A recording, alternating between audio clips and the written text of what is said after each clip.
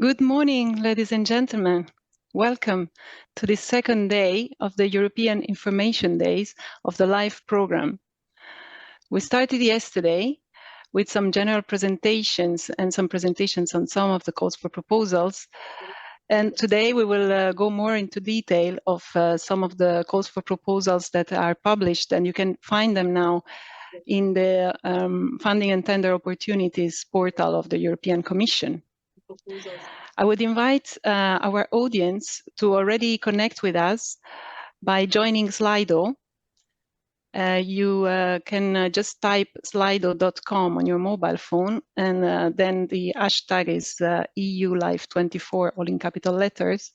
And there you can you can both ask questions to our speakers and answer to our polls that we will launch during the day. So this is the agenda for today. We will present a series of calls for proposals for standard action projects. We will start this morning with the calls for proposals for climate action projects. Then after the question and answer sessions and after the coffee break, we will present calls for proposals for projects in the sub-program Circular Economy and Quality of Life. And this afternoon will be dedicated to calls for proposals for nature and biodiversity projects. And then don't forget that after each session, we will have questions and answers. And don't forget to reply to our polls so that we know what you think about each of the sessions, if you're satisfied with it. And we really value your feedback, so we really expect a lot of participation there. So thanks in advance. Just a quick reminder, the rules for the questions that you want to ask us. Just remember that we will take the questions only when they're relevant to the session. So ask a question only if it's in the right, make sure you're in the right session before you ask a question. And then listen carefully to the presentations, because you might also receive a lot of answers to your questions in the presentations. And then before you ask a question, make sure that the question has not been asked before, because if it has been asked, we would advise you to like the question. And what happens when a question gets more likes, it has more chances to be treated in priority. So we would really advise you to like questions to give them a higher rating. So without further ado, I would pass the floor to my colleague Bernd Decker, Head of Sector Climate at SINEA, who will moderate this first session of the day on a climate action call. Bernd, the floor is yours. Thank you, Eva. Thanks for the nice introduction. And good morning to everyone, and welcome back to these info days. It's great to have you here. It's great that you show interest in the LIFE program, and in particular for the part of climate mitigation adaptation. So the next 1.5 hours, we have structured the session a little bit according to the priorities, or to give you more information about the priorities. I've been told that some of you have already printed the document, the call document, and put it under the pillow last night. And I've got the feedback that you have seen a couple of changes with climate action. This is exactly what we try to highlight also for those ones who are participating in the past or have participated in the last year's info day, to highlight also the changes, what is new in the priorities for this year, and for the newcomers, and you are the majority, the newcomers. It's of course very good or important that you carefully read the entire call document and familiarize yourself with its content. So we will have first a framing of the overall policy context, because the reason of some changes in the call document is related to the some changes in the actual policy context. So Stefanie Hiesinger will present those changes. Afterwards, we will then present you in detail the priorities for the call 2024 under climate action. So my colleagues, Darek, Fabio, Diana will present. After that presentation, we will have the opportunity to listen to a successful applicant from last year to get some experiences. And afterwards, we will have some 20-25 minutes time to answer your questions, which you may have after the presentations. So with this, I would like to introduce Stefanie Hiesinger, Head of Unit in DG Klima of the unit C3. Stefanie is dealing with low carbon solutions, partly research, low carbon technology development. She's not only responsible for the LIFE program, but also for the innovation program. So please, Stefanie, the floor is yours. Thank you, Ben, and good morning, everybody. I'm pleased to be with you this morning to indeed give you a bit of an overview of the policy context in terms of climate policy. I have prepared a number of slides, which I'm not sure who's going to show them. Thank you.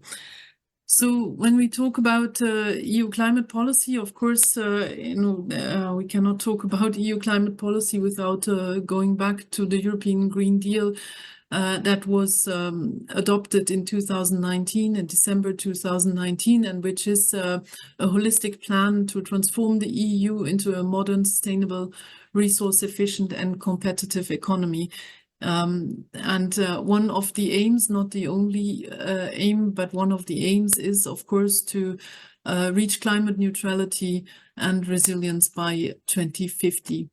Following the adoption of the European Green Deal, we have then proposed the first ever European climate law that enshrines the climate neutrality target by 2050 into legislation. The European climate law is a European regulation, and it has also set midterm targets to reduce emissions by at least 55% by 2030.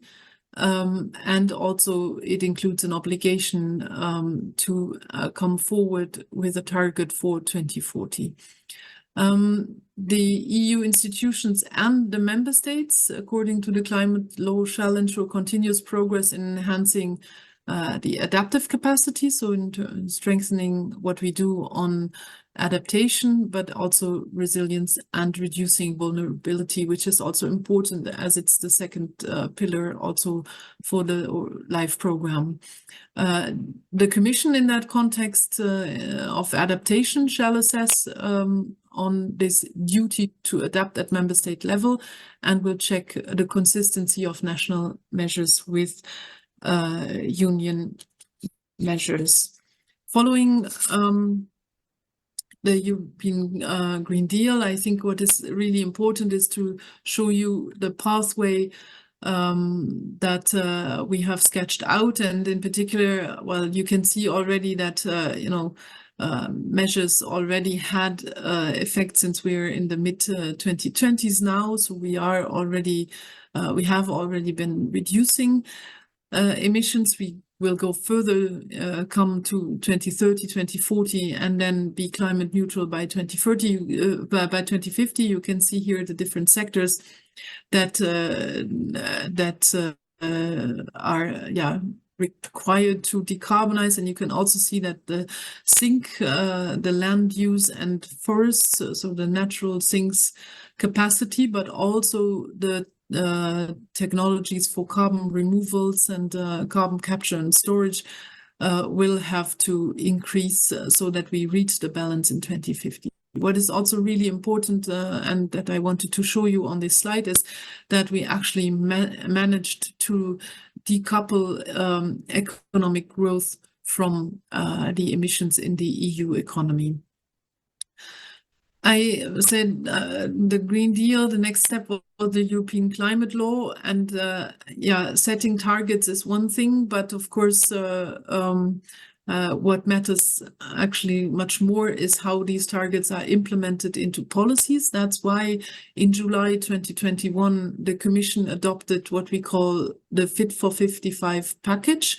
So the package of legislative measures to deliver on the 55% reduction target by 2030. That package, as you can see on this slide, encompassed a broad number of legislative actions, not all new, but the revision of a number of key instruments such as the EU emissions trading system, but also the EU effort sharing regulation, which is covering the sectors that are not covered by the EU emissions trading system, but also a revision of the Renewable Energy Directive with higher targets for the rollout of renewables, the revision of the Energy Efficiency Directive, and a few new measures such as the Carbon Border Adjustment Mechanism, but also Refuel EU aviation and Fuel EU maritime initiatives for the uptake of alternative fuels or for those sectors. Most of or I think all of the legislation in the Fit for 55 package are by now adopted and have become legislation, and we are working with high speed on the implementation on the ground of the changes that have been agreed. Another key pillar in this context, because from the slide I've shown you before, one sector that indeed needs to decarbonize and is relatively difficult to decarbonize, but also is quite important, of course, to ensure the competitiveness of the European economy is our industry. So one important pillar of the European Green Deal is also the Green Deal Industrial Plan, with a number of acts that have by now been adopted under this Green Industrial Plan. First and foremost, of course, the Net Zero Industry Act, on which a provisional agreement, so an agreement in trilogues between the European Parliament and the Council has been reached in February this year, and that in particular for, it encompasses, of course, a number of measures, but when it comes to climate and industrial emissions, the Net Zero Industry Act contains recognizes first and foremost carbon capture and storage as a strategic net zero technology, and it includes an EU-wide objective of 50 million tons of annual CO2 injection capacity to be provided by 2030. And that obligation is weighing on the oil and gas producing industry to contribute to the development, in particular, of CO2 storage sites that will be needed to deal with what we call hard to abate emissions, in particular in industrial sectors. The Critical Raw Materials Act was adopted in March. It will while we know critical raw materials are indispensable for the transition that we are looking at, and the Critical Raw Materials Act will ensure the EU's access to a secure, diversified, affordable and sustainable supply of these raw materials. Another key element is, of course, the promotion of hydrogen as a substitute for fossil fuels. We support already today hydrogen projects in line with the target that has been set by the Repower EU plan on the rollout of hydrogen, both at national or not at national, at the EU level, but also internationally via the EU Innovation Fund, on the one hand via the calls for proposals under the Innovation Fund, but also or under the European Hydrogen Bank, whereby the Innovation Fund supports or finances the first pilot auction under this European Hydrogen Bank for the production of renewable hydrogen. That auction was launched last year in November. The bidding window closed in February, and we have been evaluating the different bids, and we will make available the results at the end of this month. A second round of auctions under the European Hydrogen Bank for the domestic production of renewable hydrogen is currently being prepared and scheduled or foreseen for the last quarter of this year. And the last building block of the Green Deal industrial plan is the industrial carbon management strategy that the Commission also published in February, which is very much linked to the target, as I said, has been set by the Net Zero Industry Act, because it's a comprehensive strategy to actually set out how we are going to deal with the hard-to-abate emissions and how we are going to foster carbon capture and storage, carbon capture and utilization to ensure that we reach the climate neutrality target, and that also the necessary infrastructure for capturing the carbon on the one hand, but also storing it afterwards or using it afterwards is ensured. In line with our ambition on carbon management and this industrial carbon management communication, we have added a new area of intervention to the LIFE 2024 climate call for standard action projects to attract in particular and then support innovative small-scale projects demonstrating industrial solutions for CCU, CCS and carbon removals. That is one of the new areas of intervention, and the other one is climate adaptation and health, on which I will say a few words as well.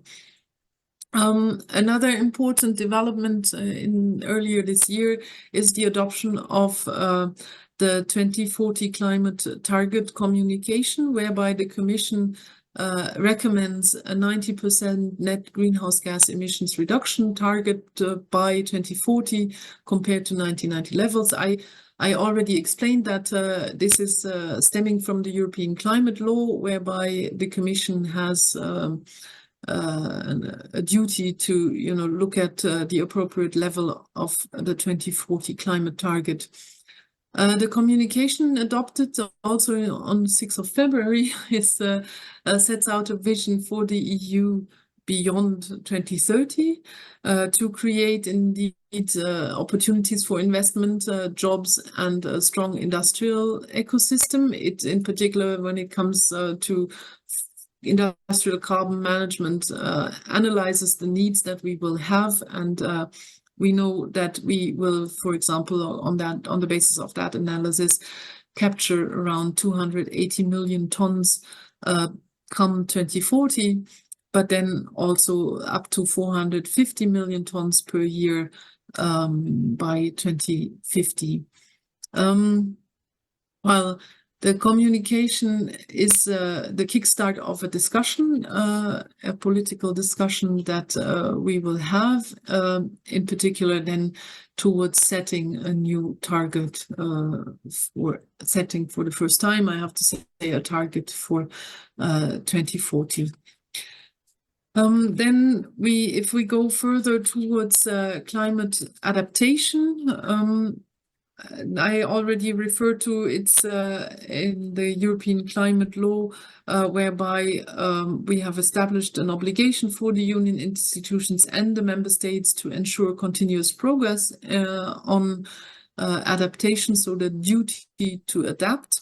And in order to implement this duty to adapt, we have adopted already in 2021 an EU adaptation strategy with 4 main objectives: to make adaptation smarter, to make it faster, to make it more systemic, and to step up international action on adaptation to climate change.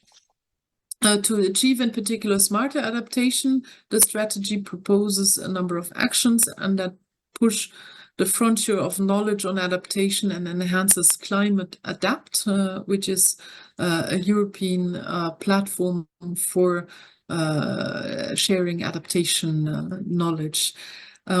Also, well, there is the adaptation mission that is supposed to help EU regions and cities to build climate resilience. And then as a last building block, we have the European Climate Risk Assessment that identifies key risks and future policy priorities when it comes to adaptation policies.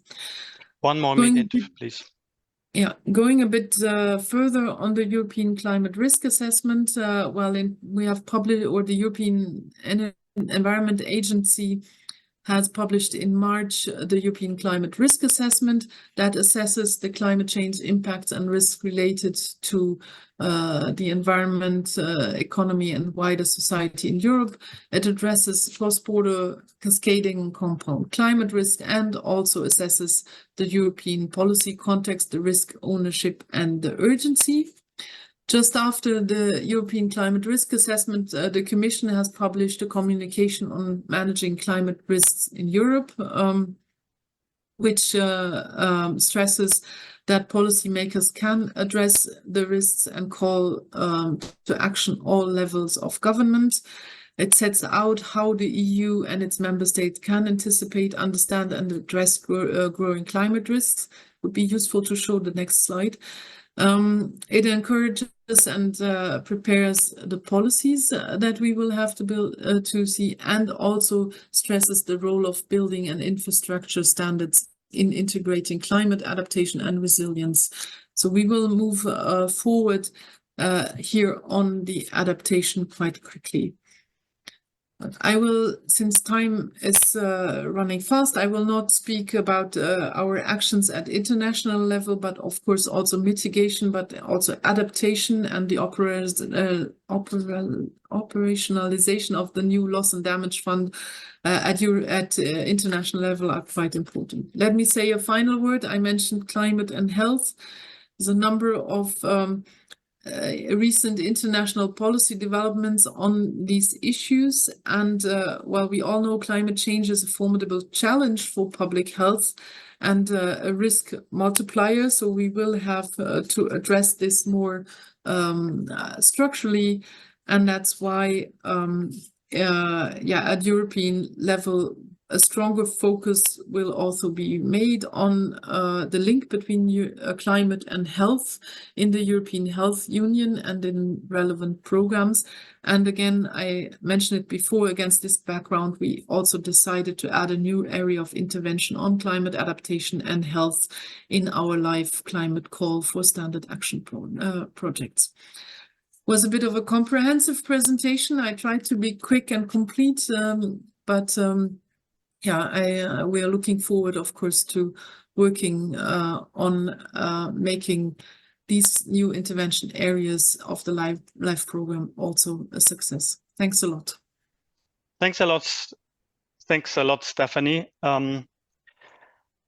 An immediate question. Well, first a comment. I mean, yesterday already we highlighted the health component a bit as a new aspect, but with the focus on the Industrial Act and plan, we had a question yesterday, and I just wanted to get your views whether an industry could apply also for a strategic integrated project. I mean, we answered it positively, but maybe you have also a position on that.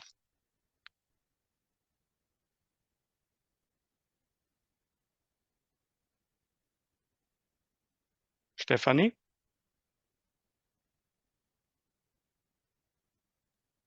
Sorry, I had a technical problem on our side. Don't you have to repeat the question? Okay. No, since there is a focus on industry through the Industrial Act and Plan, we had a question yesterday whether industry could also submit a strategic integrated project under LIFE, which we yesterday responded to positively, but maybe we could have also your views and position on it, whether and how industry could participate for strategic integrated projects.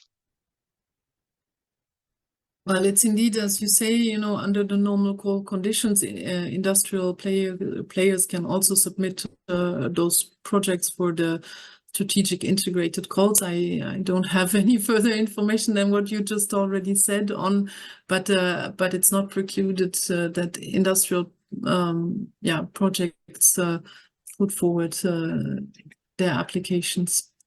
Because I think it would be even because we never had this type of projects yet, and we would even welcome, I think, industrial actors to come forward and to present something. So it's not only reserved for public authorities, but I mean, it would be very nice to receive something in that regard. Good. We need to move on because time is progressing. Thanks a lot again, Stephanie. Following the policy updates, I would like to invite my colleagues from the LIFE Klima team, so the LIFE at SINEA, the LIFE sub-program. We are currently 11 persons in the team, and 3 of them you will meet right now. Darek Urbaniak is Program Coordination Manager and Call Coordinator for Standard Action Projects. He is responsible for the climate change mitigation priority. Then Fabio Dallan is Program Coordination Manager and Call Coordinator for this strategic integrated projects from the climate side, and he is responsible for climate change adaptation priority. And Diana Oanja is Project Advisor working on various files, in particular on climate change adaptation, but she's also responsible for the LIFE governance priority. So please, Darek, the floor is yours.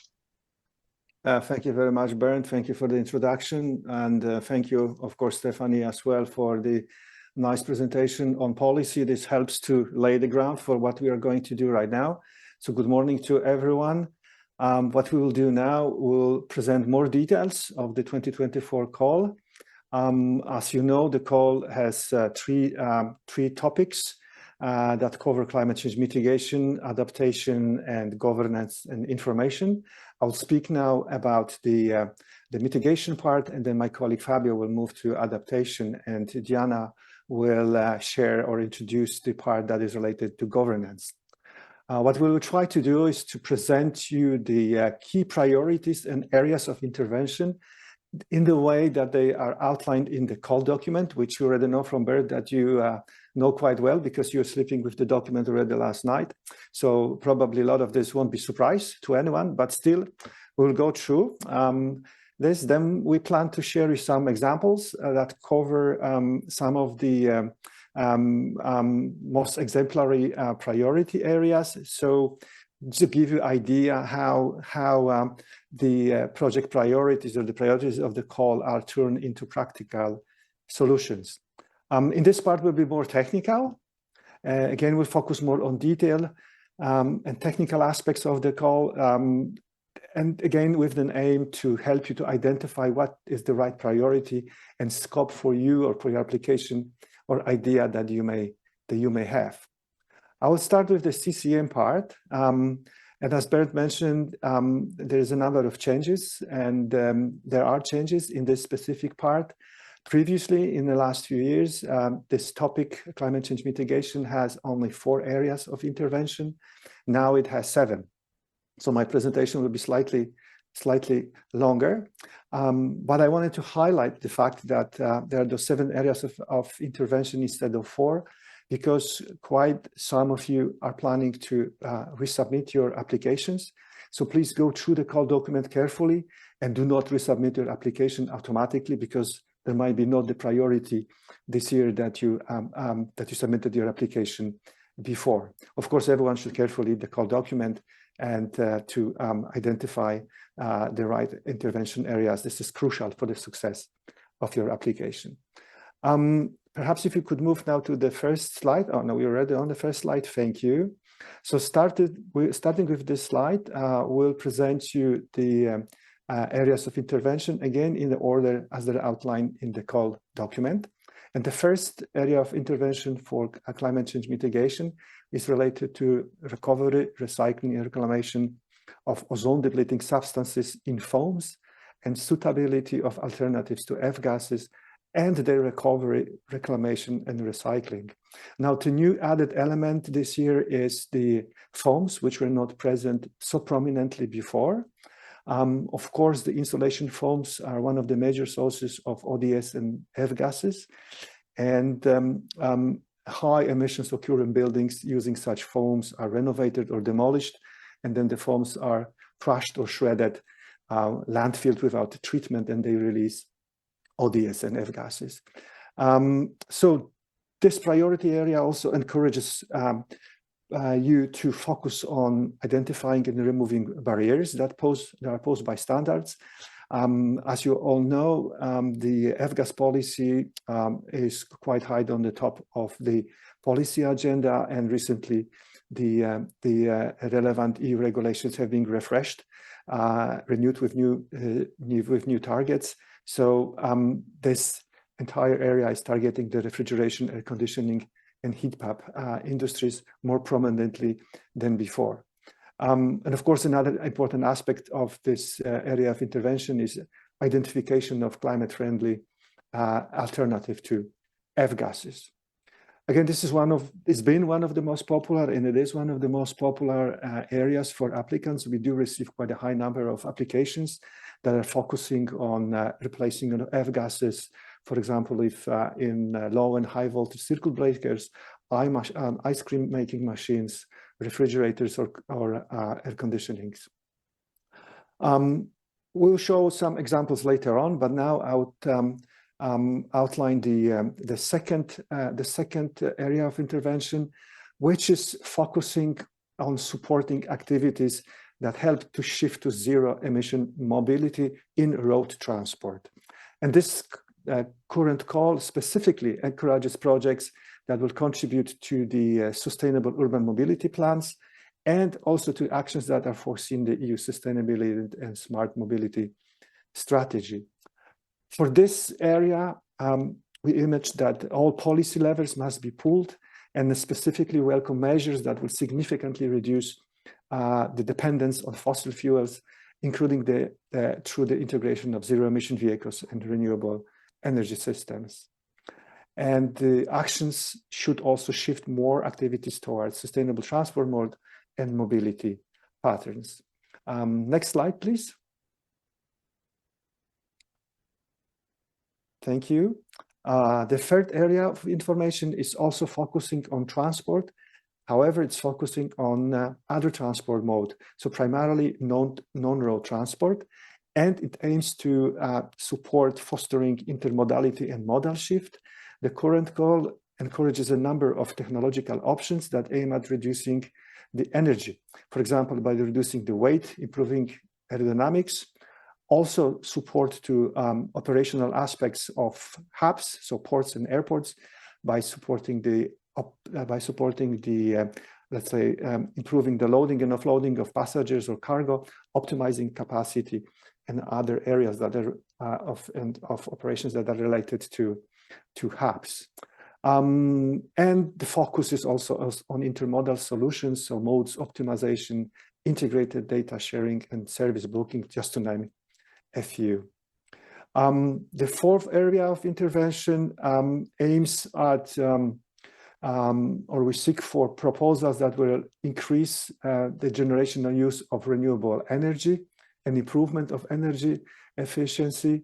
As far as these actions are not covered under specific calls under Clean Energy Transition Subprogram that will be presented tomorrow. So we will also invite you to participate tomorrow, as there are some overlaps, and it's quite important to participate in both sessions. If you have a project, if you're planning a project that is aiming at this specific priority, then it's best to participate in both events to clearly identify where you should prepare where you should submit your application.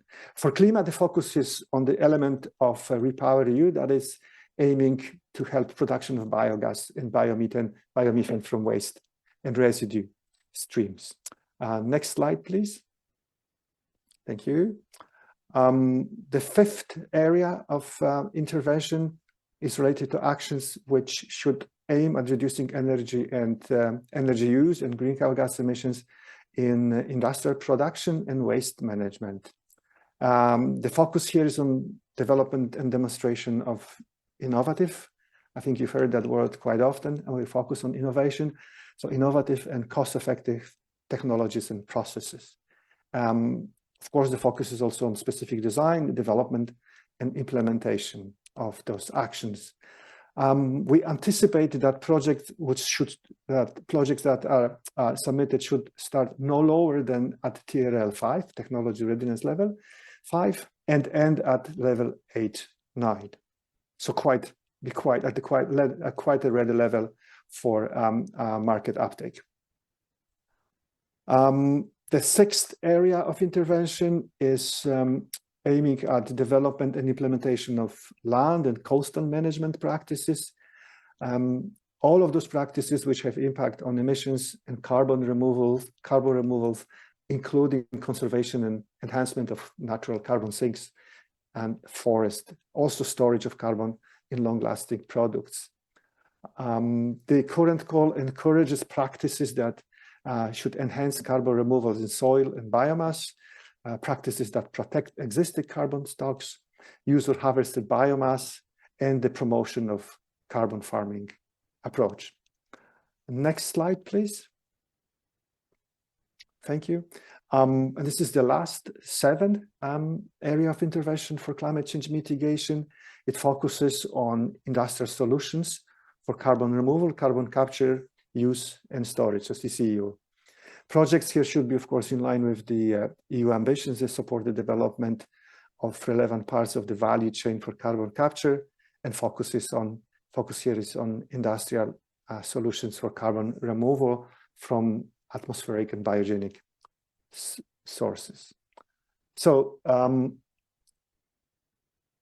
stop here with the description of the 7 areas of intervention. Please review the call document very carefully. Again, there are quite a few more details. I only focus on kind of high-level elements of the call, but there are more details in the call document that should help you to fine-tune which area is more suitable for your idea and application. And we do advise that you do that ahead of time. Please speed up your part. Yeah. Thank you, Bert. Now we prepare a few examples for you.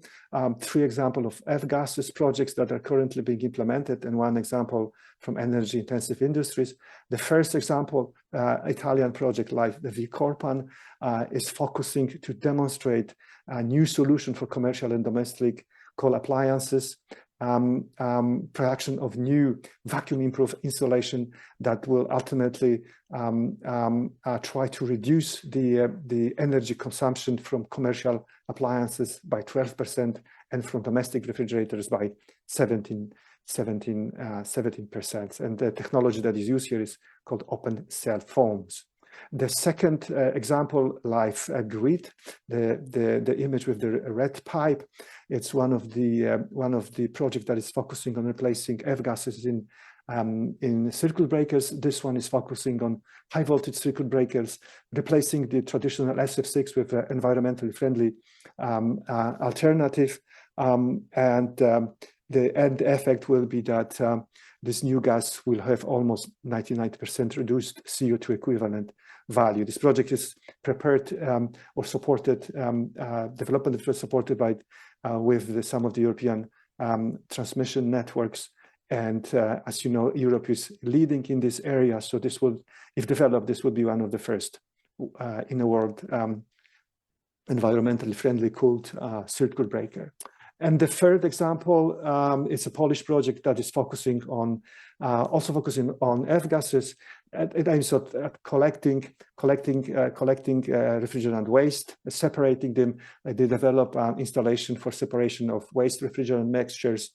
And the project itself also aims at improving awareness raising and and support knowledge about this issue.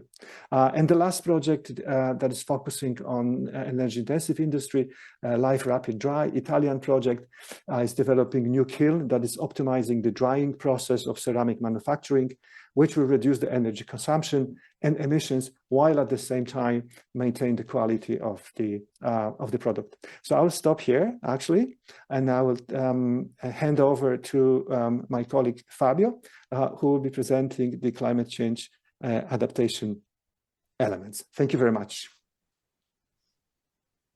Thank you, Derek. So let's move on to the adaptation priorities. Can we have the next slide, or possibly the next 2 slides? There are 9 priorities in climate change adaptation. Let's move on. They are fairly similar to the one of last year, with the new addition that Stephanie already mentioned on climate and health. So I will go through these 9 priorities and also give some example at the end, as my colleague Darren did for the climate change mitigation part. The first priority is clearly on policy development and adaptation plans, because adaptation needs to be treated in a comprehensive manner, and it has several facets that goes to influence different sectors of our economy. So mainstreaming is one, and governance is one of the key element for climate change adaptation. So this is clearly the first priority mentioned in the call document. So it has a transversal nature, therefore it can be at national, regional and local level geographically, and it has to use the best science and knowledge to be able to plan where the first intervention needs to be taking place. It can also pool over some resources for other funding program and coordinate therefore actions from different sectors. The second priority is connected to the first one, so it develops those knowledge and tools to be able to address the priorities where needed. So it can be modeling of adaptation impacts, climate impacts. It can also relate to risk assessment, but also vulnerability assessment, or it can be related to monitoring adaptation solutions and evaluating them. Next slide, please. The third priority is on nature-based solutions. This is quite transversal. It can be applied in urban or rural environments, agriculture, forests, coasts, marine areas. It can be related to guidance and capacity building or sustainable financial approaches, but we more and more see that we have demonstration and application of this technology in our winning proposals. So simple guidance and capacity building will not be enough. We need to see the solution, the practice in place with an evaluation, possibly also of the benefits and the cost of such solution. More and more also we want to leverage investments from other sources to be able to deploy nature-based solutions in different places, environments, and use life as a mean to leverage more capacity, financial capacity.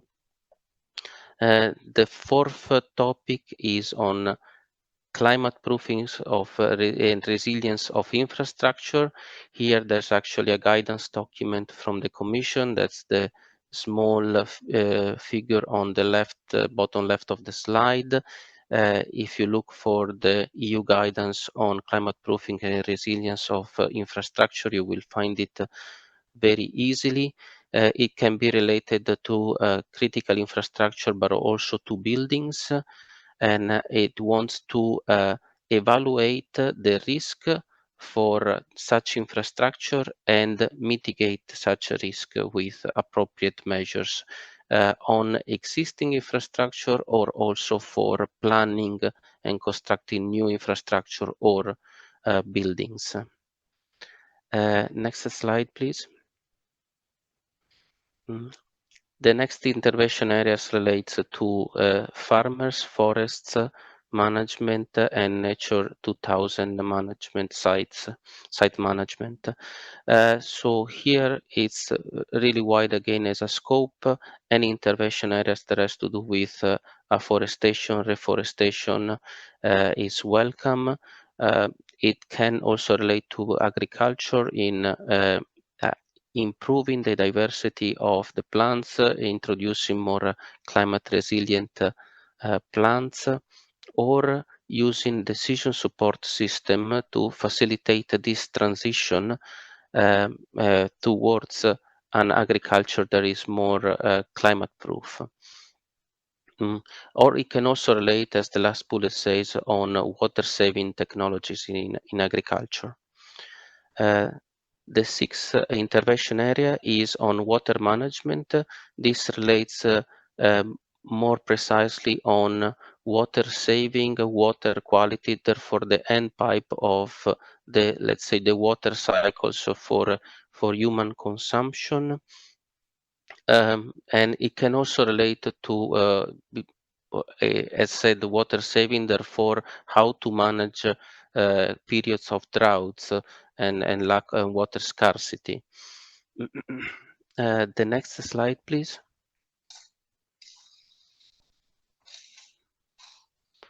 Okay, here we are on the climate and health topic.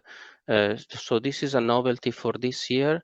This topic wants to generate some knowledge and consider solutions that, while adapting to climate change, will also provide improvements on the health system.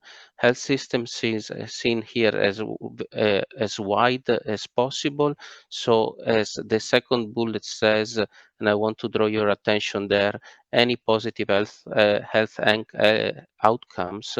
So it could be on the food and agriculture sector, water and sanitation, housing, urban planning, healthcare, transport, and energy. So it's very wide in scope, and it leaves the freedom of the applicant to come up with ideas in that respect.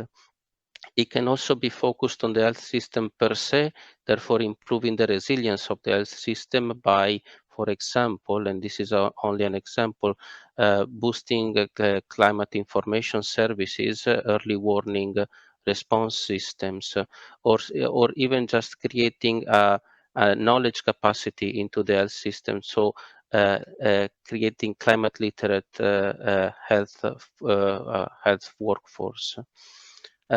And scaling up investment, you've seen it also in the other topics. It's again an element that wants to that the LIFE program tries to incentivize for pooling other resources on top of what the EU is placing in its project. At the bottom of this slide, you will also see two links, one on the European Observatory on Climate and Health and a specific report of the European Environment Agency on climate and health that can help you build your proposal in line with the expectations. The next slide, please. So the last two priority areas concerns one, the cascading effect and compounds risks. Here we are more on the upscale of the water cycle management. Therefore, we look at river basin management, for example. Here we want specifically though to look at cascading effects and compound risks. So impacts that have multiple facets and they are related therefore to preparing for extreme weather events, extreme rainfall, and apply those solutions that can mitigate the occurrence of cascading risks. Please accelerate.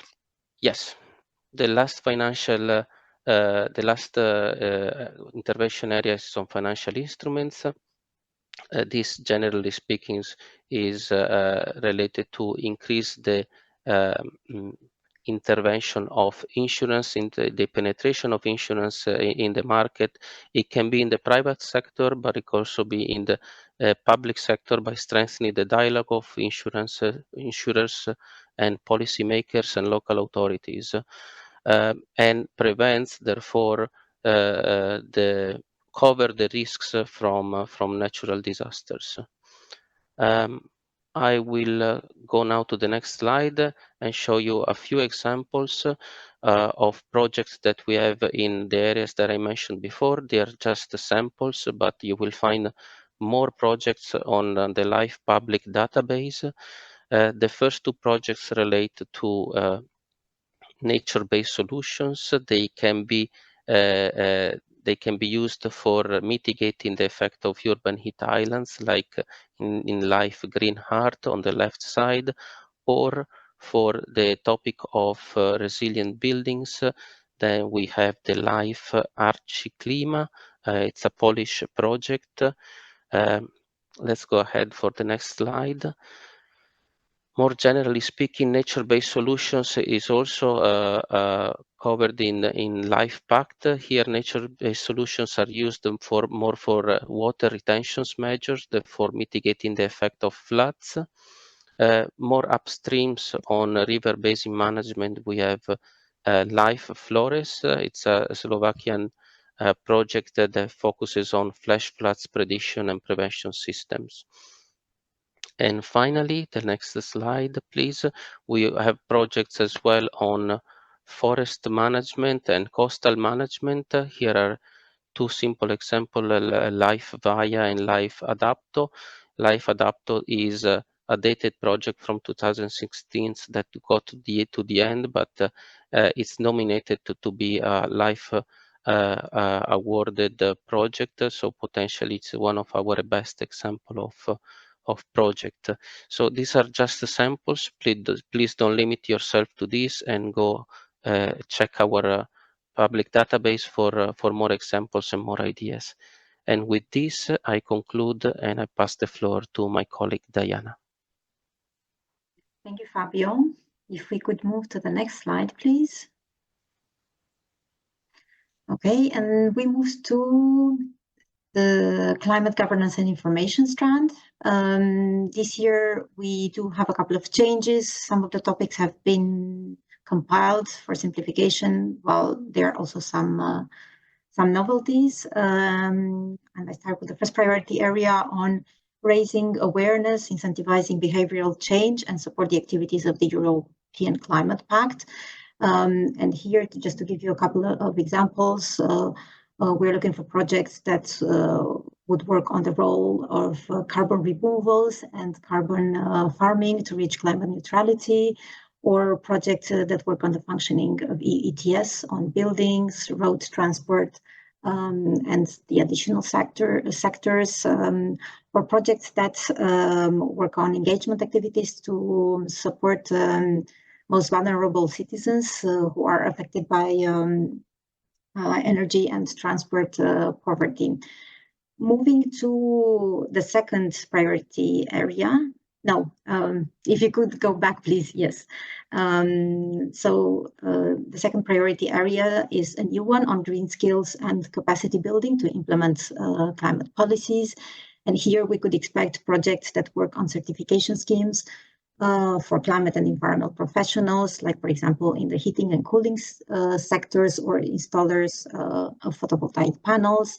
Then projects that enhance the public-private collaborations to develop regional or national carbon capture and storage plans, or projects that draw up indicative voluntary sectoral roadmaps. The third priority areas is on building capacity, raising awareness, raising among end users, and the equipment distribution chain of fluorinated greenhouse gases. The whole idea is we need to further enhance the capacity of the personnel to service equipment with climate-friendly alternatives.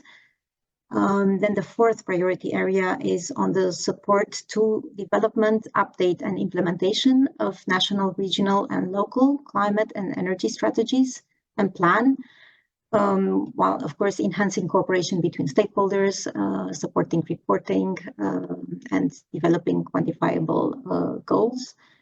The fifth priority areas is on activities linked to development and implementation of sustainable finance actions. And here we are looking for projects that further develop metrics and benchmark that improve the transparency, accessibility, and comparability of data, or develop and implement innovative financial solutions that support just transition, or incentivize the sustainable consumption and production, or the use of nature-based solutions. The sixth priority area is on greenhouse gas emission monitoring and reporting. And here particularly, we are looking for activities that strengthen the national, regional, and local capacity to monitor and report on greenhouse gas emissions and control trade, and solutions that enhance cooperation and coordination between the national authorities and relevant agencies and other actors on greenhouse gas emissions, monitoring and reporting, and also F-gases in the area of F-gases, especially on illegal trading. Then the seventh priority area is on development of geographically explicit inventories for LULUCF sector, creation of carbon removals, registries, and certification schemes, and organization of capacity building activities and advisory services, which I think it's a very broad area and encompasses a lot of different aspects that you could pin on. Then the eighth priority area is on knowledge sharing and capacity building on the functioning of the EU ETS. This is an area that we traditionally had it. It was quite a popular area in the governance and information. Again, we are looking for building broader international networks of experts, widening dissemination of knowledge, and building consensus and political support for carbon markets. So working on emissions inventories, projections, monitoring, and evaluation of the ETS policies. And the last priority area is on climate policy monitoring, assessment, and ex-post evaluation. As usual, we're looking for comparative assessments of different policies and measures at national, regional, and local levels. We're also looking for projects that enhance cooperation between different stakeholders to promote robust monitoring and assessments and ex-post evaluation of climate policies. And if we could move to the next slide. Here we have a couple of examples of what a governance and information project could look at. The first project is illustrating the EU Climate Pact priority, and is empowering local communities to co-create and implement do-it-yourself solutions. They have several types of interventions, be it online challenges where people can implement individually different solutions like sealing windows, or workshops where people receive further practical instructions and support to develop do-it-yourself activities like insulating story ceilings, or community projects that are implemented jointly and require resources and ongoing support, like developing community gardens or car sharing schemes. Then a second project illustrating the FGAS's priority area is on development and implementation of a model of cooperation between state authorities and other entities to improve the monitoring in the area of FGASes and their illegal trade. And then, as I was saying, a popular area in this trend is the EU ETS, where we have several projects. LiFeTSET, for example, is working on deepening the international cooperation on emission trading. LifeQuas has developed a collaborative observatory for the assessment of EU ETS to support EU and member states policymakers to implement and develop the EU ETS, also including its integration into other emission trading systems. Or LifeView 2050 is doing an impact assessment of the EU ETS with a long-term vision for a climate neutral economy by 2050. So if we could move to the next slide.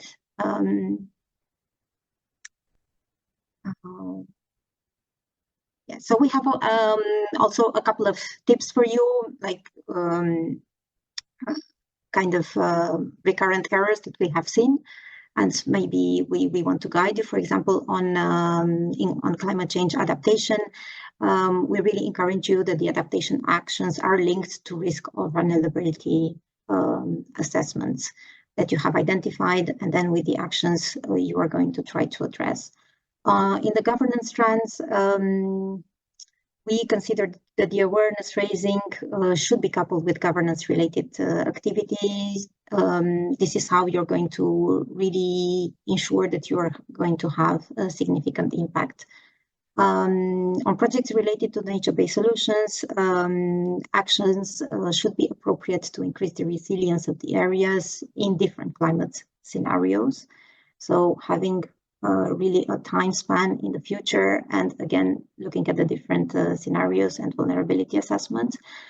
And because we have priority areas to develop tools, the tools to be developed are to be used in policymaking and implementation during the project. So not only developing the tool, but also putting it into practice. Next slide. And a final financial item on the financial support to third party. It's very important that you define the criteria for awarding this financial support to third party in your proposal. This means the activities to be funded, the conditions for selections, the type and amount of financial support to be clarified. And this you will find in the call for the details. Next slide, and I think we are actually at the final slide. Darek, would you like to take over? Yes, most definitely. Please close it quickly. Yeah, very quickly. Late. Yes. Okay, so to be quick, we're publishing, of course, we publish on 18th. The deadline for CLIMA is 17th. Maximum funding rate 60%. As you can see, the total available budget we have is around 62 million, and we anticipate to sign the grant agreements in May, June the next year. On the right-hand side, you see in the table, this is an approximate allocation per topic. So for CCM and CCA, we roughly envisage 28.5 million for each of the streams, and for Gov around 5 million.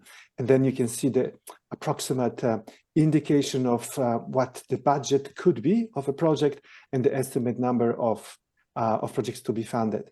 And of course, to wrap this up, the agency reserved the right that we allocate this budget slightly differently according to the priorities and the scorings received in or the assessment of the projects in those different streams. So we look forward to your applications, and hopefully we have a good quality and we can use up the budget that is planned for this current call.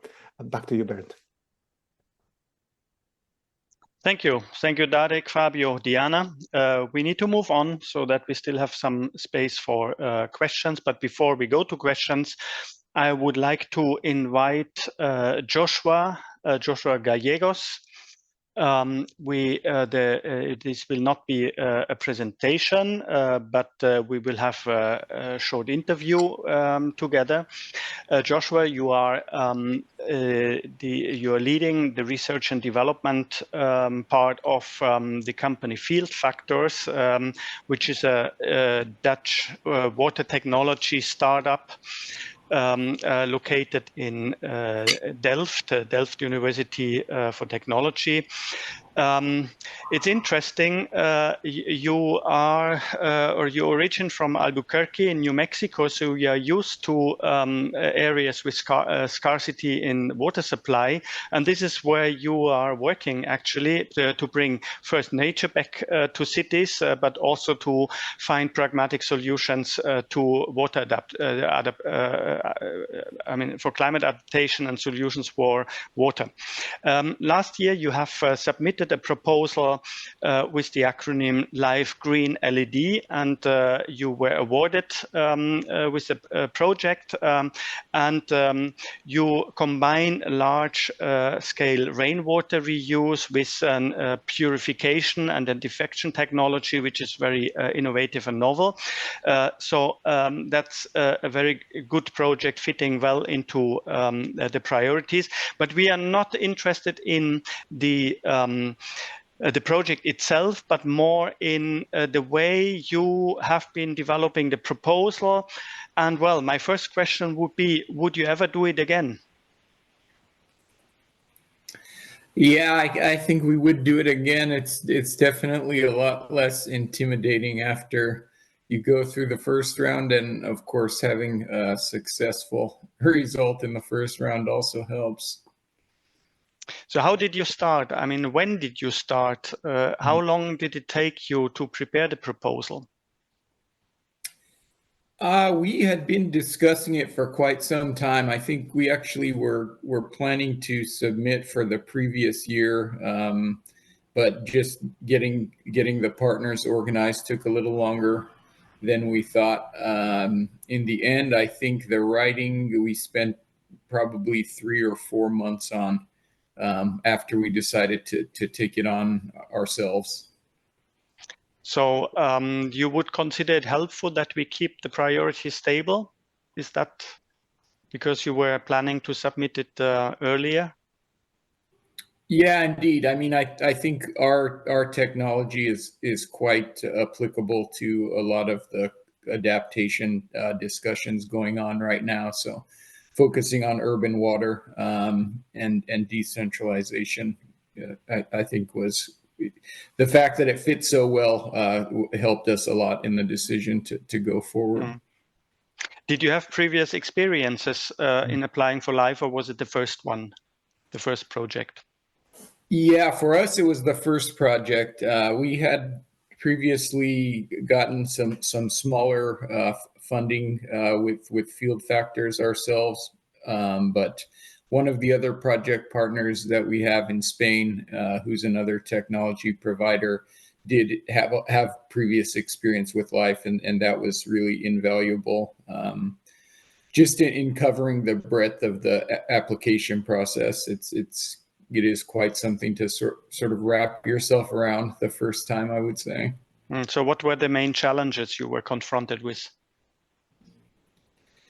I think it was just the bulk of things that needed to be completed. So that was the main thing. We of course got the advice to read everything 3 times over and fill out very specifically what's being asked.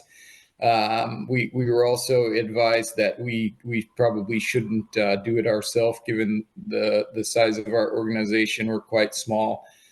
So I ended up speaking with a number of consultants actually, and after hearing kind of what the fees were and what kind of thinking about what kind of workload would be required to communicate our information to them, we decided to just go forward, and with a lot of support from the other technology partner, I think we were able to put things together quite well. Okay, so that's an interesting point. So that means writing the proposal is also a very costly exercise. I mean, either you pay a consultant with the respective fees, or you have to invest a lot of human resources yourself. Yeah, indeed, and how much you can actually reduce the burden of your own time by hiring the consultant was really a critical point for us in deciding to just go forward ourselves. So what would be your, let's say, main recommendations to potential applicants? I mean, we have heard yesterday that about 2/3 are newcomers to LIFE, or at least to the Info Day. So what would you recommend to them?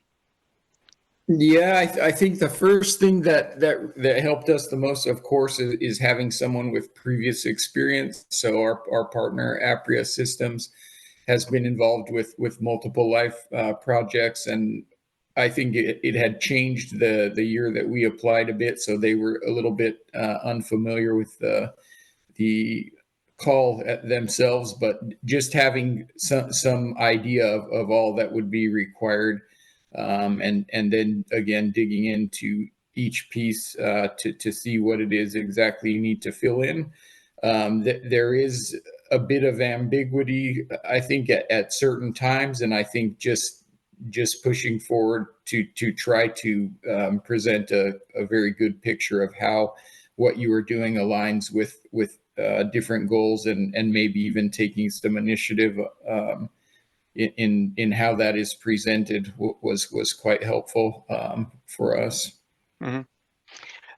The grant agreement preparation process, I mean, of those ones who then pass the first step, of course, you probably then open a bottle of champagne, and but then you go into the grant agreement preparation process, which is probably also time consuming and sort of tough period. Did you experience like this, or was it more a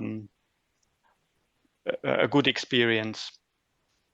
To be honest, I think we were quite surprised to get to that part.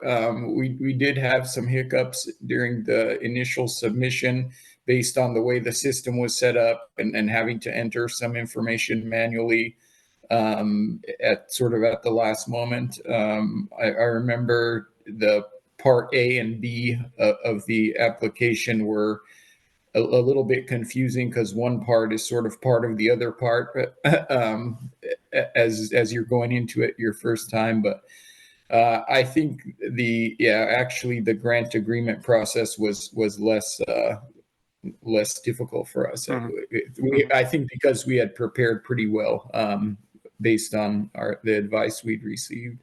Mm-hmm.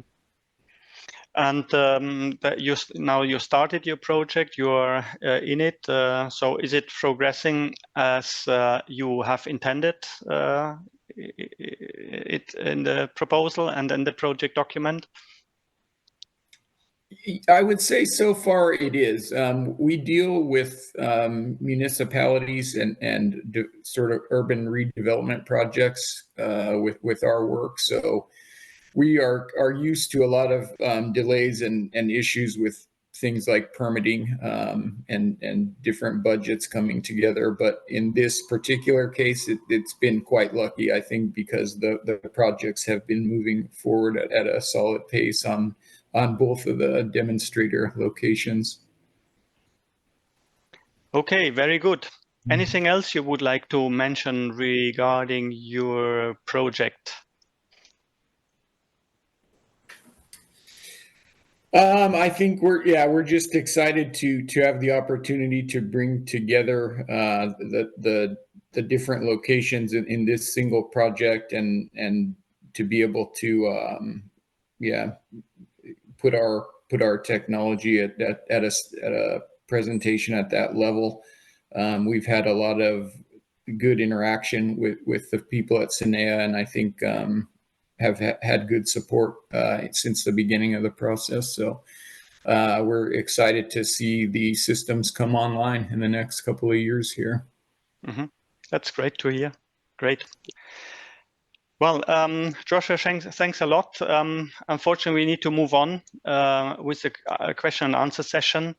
So thanks for being with us. And I hope that potential applicants would be able also to contact you to get advice if they would need, as you did probably with other entities. Absolutely. Yeah, it's been my pleasure. Great. Great, thanks for having you. And we move on into and go to the question and answer session. We have already seen quite a number of questions coming up, or also from yesterday. And so it would be good to get those questions on screen. And during the presentations, I could see quite some activities on Slido. So you have the link there. And so we have the first question. For implementing biodiversity-rich urban district urban greening project, including innovative stormwater management solutions, would you suggest to apply for the nature and biodiversity or adaptation sub-program? I'm going to take this question immediately myself because because we are getting very often this kind of question, also with regards to circular economy, quality of life. I mean, we have, of course, some priorities which are bridging into the other sub-programs. It depends very much on your starting point. Where do you start from, and which policies you are addressing? If your main priority is on nature restoration and focus on biodiversity, then of course the right place would be a nature biodiversity. If your first interest is to make the area or the urban area more resilient with regards to climate change, and you follow the various guidance documents, whether it's the EU adaptation strategy or the national adaptation strategies, you may even have local adaptation strategies, then of course the right place would be under the climate change adaptation sub-program. So you need to decide yourself, and then you need to convince us or the external evaluators in the way you are presenting it and from which angle you are presenting it. Of course, you can gain additional points by showing synergies with other sub-programs, synergies with other themes, and that, of course, is very much welcome that you also reflect on those ones. For climate adaptation, there is priority area for nature-based solutions. Here is to say the focus on critical infrastructure. How strict is this, and what does it mean for projects focusing on blue-green infrastructure in city centers? I wonder whether there is a participant from, whether Stephanie or Angelo from DG Klima are also present. If yes, please, could you switch on your camera? You have Stephanie with you, Bernd. We see her. Okay. Stephanie, would you be able to answer that question? What critical infrastructure would mean in that context? Thanks, Bernd. Yes, I'm still with you, but I have to admit that I'm not able to, on the spot, answer the question what critical infrastructure in that context means. I would need to get back to the experts and provide a written response to this question. Maybe Fabio from the presentation you gave on the priorities. Do you have further information? Well, I must say that the topic is pretty open, and we have also projects focusing on blue and green infrastructure. Therefore, maybe more if the writer wants to specify better the questions, because to me it looks like the NBS can be applied in many different regards, and critical infrastructure has its own topic, but NBS is open for many different applications. Okay, thanks. So we will try to look into this and add information to the question later on. There is a further question which is related to infrastructure investment. So, it does not address infrastructure, but on infrastructure investment, is there upper limit? Just very briefly, we are not, I mean, LIFE is funding demonstration activities, pilot and demonstration activities, so we cannot, of course, finance big investments. And you have seen from the funding which we have available, I mean, an average budget of a project, of a standard action project, is in the range of between 1.5 and 5 million. And I mean, sometimes a zebra crossing could, with a traffic light, could cost even more than this. So, I mean, we cannot fund big investments, but of course we can contribute to the cost of investment investments, and we can allow limited infrastructure in the proposals or in the projects. In the previous times, we had about 500,000 cost as a guidance. Of course, it can be lower, it can be higher if well justified. Look for the value for money in this regard, and whether it really makes sense and it's important to for fulfilling the objectives of your proposal. The next question: is it possible to submit energy projects in the LIFE Climate sub-program for topics that do not fall under LIFE CET? Darek, or yeah, I would ask Darek. Yeah, I'm happy to take that. So the clear answer is, yeah, I mean, general answer will be to that, yes. As you recall during my presentation, I mentioned that projects that do not fit under CET could qualify under the LIFE sub-program for climate mitigation. However, the way the question is formulated would not really fit, because the objective of our call is to reduce the greenhouse gas emissions. So if the focus of the project is to reduce the emissions, and as an additional element or through an energy reduction, then such project would definitely qualify. Thank you. Thank you. Also, the next question would go to you, since you're call coordinator. As expert evaluators are often employees of companies from specific sectors, a conflict of interest may arise. How do we secure this? Yeah, thank you for this question. Of course, as you know, the LIFE applications are evaluated by external body, by independent experts. The underlying element of our relationship is that there is a very strong legally based conflict of interest or non-conflict of interest process that each expert need to sign and adhere.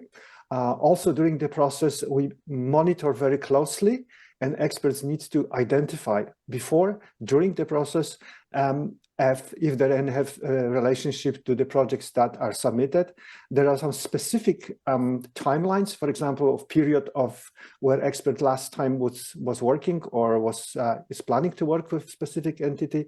And if there is any potential conflict of interest, which the expert would not report, and we would find out, then such expert would be excluded from the process. And this is the non-conflict of interest is also related even to us internally.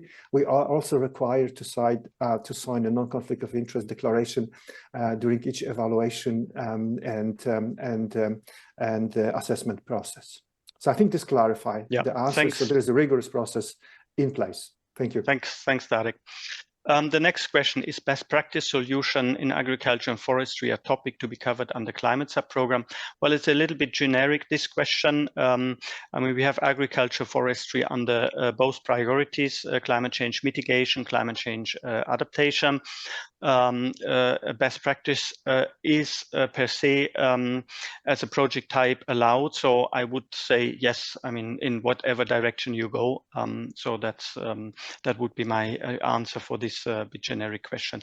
The next two questions I would like to ask again, DG Klima, Stephanie, if you could, in terms of the project ideas, of course, it's very difficult, challenging based on two lines to make an, let's say, a recommendation, but there is one potential applicant or interested person who is looking for a research grant, but please, LIFE is not funding research. So it's a grant on collection, purification and storage of CO2 for production of brick, incorporating solid waste and construction waste.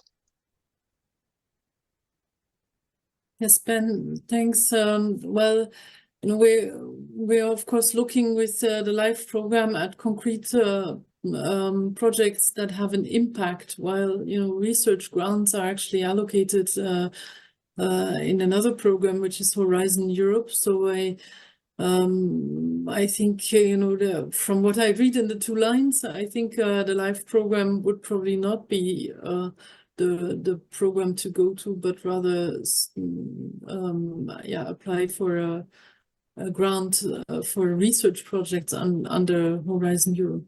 But, and if they would remove the research part and really build bricks incorporating solid waste and construction waste, I'm a little bit concerned with the waste aspect in this because that can invite, of course, using such technologies as let's say to dispose certain waste.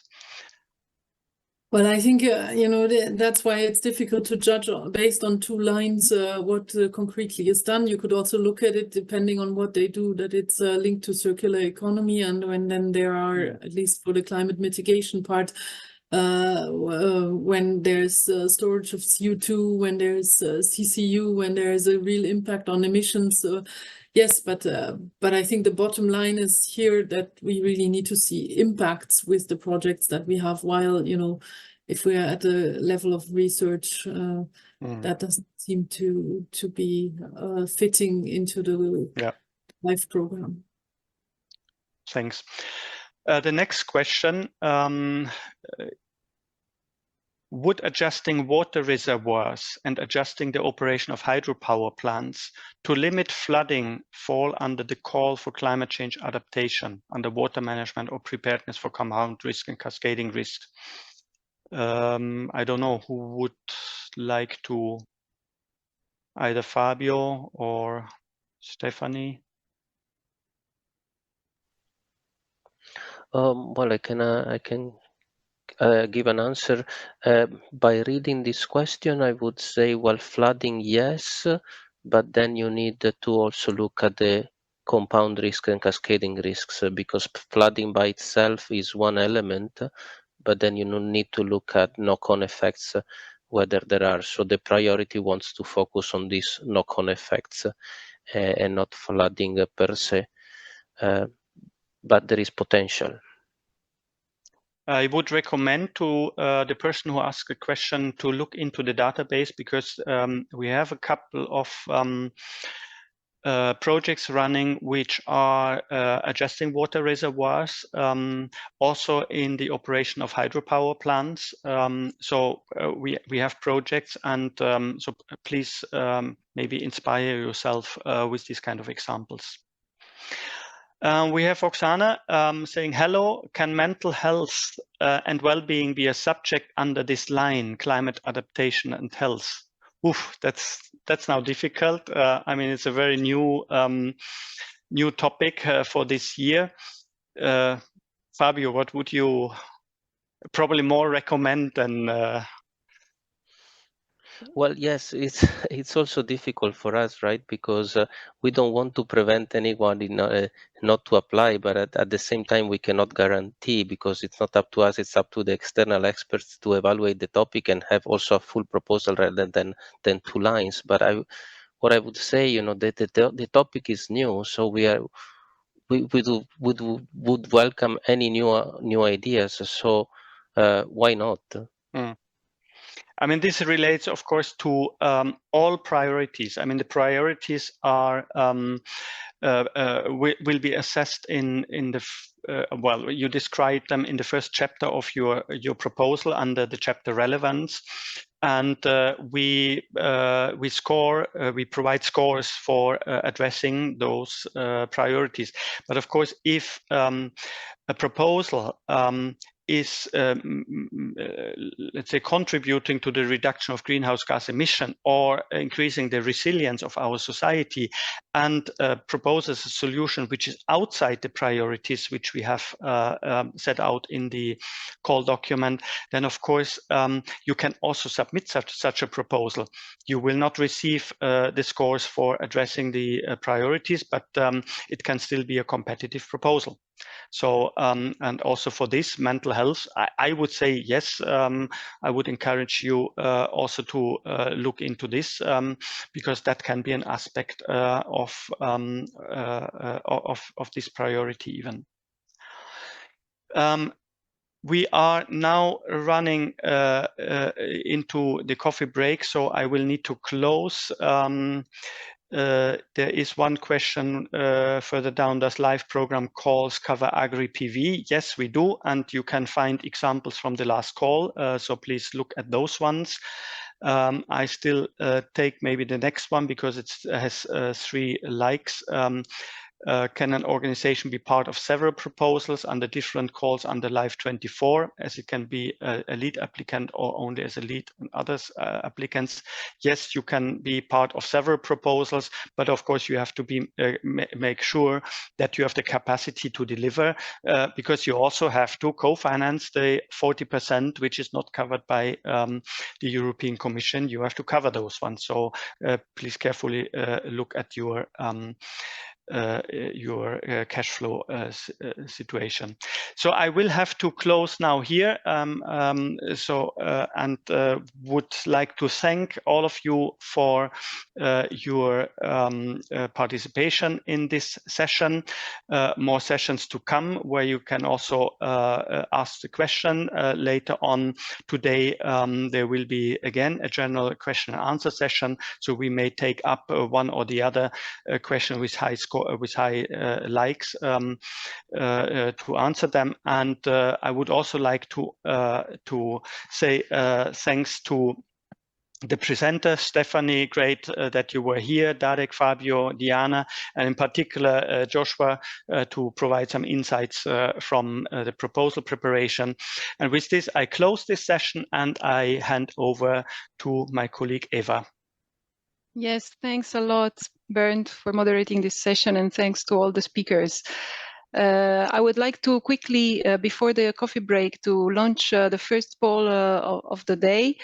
Please go to Slido and take just a few seconds to reply to this poll on how would you rate this first information session on the calls for proposals for LIFE climate action, climate change mitigation, and climate change adaptation. Just please go to Slido quickly and let us know what you thought. We really value your feedback, and we will take it into account for the next EU Info Day. And then before we go to the coffee break, I would just like to remind you that we are waiting for you at 10:40 on the same link, just on the same place. We will be with our colleagues on the circular economy and quality of life team, and my colleague Nadia Lamandats will moderate this session. So they will present the calls for proposals for standard action projects on circular economy and quality of life. So please be back on time at 10:40.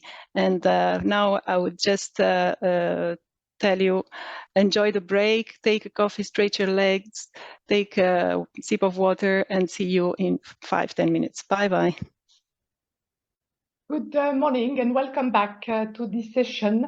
It's my great pleasure. I am Nadia Lamandaz to welcome you in this session dedicated to the calls under the Circular Economy and Quality of Life Standard Action Project. So you will hear many of my colleagues that will present you in detail the various priority topics under the Circular Economy and Quality of Life calls.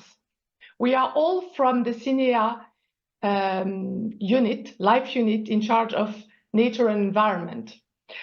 So my colleagues will guide you to the important features of the call document, in particularly the section 2 of the call document, that of course we recommend you to also read and reread because it's very important to understand the various priority topics. Then, after this presentation, we will have also the possibility to answer some of your questions via that you have either asked yesterday or today under the via Slido. So do not forget to like the questions that ring a bell to you, and we will try to answer all of them before the end of this session that will be at 12:10. Please note as well that as you will see, the presentation are rather dense. So we have recorded all these those presentations to make them available to you for watching them again, including the question and answer sessions. So that's really important that you can refer back, and they will be on the live website. Without more time, I will kindly request having the presentation, and I will give the floor to my colleague, Aurelio Politano. Voilà. So Aurelio, the floor is yours. Thanks a lot, Nadia. Good morning, everyone. I'm Aurelio Politano. I'm the Program Coordination Manager of the Circular Economy and Quality of Life. I deal mainly with the standard action projects, and as Nadia mentioned today, we will be presenting our team the priority topics of our call. So you will get to know the other colleagues as we go along with the presentation. Next slide, please. So we will be discussing basically a bit more generally the type of funding instrument and the focus of this presentation. You have already got some information yesterday related to the call or to the different types of call. It's just a quick reminder. We'll discuss a bit more in detail the innovation and best practice definitions which are relevant to our call. And then we'll dig into the priority topics through the different colleagues that I have specialized allocation. So as I was just mentioning, this slide shows the different type of funding instruments foreseen in the LIFE program. Here we are talking about standard action projects. So normally those are the calls within the sub-program for circular economy and quality of life, the same for climate and the same for nature. They are a bit more substantial in terms of funding and budget, and they are also the more traditional projects funded by the LIFE program over the past couple of decades. Next slide, please. So what are standard action projects? You can read the definition. I will try to summarize this to a certain extent my way. LIFE traditional projects or standard action projects are implementing projects, so not focused on research, dealing with innovative solutions basically, but not necessarily innovative. They can also be best practices. These projects, as I mentioned, they are implementing projects with real actions on the ground, and evidently they contribute to all the things that you see in the third bullet point linked to relevant union legislation and policy. So they contribute basically to the implementation, monitoring, enforcement of the EU legislation linked to environment. The last bullet point deals with the fact that we not only ask projects to implement actions, we also try to foster replication and kind of transfer of these results in other contexts. So this is the definition of what a standard action project is. You know from, I guess, yesterday that in our case, the co-financing rate is 60%. The 2 bullet points you see below do not apply to our call, but just to nature calls. And the maximum duration of the project is 10 years. Next slide, please. So what do we mean by innovative solution and best practices? So by innovative techniques, we mean solutions that are new, either, well, that are new compared to the state of the art, but the state of the art either at member state or sector level. And basically, and here we go back to the idea of implementing projects. They must be implemented, these solutions, at a scale that allows the achievement of significant impacts, basically.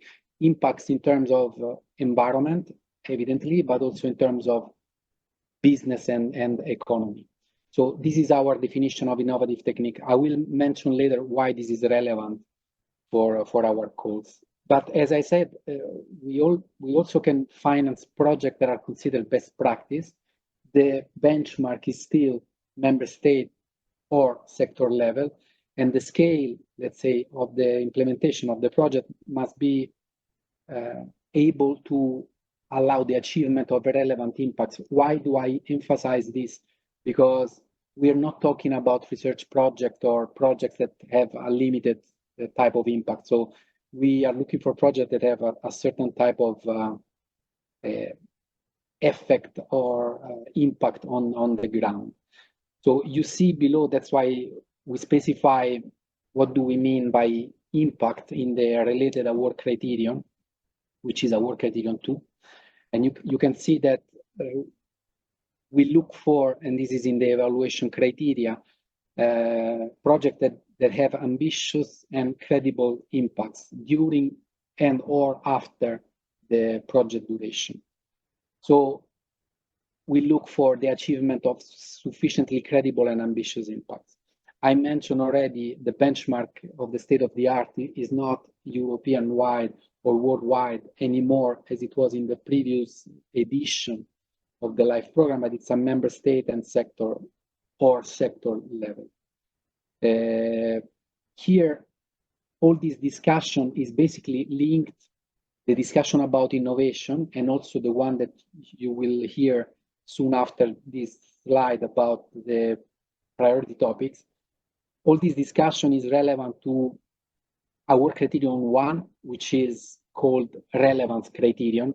And within the context of this criterion, we do evaluate the match of the proposal with the definition of standard action project, the possibility that it's innovative, and the fact that it matches with the priority topics, which in some cases, they require a kind of innovation level of a certain type.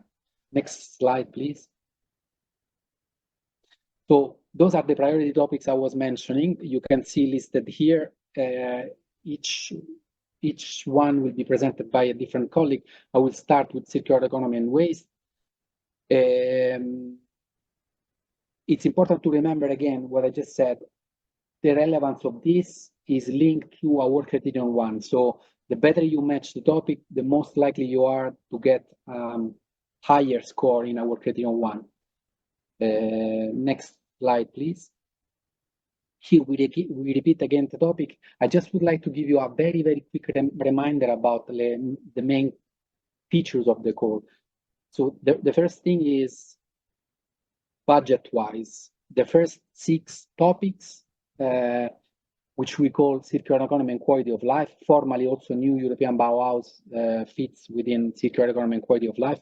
But those 6 topics have a budget of 65 million.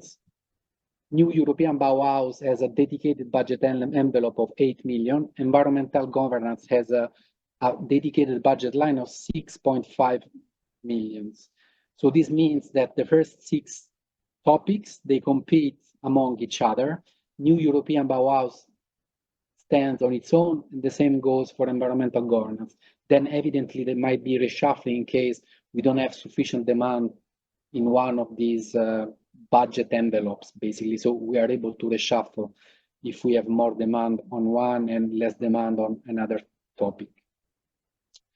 I want to highlight again, and this you will see it right away when I start the discussion about circular economy and waste topic, there's a kind of strategic use of innovative in this topic. So you really need to pay attention that your solution matches not only the general description of the topic, but also in case it's specified the fact that it is innovative. So you need to explain. How do you need to explain this? Explaining the state of the art at member state or sector level, and explaining what is the reason why you consider your, without further ado, I would move on to the next slide, which is exactly the description of circular economy and waste. Here we have two sections. One, which is this one, is more traditional waste management to a certain extent. You can see described here in all the bullet points the different waste streams, most of them, if not all of them, covered by specific EU legislation. And the warning I want to give is what I was mentioning before. You can see here at the beginning, the sentence starts with implementation of innovative solutions. So in this case, we are looking for not only projects that deal with these waste streams in the way that you see described here, for example, separate collection and recycling of WEEE. So it does not only have to deal with this, but it has to be innovative. And so you need to explain this. There are specific parts of the application form where you are requested to explain the state of the art, if it's innovative, and how it fits with the project topic. So I will just mention briefly the different waste streams, but those are, again, the ones that are a priority basically in the EU legislation linked to environment. So we have waste electrical and electronic equipment, we have batteries and accumulator, end-of-life vehicles, we have construction works for building, plastics. It's really the top priority waste streams covered by legislation.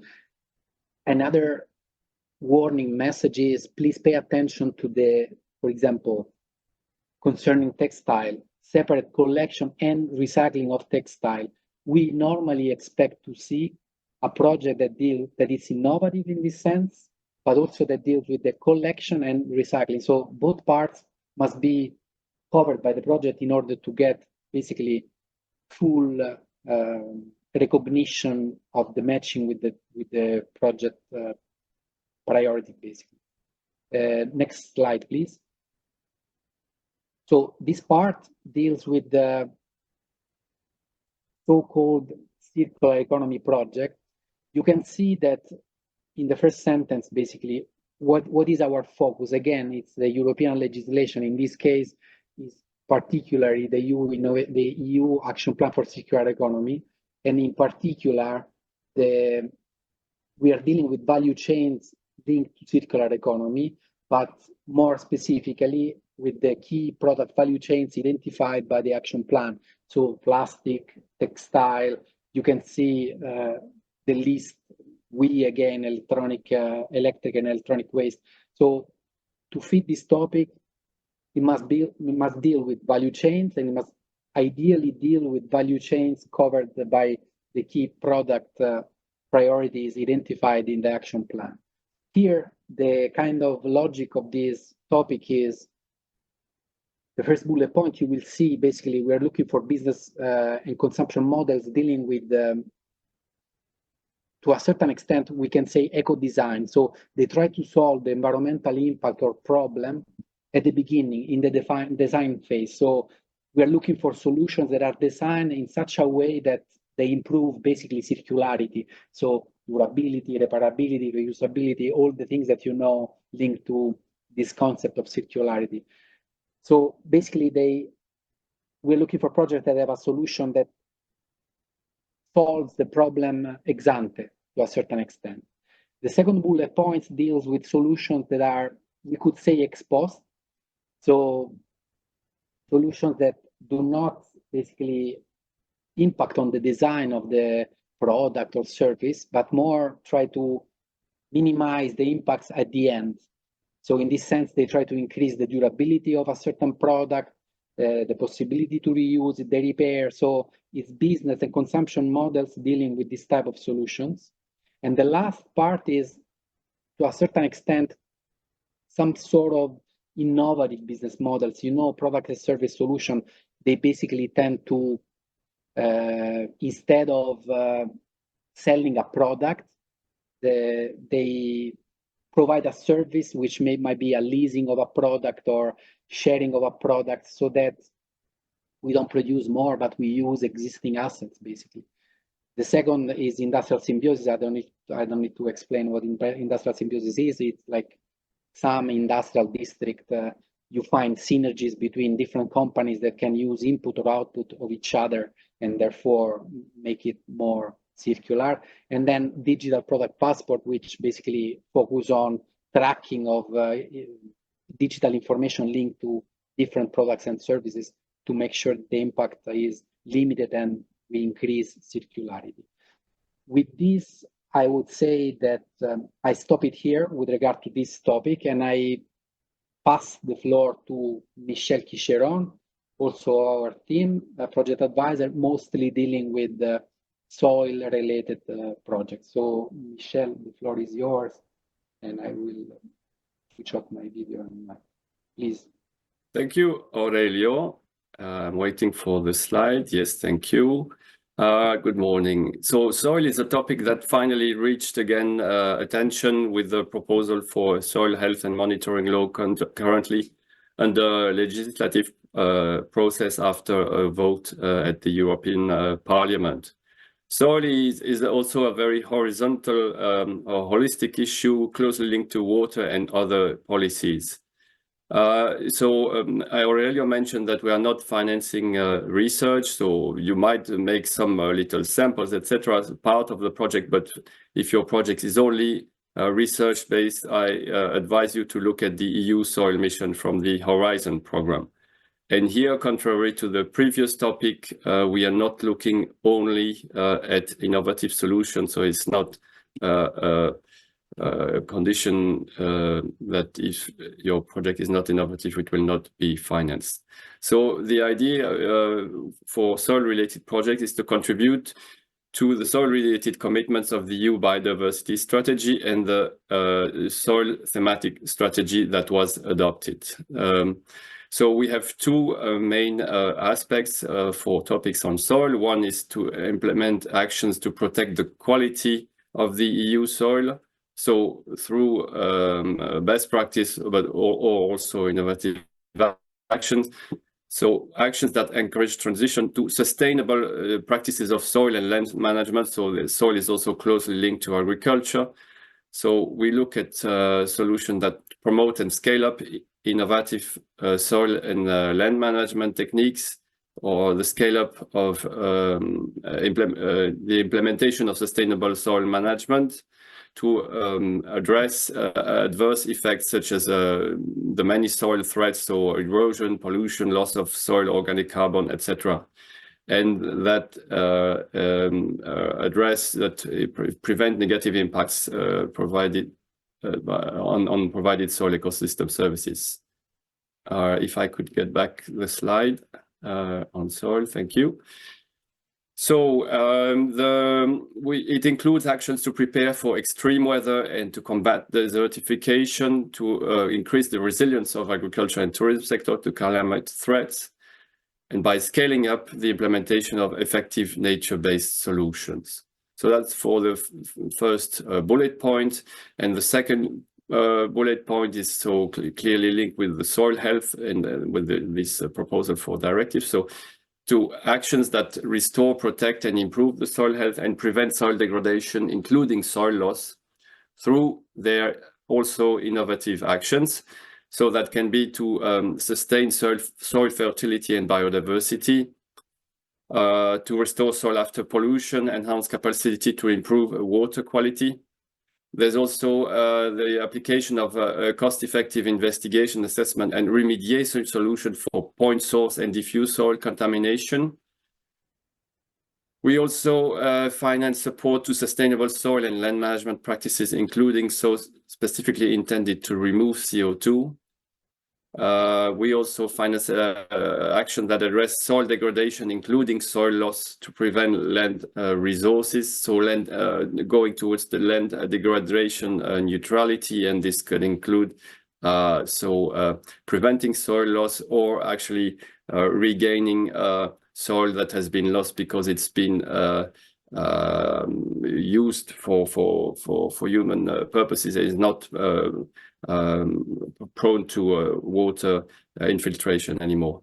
And finally, the LIFE program addresses a cost-effective solution to unseal already sealed area. That's what I was anticipating. So with that, these are the topics that for the Core 2024 are covered under the LIFE program. It might change from next year, but so far, this is it. And now I will give the floor to Mario for air. Thank you very much, Michel. Next slide, please. Thank you. I'm going to introduce you now to the topic on air. Being this topic on air, it is very important to understand that we are primarily addressing air pollutants. This means particulate matter, nitrogen oxide, sulfur oxides, volatile organic compounds, ammonia. I'm saying this just to point out that CO2, carbon dioxide, is not an air pollutant per se. It's a greenhouse gases, and we have also a call on climate. So when it is important, when you want to address this topic, that you keep the focus on air pollutants. Obviously, there is strong synergies between reducing air pollutants and carbon dioxide, but the focus must be on air pollutants according to what is ruled by Air Quality Directive, National Emission Ceiling Directive. Going now through the topics, the first is related to the reduction, to improving air quality through the reduction of particulate matter. So the focus is on particulate matter, but where? In areas where there is high use of solid fuels for domestic heating, so biomass, coal, peat, or in areas where there are high emissions of particulate matters coming from construction, reconstruction activities, quarrying, mining, in general terms, mineral handling, or other dust-generating activities. Such projects can tackle technical solutions, but also managerial, regulatory, innovative incentive. What is important, you can also tackle one or more of these together in a complementary or synergic way. Second topic is on sustainable road transport mobility. So here we are talking about road transport. And as you can see, there is quite a wide range of activities that you can tackle singularly or together. There is the reduction of air pollutants from real driving conditions, for example, technical measures for vehicles, eco-driving. Then zero emission vehicles, and you can also include some relevant infrastructures that's strictly necessary to the operation of the vehicles themselves. Innovative use of alternative fuels, retrofit programs, then drivetrain technologies, so meaning everything that can reduce emissions from vehicles that is not strictly related to the propulsion systems or to the engine. Innovative technologies to reduce emission from wear and tear. This is important, for example, now that the electric vehicles are coming quickly into the market, there are still sources of pollution from brakes, tires, interaction between the tires and the road surface. high impact traffic access systems, such as low or zero emission zones, and then the use of innovative logistics for passengers and goods. Next slide, please. Always within air quality legislation and national emission ceiling directives. Before I presented road transport, now we have sustainable mobility other than road transport. This includes maritime, ports, aviation, non-road mobile machinery.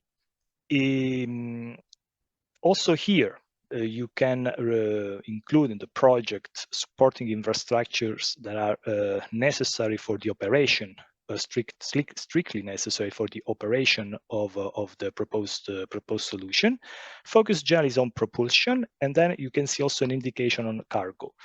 There are some footnotes that are not reported here where you have some clarification. With the cargo means that for big cargos, there are ships, big ships moving, transporting hydrocarbons or liquid fuels. There are still a lot of volatile organic compounds inside that generally are released into atmosphere through operations such as the degassing. When you tackle non-road mobile mobility, you can address technologies that are not yet referenced into the relevant regulation. But when you tackle those in the regulation, we expect that you go beyond the legal requirement specified there. And then reduction for the agriculture sector, we have reduction of ammonia, methane, and particulate matter emissions. This also in support of the implementation of the Code of Good Practices of the UNECE, this is the United Nations Economic Commission for Europe. And then in the Industrial Emission Directive, so we are not anymore under the Air Quality NEC Directive, but Industrial Emission Directive. For the industrial compartment that belongs to the Industrial Emission Directives, we refer to prevention abatement techniques that reduce air pollutants. We are talking about emerging techniques that generally are referenced into the relevant document for that industry. It's called Best Reference Documents, BREF. Or you can also propose new technologies that can become the future emerging techniques when these documents are reviewed. We are talking about air because the Industrial Emission Directive tackles different source of emissions, but under air, the focus should be for PM2.5, nitrogen oxides, sulfur dioxide, ammonia, and non-methane volatile organic compounds. This is all for air. Thank you very much. And I give now the floor to my colleague Federico De Filippi. Thank you, Mario. I will illustrate the topic of water, which is quite complex. We have 3 areas of intervention, and therefore I will illustrate the 3 slides that are quite dense, quite full of information. I will try to summarize for you. The first area of intervention is water quality and quantity. When we talk about water quality, we have to refer to the Water Framework Directive normally and to the River Basin Management Plan. So please keep this in mind when you address this priority. We can deal with water quality in 3 ways. So we can tackle the pressures related to organic pollution and nutrients by integrated management approaches. So addressing both the source of pollution and the water body that is affected by the pollutants. Then we have chemical pollutions. Let me try to understand how to, yes, okay, this is better. Chemical pollutions In this case, we have to address the pollution at source, so we have to reduce the emission of the pollutant. And in this case, these pollutants should be foreseen as should be included in the river basin management plan as specific river basin pollutants, or they can be priority substances. The third way in which we can address pressures in order to improve water quality is by addressing and removing hydromorphological pressures, and in this case also they should be included in the river basin management plan. In this case, we are interested both in removing pressures for longitudinal connectivity of rivers, but also for lateral connectivity. So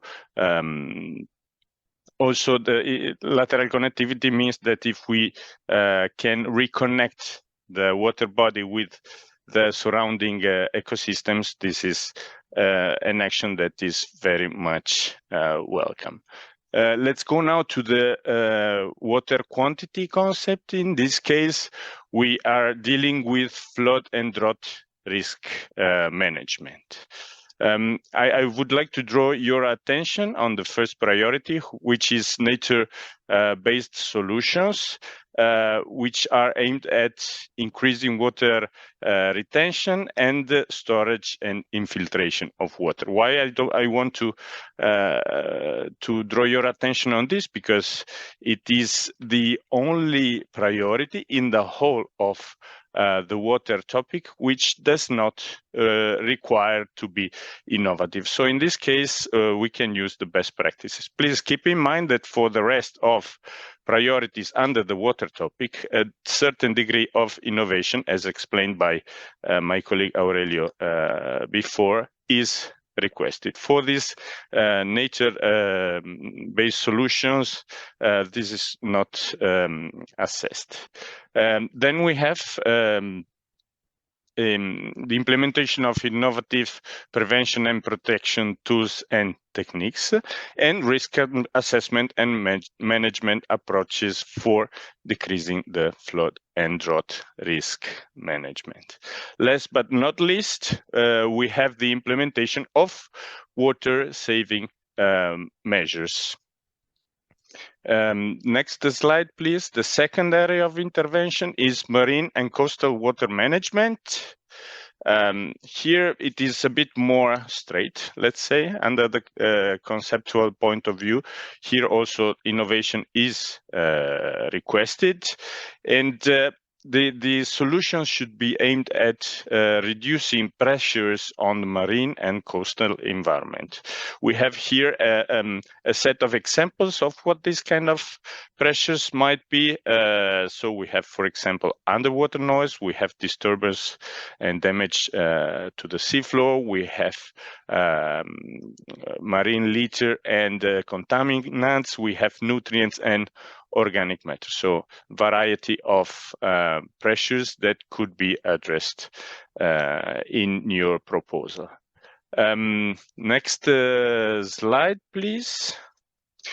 Last area of intervention for water is related to water services. Here we can refer to let's say in general to three main priorities.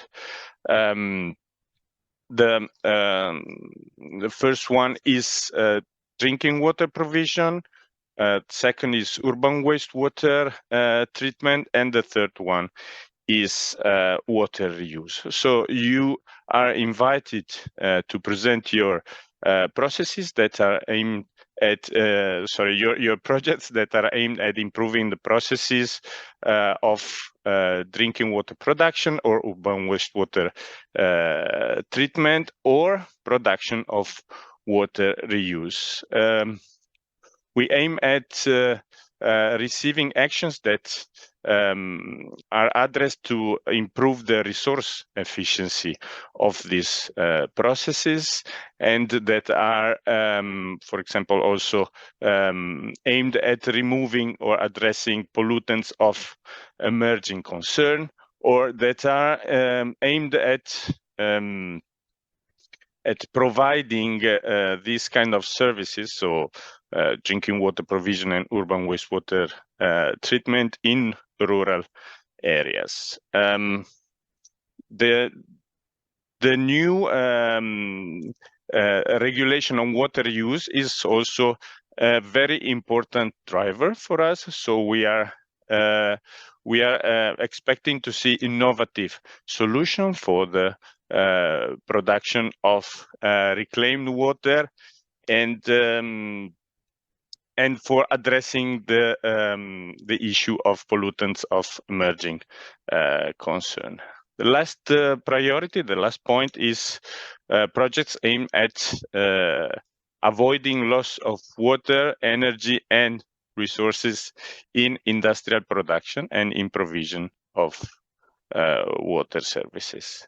So from my side, for the water topic, this is all. Then I will leave the floor to my dear colleague Manuel Montero Ramirez for topics of noise and chemicals. Thank you.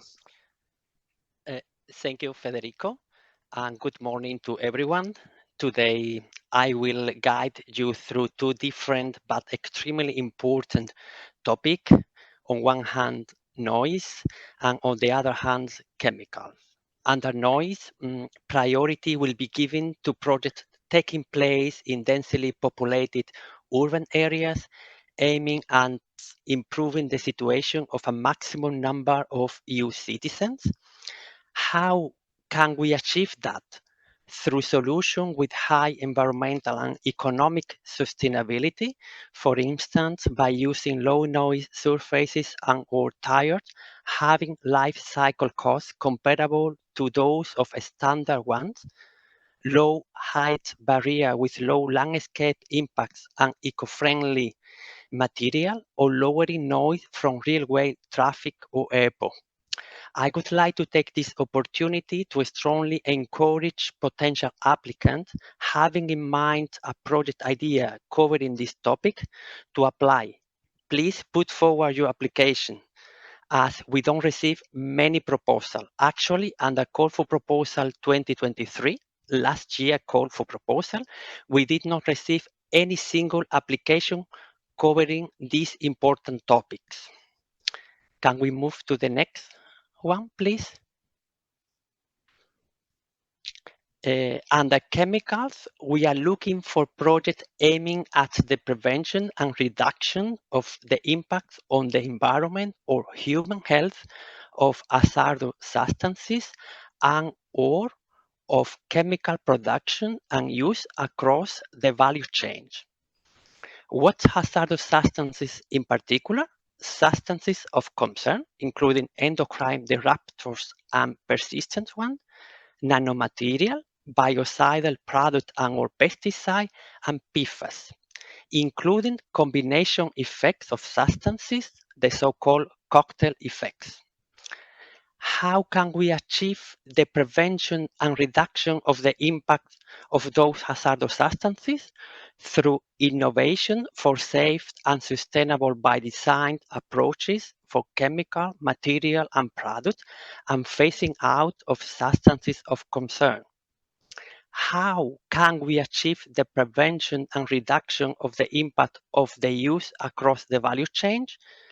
With the development of green and digital smart technology, with advanced material, and with low carbon and low environmental impacts industrial production and use of chemical. Can we move to the next one, please?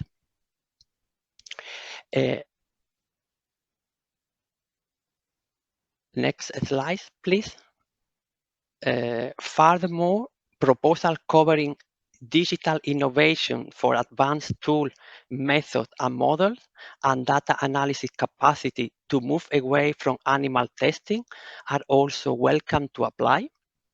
The second item refers to the implementation of safe and sustainable by design solutions, including through the development, commercialization, deployment, and uptake of safe and sustainable by design substances, material, and products.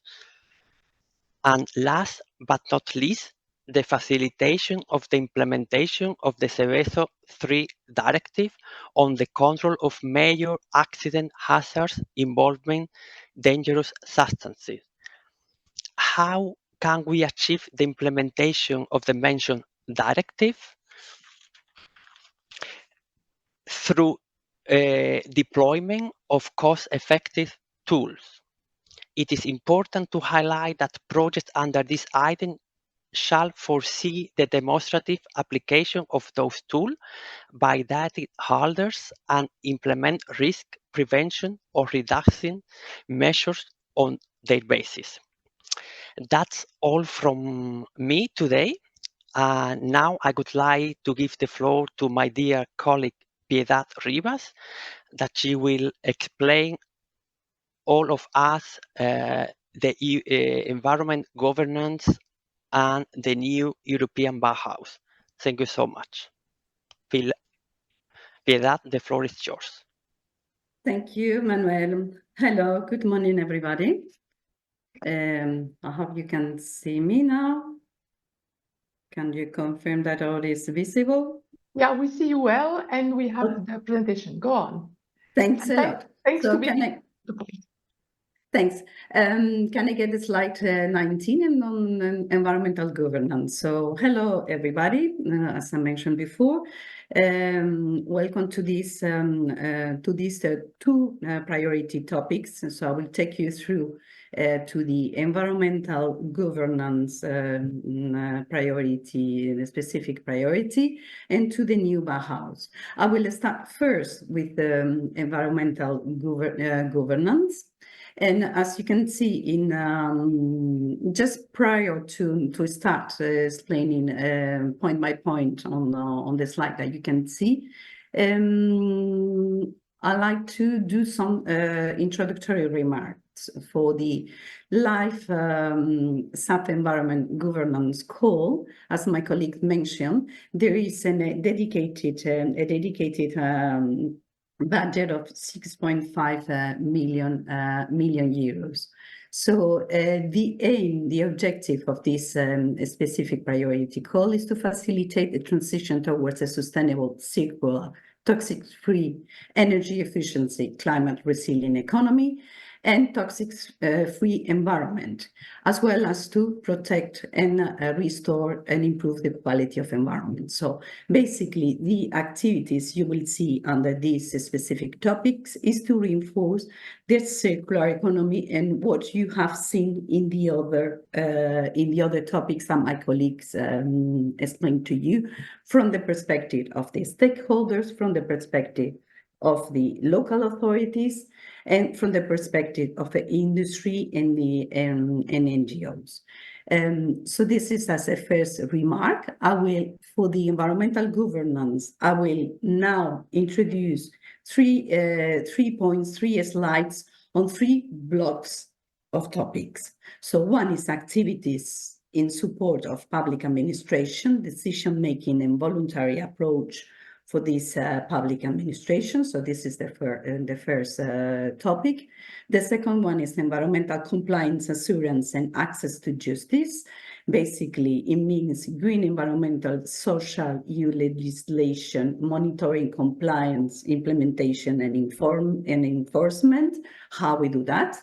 And the third block is the change of behavior. So awareness-raising initiatives and behavioral change coming mainly from the citizens and civil society. So these are the 3 main aspects concerning if you are considering to apply to this specific topic, environmental governance. You can choose maximum of 2 subtopics, which I mentioned before. For instance, activities in support of public administration and voluntary and behavioral change. So you can apply for the three of them. Just on a final remark before I go topic by topic on this specific environmental governance call.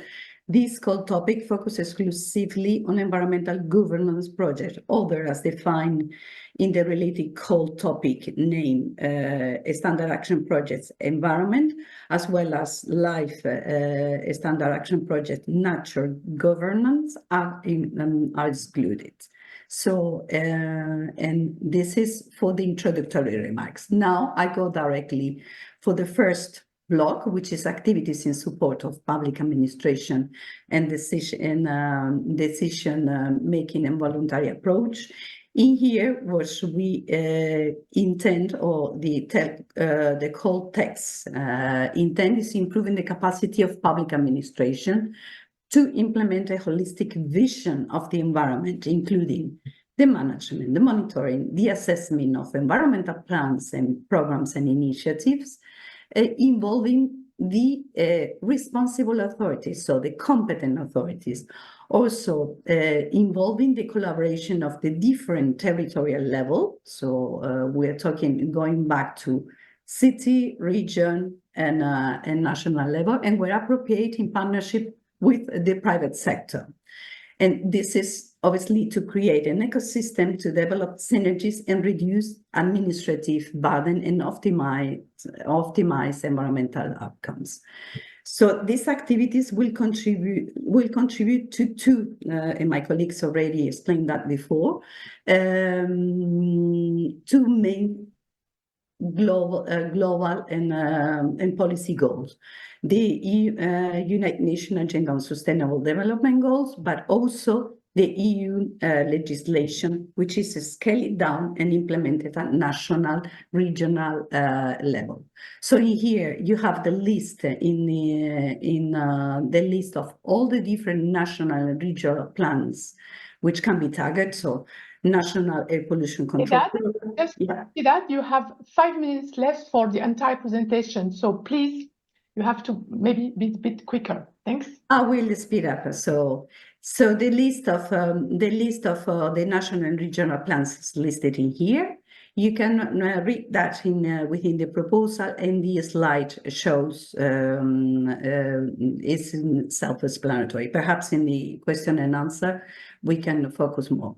Now, the second block, I will pass to the next, if you can pass to the next slide, is the development and promotion and implementation and harmonization on the voluntary instruments. So here we're talking about voluntary instruments that local authorities, but also citizenships and the civil society can endorse. It is for the use by entities aiming at reducing the environmental impact of their activities, products, and services. So here we are aiming, as you can see and read in the 7 bullet points. So third-party verification and performance of innovative technologies to get ready into the market. So product environmental footprint category rules and on the different verticals, sectorial rules. And industry sector, the use of the promotion and use of the EU eco-label. You can also see services, you can apply and implement action and services and networks of innovative business model to foster the use and the reuse of obsolete and to strengthen the durability and the reuse of obsolete appliance. For example, this is very important for industry sector like textile, footwear industry, for the science-based consumer goods and white appliance and electronic devices. Then you can also apply to implement green and circular public procurement in public administration and municipalities, how you do this innovative green public procurement, and also regulatory and financial reputational incentive, the use of regulatory and financial and reputational incentives such as the EMAS. And last but not least, also the something that we put really stress importance of is the built environment. So the using of levels, the European Framework for Sustainability Performance in Buildings. It is the building framework with core indicators, and is to use the same language to evaluate impact and of Europe buildings. As you know, the buildings are really a key and important at European level, as they are really reusing them is half of the structured materials, total half of energy production, water consumption, and waste generation. So this is for the second block. Now let's pass to the third block, which is the environmental compliance assurance. In here, we would like to support environmental compliance assurance by access also to justice.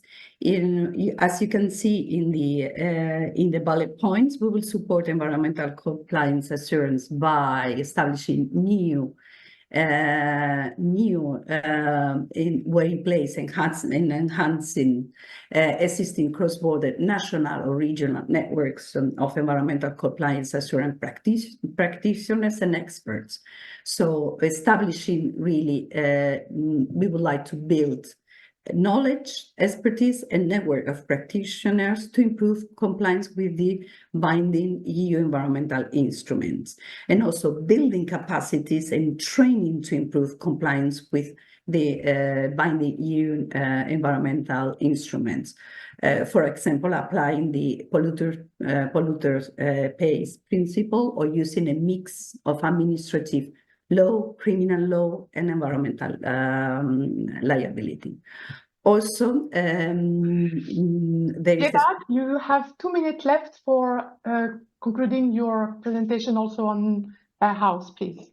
Okay, so this is for the, thank you, Nadia, for the second point. Now, last, to address the third point, which is behavioral change in awareness raising activities. In here, as you can see, and you can read in the slide, we tackle the EU environmental policies and tools and legislation to target relevant audiences. So, and here it is aiming to change the perception and fostering the adoption of environmental friendly behaviors by directly involvement the civil society. In here you have all the, in the indents, you have in the three priorities and the indents, you have what are the evidence that you need to provide in terms of need to provide substantial evidence of change of behavior, also addressing the United Nations Agenda on Sustainable Development, and the environmental problems on the at the European policy level, which is basically the European Green Deal, Circular Economy Action Plans, and the Zero Pollution Action Plan. So this to conclude with the environmental governance. Now I speed up and I go to the second topic priority. If I can move, if you can move the slide, okay. I will take you to the second topic priority, which is the new European Bauhaus. This is in the call text is listed as the topic 7, sorry, it's in 6. And just to a little bit of introduction, if I may. Sorry, Nadia, if I stretch a little bit longer. I see that we are also on time. So the new European Bauhaus, the European Commission launched a priority initiative in 21. It is the European Bauhaus. It's an environmental, economic, and cultural project combining design, sustainability, accessibility, affordability, which contributes to the European Green Deal, and how life builds and supports synergies with the European Bauhaus under the Life Circular Economy and Quality of Life Nature and Biodiversity programs, including showcasing potential of Bauhaus initiatives also in third countries and associated countries to the program. For this initiative, I would like to stress the 3 points where the priority is given. We have given a priority to the built environment, urban and built environment. So the proposals that we have supported since 2021, they focus on holistic reduction of environmental impact in new buildings, on circular district and neighborhoods involving the creation of circular value chains to boost urban economies, whilst production, urban and territorial regeneration. This meaning as well the relationship between urban and rural areas. And also proposals for maintaining or restoring the biodiversity that contributes to implementing new European Bauhaus initiatives. That could be, for example, demonstrating projects on biodiversity-friendly practice for energy isolation of buildings, innovative architectural approaches for wildlife and friendly buildings. Just to give you an example of two projects. I'm sorry, Piedad, I think you don't have the time to give examples. So then I will thank you. I will thank you, and I will. I'm really sorry about that because we are really in the questions and answers, and I will pass the floor. Sure. And I will pass the floor to my colleague Aurelio. Thank you. Thank you. So Aurelio, yeah, the last slide, it's really up to you, just for the audience and to you, Aurelio. We have around 20 questions. So if you can, if you need time for questions. Okay, thanks. Thanks, Nadia, and thanks, Piedad. Okay, this is just brief summary of what we see happening normally with in terms of issues with the proposal. I will start from the positive. What is a good design project? You have a solid analysis of the project, you explain the state of play, the proposed solution. In particular, in our case, we deal with technological projects, technical readiness of the state, the type of test you have done, how ready you are is very crucial. Stakeholders involved is important. In our case, very often we deal with the market. So rather than stakeholders, I would call these, customers but more generally, it can be stakeholders. It depends on the type of project. The impacts are a crucial aspect. We highlighted this already in the course of this presentation. The possibility to continue and to replicate these impacts and the solution is also crucial. As I was mentioning, the common problems are lack of background information that does not allow us to assess properly your project. The attitude of we will define this during the project is normally can be problematic. Too ambitious or broad objectives can be problematic. Partnership must be apt to perform the activities you claim you want to perform. Being realistic is crucial, so watch out for over-optimism. And then replication is not the same as communication, networking. So it's really, continuation of the concrete solution you have established. So, and the last point is also linked to what I just said. Nadia, that's all. Thanks a lot, Aurelio. That was really, really good because very summarizing the main important good and let's say less good point. So now we have the time for the question and answer. So you have on the slide the Slido. If you want to ask a question or to like a question that was already asked by another participant to that event. I warned you at the beginning that the content of the presentation would be really, really dense. So, but as I said as well, everything, the material, the presentation, the recording will be available to you. So you can go back and you can always also ask questions to your NCP, to your national NCP, or to the CNEA Life Inquiry if you don't find the answer to your questions. And we will do our best to reply. So now if you can see the Slido. Okay, great. So I will start with the first one. When it comes to circular economy and waste, can this call fund a project that is focused on the wider impact of the waste and environment? For example, the issue of wasting big amount of salt during the winter for road. Alors, I'm giving the floor to Aurelio. Yeah, that's a difficult question indeed. Yeah, well, I'll try to interpret because it's not so clear. Well, first, I mean, general consideration. We've talked today about priority topics. LIFE is a bottom-up type of program. So any proposal, any topic that deals with the environment can be funded.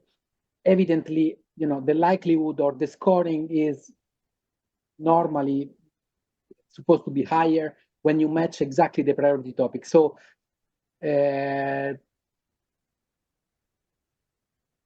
I mean, in principle, the issue of dealing with the salt during the winter for roads is eligible, but you need to explain what is the big problem with this in your country? What are the implications in terms of impact? What is the innovative solution or best practice solution that you are proposing? So you need to check. I don't want to sound as a bureaucrat, but you need to check how well your idea fits with our criteria, so impacts, quality, relevance, and specifically what we discussed today, the project topic. It doesn't have to fully match. As I just said, it's a bottom-up, but the more it matches, the more likely you will be to get higher score and maybe passing score to be able to be funded. So that's what I would say on this one. I give the floor back to you, Nadia. Thanks, Aurelio. This is I think a good overview reply and also giving back the central about the evaluation criteria, which are indeed really critical. And they were presented yesterday, by the way, in the general presentation. So please do not hesitate to look at that again. The second question that I will have for Manuel, I guess, is can production of bio-based chemicals via fermentation find space in life? I don't know if that's, Manuel, you can answer to that question. Yes, of course, I will take this one, Nadia. Thank you for that. I mean, of course, the information provided is not very extensive, so it's very limited, but I believe that under the chemicals topic that just was presented, you will find the possibility, of course. I think that is relevant. For example, especially if you want to phase out substances of concern on the basis of this bio-based chemical that you want to produce, you will find the hook under the chemical topics. Yeah. Thanks, Manuel. The next question, several interventions have potential overlap scope. Of course, we are in one environment, so I think there is this overlaps of scopes. Is it considered an advantage for a project to cover multiple, or should project be more focused? That's a very important question. I don't know if Aurelio or maybe Fabio, do you want to take that one? Fabio, the head of our head of sector. Yes, good morning, everyone.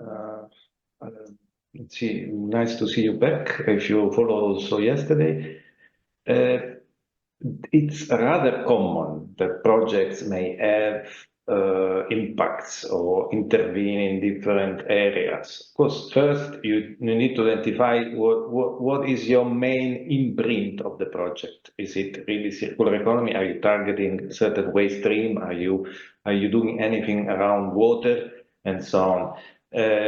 So you have to have clear in mind what is your primary objectives and what is your primary impact. Also because you have to decide which live stream or priorities you need to select. Second, then, of course, in a context of in a life cycle perspective, you will present also the positive elements of these interventions that not only acts on an endpoint, but it also contributes to other benefits. So I don't see this as a disadvantage. Normally, what I see as a disadvantage is, and we see this, is to try to sell your project and try to fit it everywhere. And then justifying that this is good for this, and this, and that. And then you confuse let's say, you confuse the impact of the project. You confuse the experts while they are reading your proposal. So be careful not to overdoing it in this sense. Yeah, thanks, Nadia. Thanks, Fabio. Indeed, one of the criteria is the clarity. So if you have if it's unclear, blurred, it is confusing indeed. I guess the next question is for Mario. Our project aiming to electricity inland passengers vessels applicable in life. What level of innovation is essential? Mario? Yeah, thank you very much, Nadia. Inland vessels is what we cover under life through non-road transport.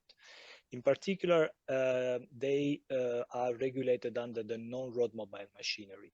So for sure, inland vessels, and we have already projects on inland vessels, passenger or goods, are absolutely eligible. It's a sector that matched the topic, actually, not only eligible. And the electrification would lead this to a zero emission. So for sure, I see this project covered by the life topic. A bit louder, Mario. Sorry? A bit louder. Bit louder, see, sorry. Yes. Can you hear me better? Yeah, sorry. Yeah.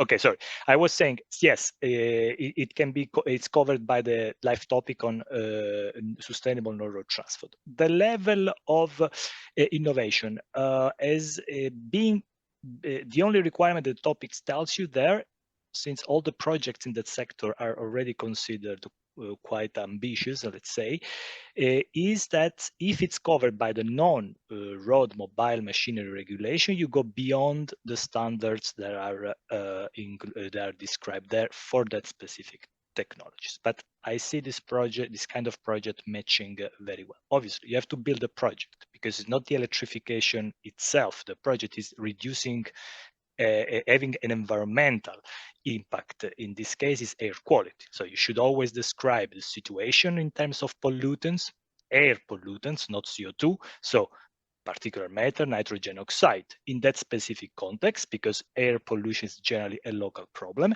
And on this, you build a project where you show the benefit of passing from fossil fuel fed inland vessels passenger transportation to an electrification. And then you can build your demonstration. So it's not really I electrify the vessel. Thanks. Yeah, thanks, Mario. It's interesting to repeat indeed the importance of the design and the importance of the design of a project to indeed qualify to the specific priority topic that you wish to target. The next question I think will be for Federico. What I read is a natural-based solution NBS project under water quality and quantity be seen as afforestation, reforestation, maybe in urban, peri-urban area too. Federico. Yes, thank you, Nadia. Yeah, the short answer is yes, why not? Projects about afforestation and reforestation are already present in the LIFE database. They can contribute both on flood risk management and improvement of water quality. We have a project from 2020, which is called LIFE Urbazo, that is aimed at improving water quality, drinking water quality through afforestation techniques. We have several projects that also deal with improved agricultural practices for the improvement of water quality. So the answer is yes. Going back to the issue of the design of the project, please make sure you can quantify, for example, the area that you are going to target, the quantity of water that you are going to of which you can improve the quality. Be sure that you have the stakeholders on board, because if we deal with land management and land property, then there are issues and risks that must be taken into account. So the answer is yes, but be careful because it's a complex matter, and the design of the project must be convincing and must take into consideration all the aspects of the implementation. Okay, thanks a lot, Federico, for all the good advice. Now the next question will be for Aurelio. If local entities can apply for SAP, do they need to have an annual turnover? Can startup apply for this program, sub-program circular economy? So the first thing is that, yes, they can apply, and actually they're encouraged to apply. There is no strict requirement with regard to the turnover, but since we're talking about money, so the first clear answer is, and brief answer is, yes, they can apply. There is no check done at the application stage. But if the proposal goes through, then there is what we call financial capability assessment. I guess is, well, I'm not sure it has been touched yesterday, but basically we verify that you're solid enough to get the pre-financing, to get the grant, or in case something goes wrong, to recover the funds. So I can understand evidently that for a startup, this might represent an issue, but there are solutions basically. So possibility of having financial guarantees in case these indicators of the financial capability assessment are weak, or at the beginning, like in the case of a startup, there are other different solutions. So please do not be put down by this. So we actually encourage a lot startup to apply. So yeah, thanks, Aurelio. It was indeed mentioned during the question and answer under the general and financial section, but I think it's good to have this question again, because it's an important question for our topic. Fabio, do you want to complete that one, or it's okay? Okay. Okay, thank you. I have another question, I think, for you again, Aurelio. Aurelio, in the presentation for circular economy and waste, do you include under innovative solution, innovation or best practice? I will answer from the other perspective. Each time you don't see innovative, it means that it's open. So not only for circular economy and waste. So in this sense, to answer precisely to your question, we have innovation in waste. Many of the topics of many of the waste streams and solutions for the waste topic, the first I presented. For circular economy, we did not include innovative. Why? Because if you read most of the type of projects we are looking for, there are already, to a certain extent, innovative business model, innovative consumption models. So it's either or, but more generally, for all the topics, when you don't read innovative, it means best practice is good enough. Thanks. Alors, all what we have in front of us is with two. I will give the floor and the opportunity to Piedad to present us, but briefly, Piedad, if possible, one example of a new European Bauhaus project, please.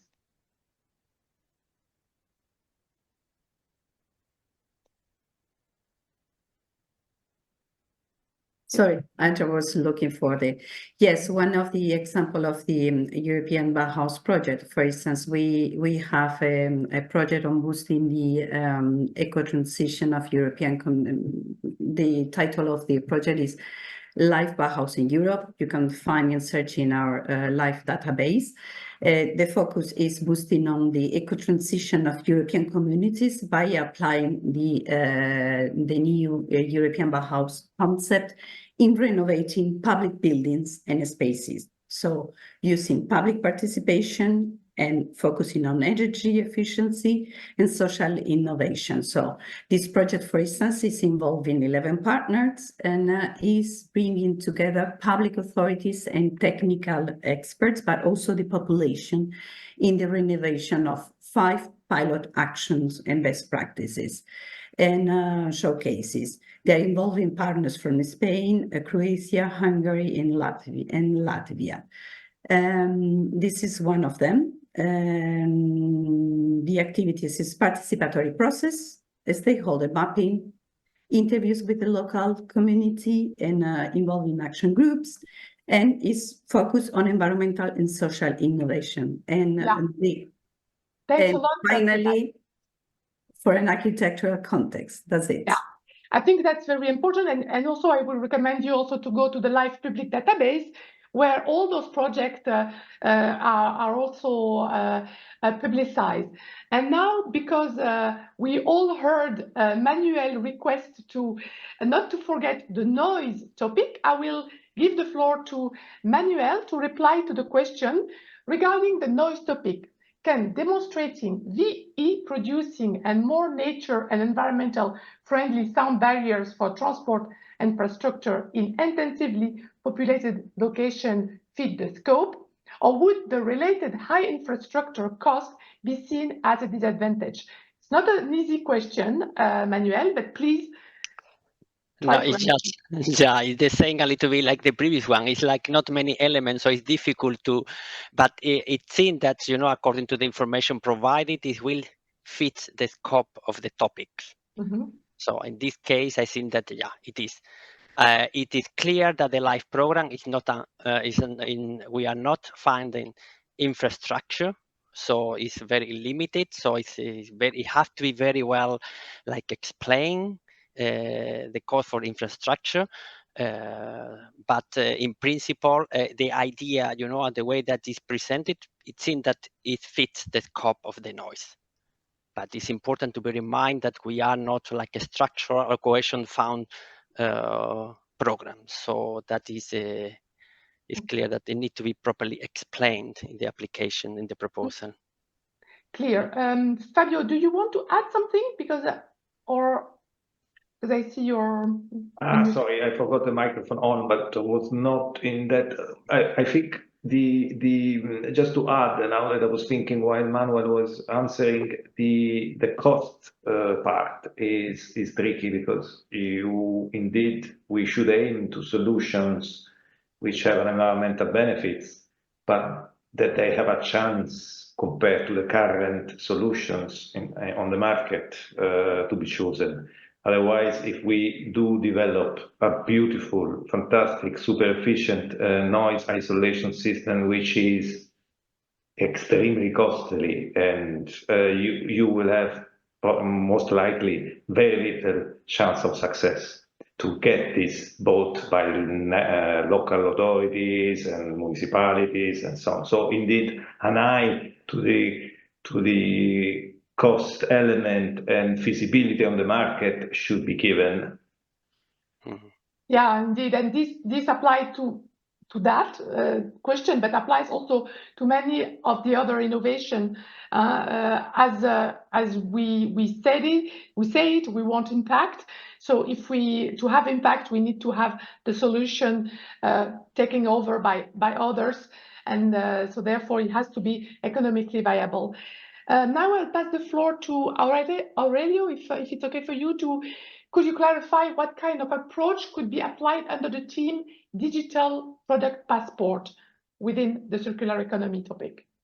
I mean, I can only provide just an example, a kind of dream example. Let's say that all the electronic and electric equipment put on the market includes, with all the possibilities given by the technology, all the information linked to the specific parts and the disassembling of these equipment products, so that at the end of the cycle they can be safely and efficiently recycled or reused or whatever it is. It seems a concept that is rather simple, but this is not applied yet. So that could be an example.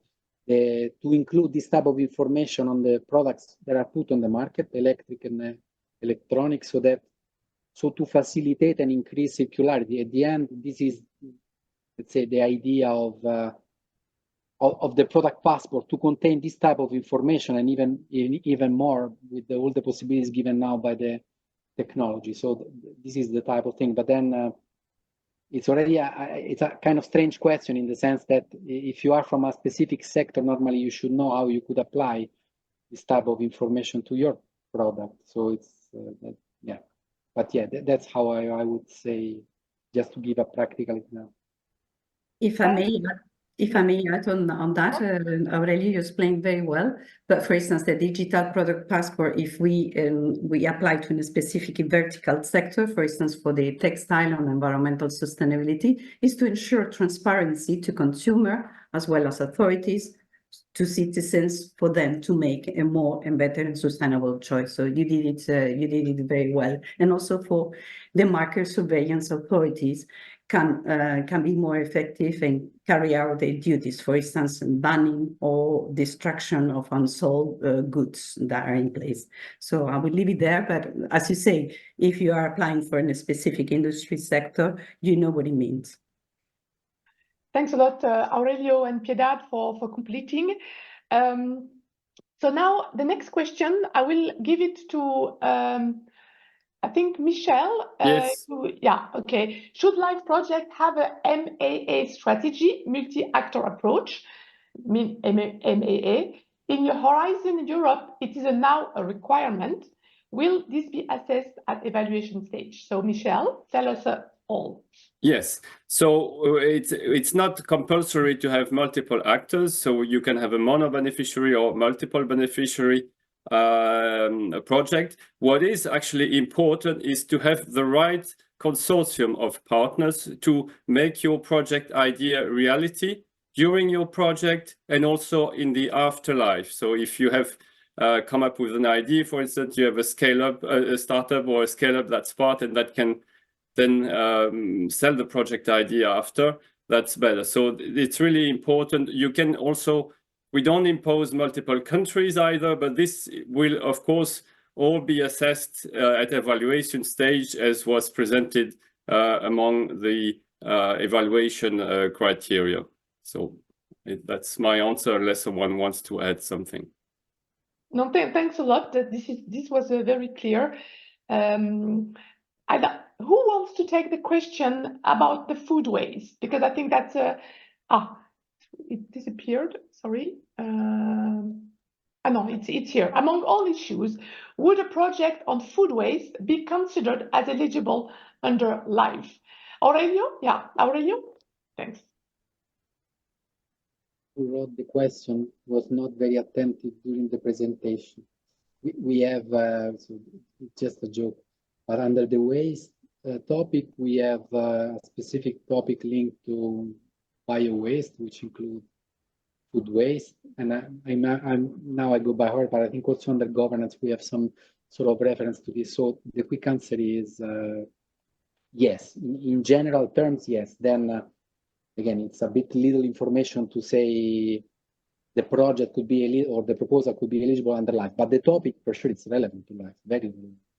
If I may add, yes, you can. We have many on the good governance, environmental governance, on the food waste and on the food industry as well, and also the involvement, for instance, of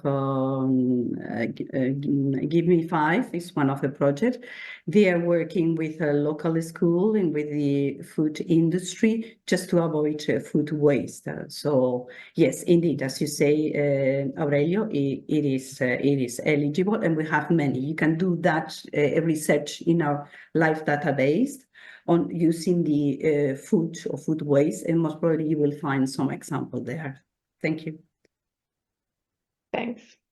I will propose that maybe Fabio, you reply to the question about the conflict of interest. It's important that all applicants are let's say are reassured about our evaluation process. So how conflict of interest is managed in the evaluation process? considering that expert evaluators are often employees of companies operating in the same field as the project initiator? Yeah, actually, this same questions was raised in the climate panel, and Darek, that is also coordinating the activities around evaluation, has answered completely and profoundly. So if you go back to the recording on the climate, you will have the proper answer. But of course, we have a rigorous process of checking the conflict of interest of evaluators. I think this is the basis for any evaluation that should be flagged as much as independent as possible. So we do check this. There is certain rules for an expert that has been involved in industry in the past to participate. We have checks. We do. If we found, but this was never the case, that they've been hiding this information, we exclude them and from current evaluation and future evaluation. So we are rather serious about conflict of interest for evaluating proposals. Thanks, Fabio, for this reply and for the indeed redirecting to Darek very complete answer on our processes. I have a question now on the eligibility. I would propose this one. Eligibility according to the list of participating country. Norway does not participate in LIFE program, correct? Can a company from Norway be a third-party partner? Where can I find on this, including rules, regulation? If I may just give a first answer there. So indeed, there is a list of participating countries that show which country has actually made an application and candidate and successfully are now eligible as EU member states. If you want to work with a company in your consortium that is not part of those countries, let's take the case of a technology provider for Norway, for instance. This is perfectly possible. This partner will be what we call an associated partner and will have some specific action, including responsible of a work package or responsible of delivering some very specific deliverables. However, their cost they will have to bear their own cost. So that's very important. They will not be able to charge costs on the action. This is what is behind associated partner. I think yesterday in the general information, this was presented. So go back there, listen again to Licinia presentation and maybe to the question and answer. So if it's justified, it's possible to have an entity and even action in a country which is not, let's say, in the list. However, this has to be justified and it's at the cost of the partner. Okay, so now there was a question. Yes, the question from Yelena is implementing. Yeah, sorry. Just one quick thing, because they were asking where they can find information in the call document. Yeah, of course. In the call document, eligibility section. Call document and in the annotated grant agreement as well. It's very well detailed here what you can do, what you can't do. Yelena has a question. Is implementing reverse osmosis desalination for drinking water on remote inhabited islands applicable for SAP water topic project? Federico, that's for you. Thank you, Nadia. Yes, why not? This sounds indeed like an interesting idea, and we have projects on desalination and provision of drinking water. As you heard before, the resource efficient provision of water services in rural areas is one of our priorities. So in this sense, the idea is most welcome, but please make sure you check again the LIFE database, because we receive quite a lot of proposals similar to these. So please go and look what was already funded, and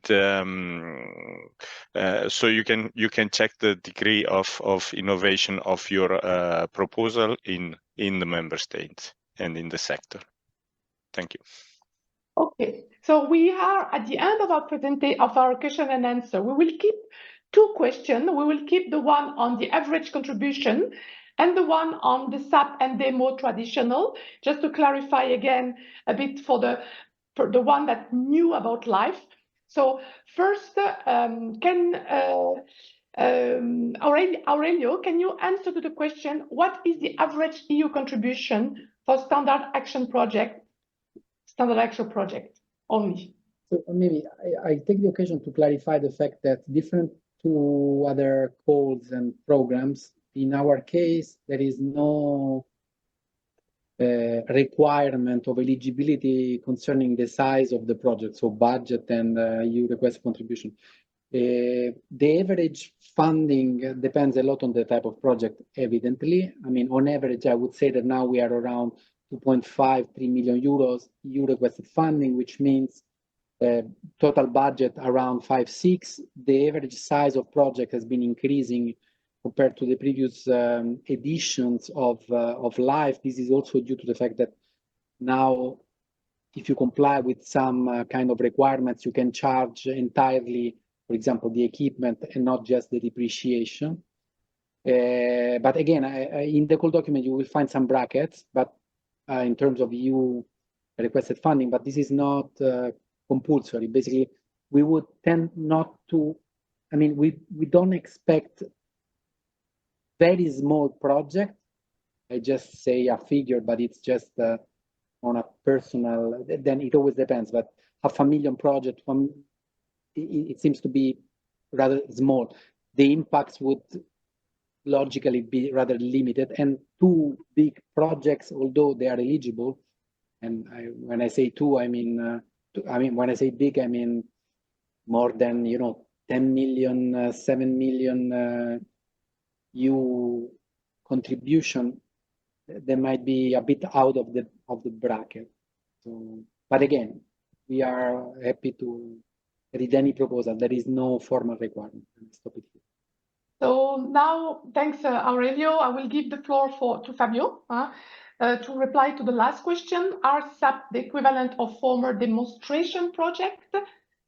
Yeah, yes, easy question, easy answer. Yes, the standard action project are mostly equivalent to the pilot and demonstration projects of the previous programming period. Of course, the framework conditions have been changed around, so different award criteria, adaptation. So they are the continuation and evolution of the pilot and demonstration projects. Okay, thanks a lot. And I have a little message from Aurelio who wants to say something, I think on this subject. Just about what just Fabio said, it's important. I tried to highlight this before. Compared to before, to the previous edition of LIFE, now best practices are also allowed. This was done on purpose to enlarge the possibility of the audience, let's say, of LIFE projects, and also to enlarge the possible impacts on the ground. So in this sense, what has been added compared to before is the possibility to have best practices eligible according to the requirements we have mentioned before. Just that.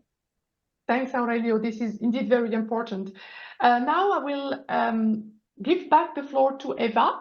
That's the end of the circular economy, circular quality of life dedicated session. So Eva, you have, I think, something to tell us before closing the morning. Thank you, Nadia. Thanks to all our colleagues from the Circular Economy and Quality of Life team for their great interventions and replying to all these complicated, sometimes difficult questions. I just wanted to tell you quickly that we would like to have the audience's feedback on this session. So please stay just a few more seconds on Slido to reply to this poll. What did you think about this circular economy and quality of life presentation on the on the standard action projects? And then I would like to tell you that we will soon break for lunch. That we will come back at 1 p.m. So I'm sorry, but today the lunch break will be rather short. We will start at 1 p.m. sharp with the presentations of the calls for proposals for standard action projects on the nature and biodiversity subprogram of LIFE. This also because we will have another session for questions and answers at 2:30, and we want to take all the questions that were not answered so far. So I would ask you to not ask other questions, but rather like the questions that are already in Slido. So we will not take new questions, but we will try to reply to all the questions that were asked since yesterday and that didn't get an answer yet. And that will be this afternoon's agenda. So now I would just wish you a good lunch break, and I would welcome you to the next session at 1 p.m. Thanks a lot and see you soon. Good afternoon, ladies and gentlemen. Welcome back to the EU Life Info Days 2024. We are here this afternoon with the Nature and Biodiversity team in CINEA. And we will give you a series of presentations on the calls for proposals for standard action projects under the subprogram Nature and Biodiversity, including also some insights on the policy updates from the European Commission, DG Environment. So after this session, we will also invite guests, which is a coordinator of a project, a Nature and Biodiversity project, who will present his project quickly. And we will have, of course, time for questions and answers. And after this Nature and Biodiversity session, we will have 1 hour from 2:30 to 3:30 for all the questions that couldn't be answered before, so including general questions, financial questions, and questions on the other calls. So I would now pass the floor to Laszlo Beksi, head of the sector Nature and Biodiversity in CINEA, to moderate this session on the call for proposals for standard action projects under the Nature and Biodiversity subprogram of LIFE. Laszlo, the floor is yours. Thanks a lot, Eva, and good afternoon, everyone. Welcome to our session, and I'm very glad to have you with us. In fact, your interest in our session shows that you would like to do something to improve the state of nature in your country and beyond, even. And I hope that, therefore, that the following two presentations that we will listen to this afternoon will provide you with some useful information to help you design and later on also implement successful standard action project. As was mentioned by Eva, we will start first with the colleagues from DG Environment, who will introduce the priorities of the subprogram together with some policy context. This information relates to Chapter 2 of the core document that we have published last week. And you are, of course, strongly encouraged to carefully read the document, this part and the rest of the document as well. The presentation will be followed by a Q&A session where we will address questions that are triggered by what is being presented, but we also follow up on some questions from yesterday.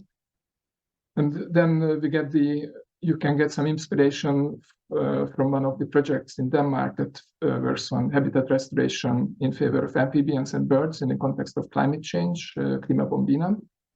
And again, you will have a chance to ask questions to Karsten from the project.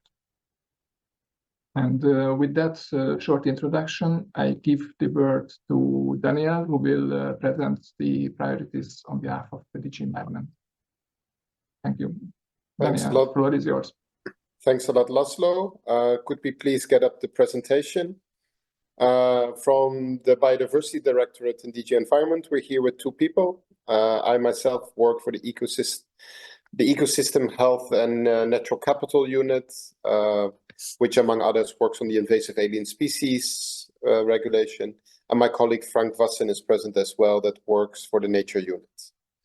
So we would like to present you a bit on the priority topics and some of the policy context that is relevant for this call. Next slide, please. So we're looking for a smart outcome-based implementation of EU nature and biodiversity legislation or targets of the EU biodiversity strategy for 2030. For that, we look for two areas of intervention: space for nature and safeguarding our species.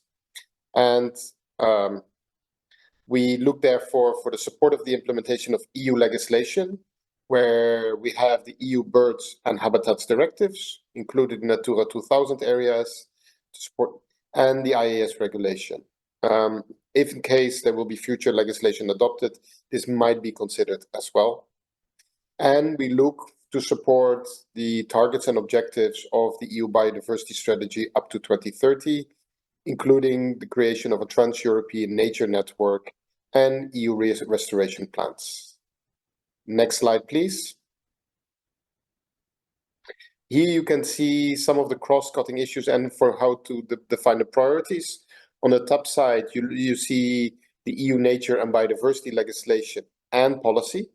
Plus, note, because the biodiversity strategy is a communication, so therefore not legislation, but it is one of the priorities. And we're looking for the intervention areas. So we look at any proposal that falls at least in one of the two areas of intervention and at least if one of the two policy priorities could be financed through a standard action project under life, nature, and biodiversity. So beyond looking at the support of implementation of both the communication and the legislation highlighted here, please also take into account the space for nature and safeguarding our species measures. And by covering this both, projects could be funded under the Nature and Biodiversity Standard Action Project calls. Next slide, please. Space for nature. Any project with actions for improving the condition of species and habitats through area-based conservation or restoration measures. And this is quite important. So it needs to be area-based, land or marine, and falls within the eligible scope of the intervention area. Think about restoring or improving natural or semi-natural habitats or species and habitats that are covered by the legislation inside and outside of protected areas. You can also think about projects, creating about additional protected areas or improving the biodiversity focus and contribution of ones that already exist. But also think about creating ecological corridors, other green infrastructure, projects, testing, piloting, new site management approaches, projects that deal with certain pressures and threats. These kind of projects would be falling under the space for nature area of intervention. For the safeguarding of our species, we're looking at projects that are aimed at improving the condition of status of species, or in the case of invasive alien species, reducing their impact. So the opposite, removing or, if possible, in management, reducing their impact for this case. And through any relevant actions that are not per se area-based. So the measures for safeguarding species don't have to be oriented at a single area or area-based. It can be wider as long as it focuses on the protection of species, or in the case of IAS, reducing their impact. Examples of projects might be hard infrastructure works, awareness raising, specific measures focusing on targeting the species, Think looking at my own policy area, think about measures, piloting, targeting a single group or a single species of IAS, piloting on how you want to target those. Next slide, please. Of course, standard action projects should be smart. They need to be targeted as a specific feature, a species or a habitat type for improvement. So make sure that you make clear in your proposal what you're targeting. It needs to be measurable. We need to have indicators of progress. So what are you going to achieve? How are you going to measure it? And what would be an improvement? Assignable. Who is going to do it? Who will be your partners? And who will be working with you? It needs to be realistic. So don't promise things you cannot deliver. And tell us when you can expect the results, because we need to know as well when are the actions taking place and what would be the time the results can be achieved.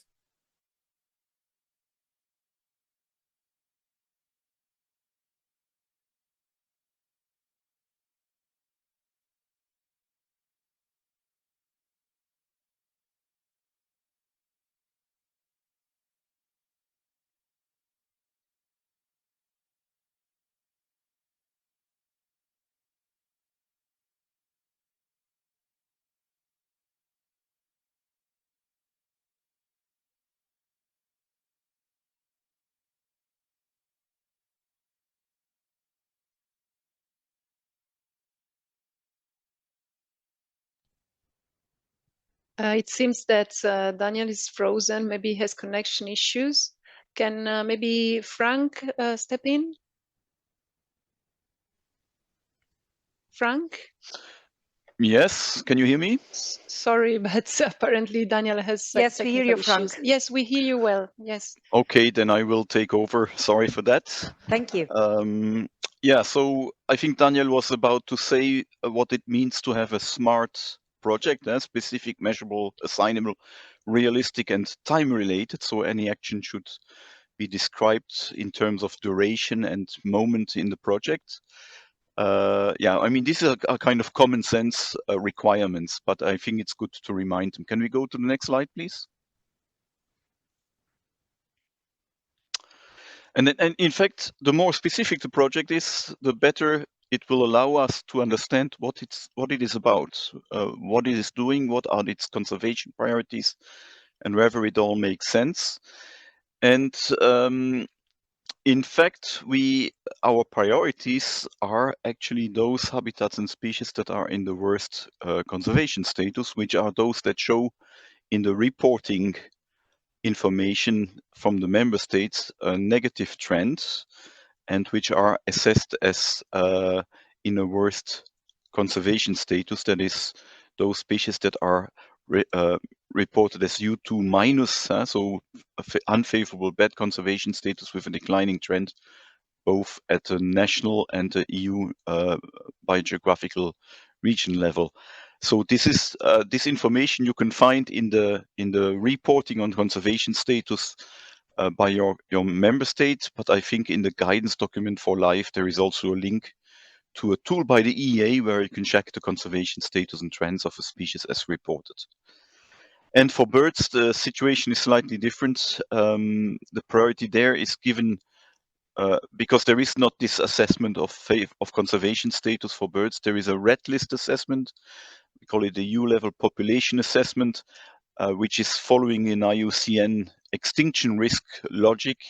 And the higher the extinction risk, then when the species is classified as endangered or critically endangered, that would, of course, be the highest priority in terms of prioritization of species for LIFE funding.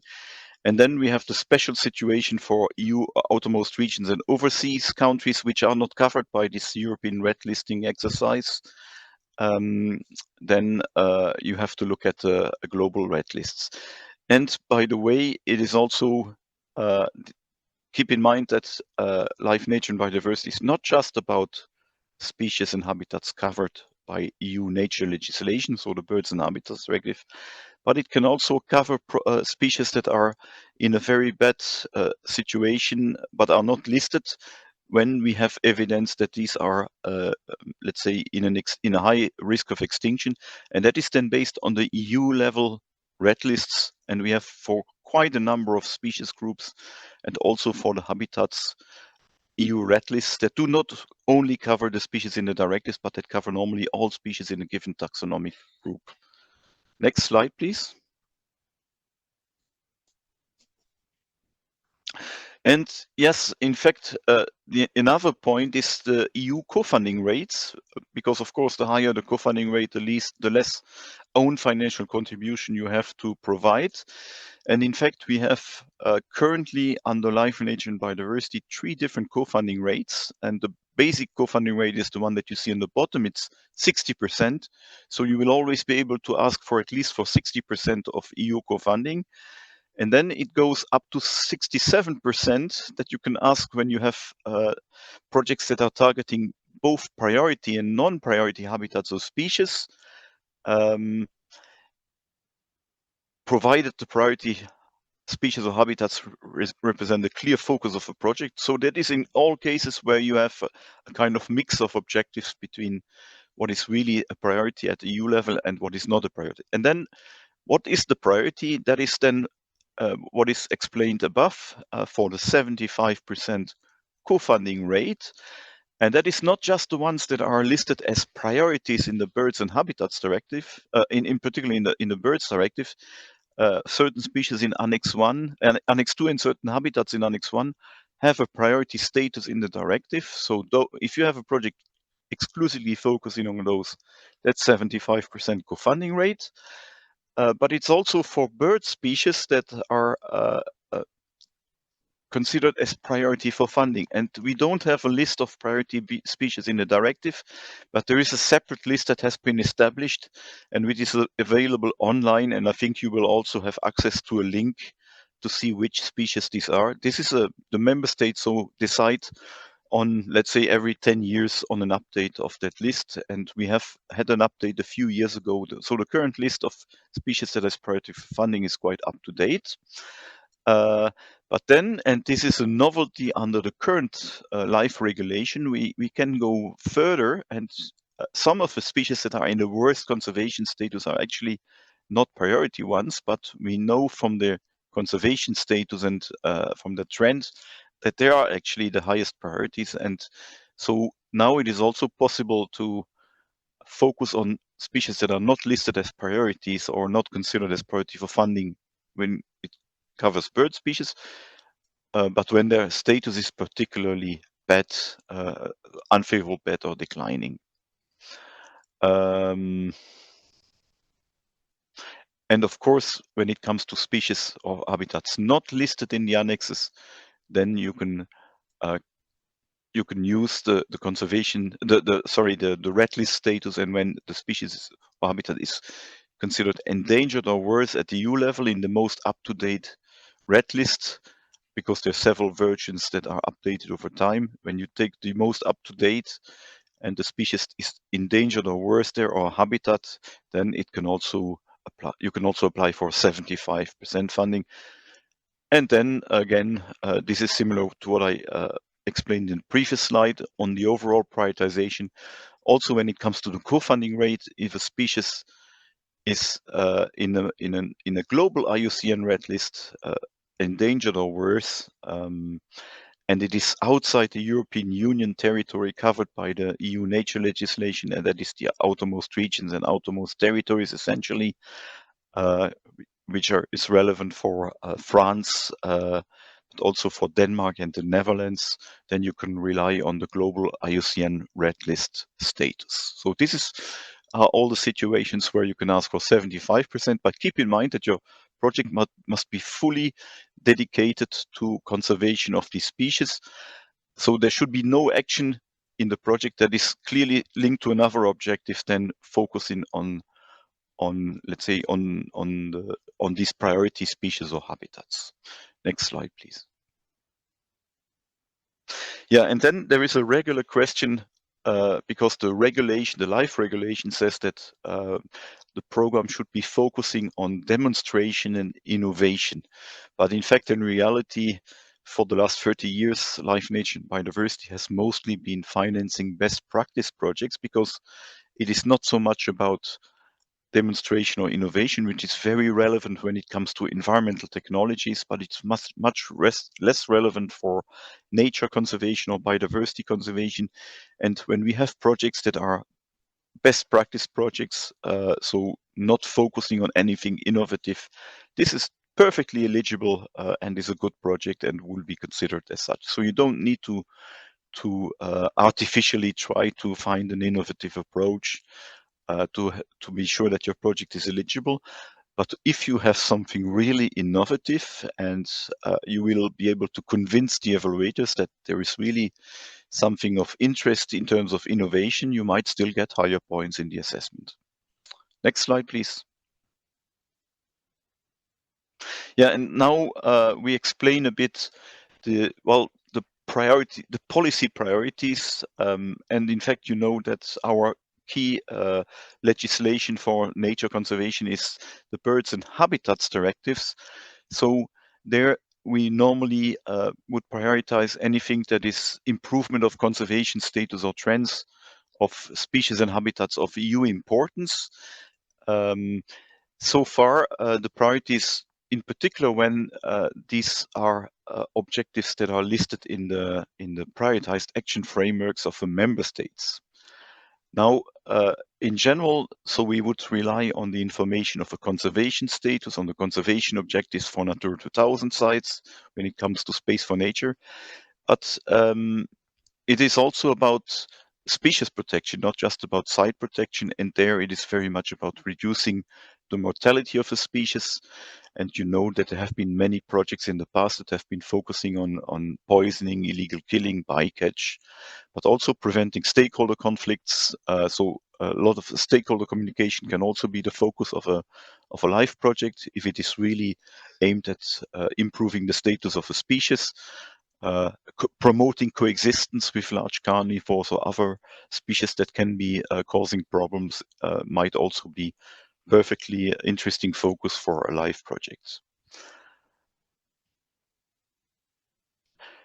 Yes, and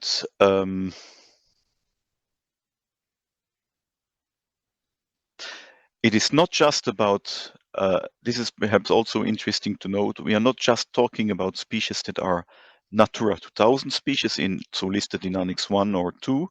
It is also about the species that are strictly protected, or even the species of community importance that are listed in Annex 5 of a directive. So which are species which can be legally hunted or exploited, but unfortunately some of them are in a bad conservation status. So if a project would focus on a species listed in Annex 5, and it has actions that are likely to improve its conservation status, then this is also a good project for Life, Nature and Biodiversity funding. Next slide, please. Yeah, and then the invasive alien species regulation.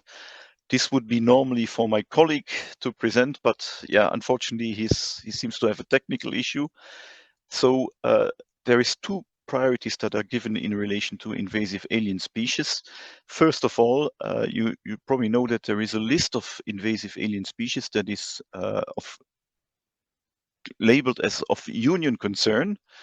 And that list is updated and extended on a regular basis. So any project that would, let's say, focusing on any of those species would be a priority for LIFE.